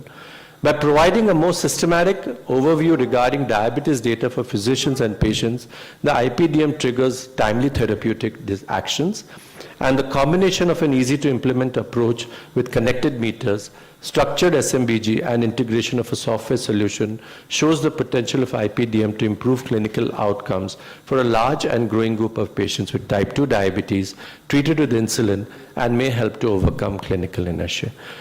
Doing now what the patients need next is what is very important. Thank you very much.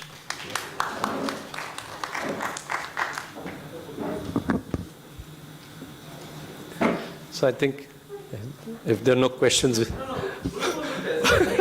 patient, interact with them, to understand the disease. It's a wonderful tool. Thank you. But the market is flooded more than, say, 100 or 50 glucometers available. You like growth, I like Japanese artery. Okay? How do you choose the glucometer? And you also said about the 20 rupees price. Why don't we work together and make sure this strips comes under NPPA, National Pricing Authority? Yeah, that's a good solution, and I'm sure we'll try to take this up from the national body to see that we can put this advocacy to the government and see how best we can improve the price, and that's obviously going to help us. I visited the NPPA, okay, unlike you people, okay, I visited it. So if you shouting at me, if you work together, we can really help that diabetes, not only the rich, the poor, and the downtrodden. Thank you. Thank you very much.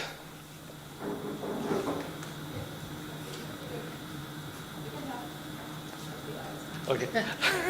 So Srividya has given me the task of wrapping it up. I think this is the end of day one, and we would like to thank each one of you for staying back so late.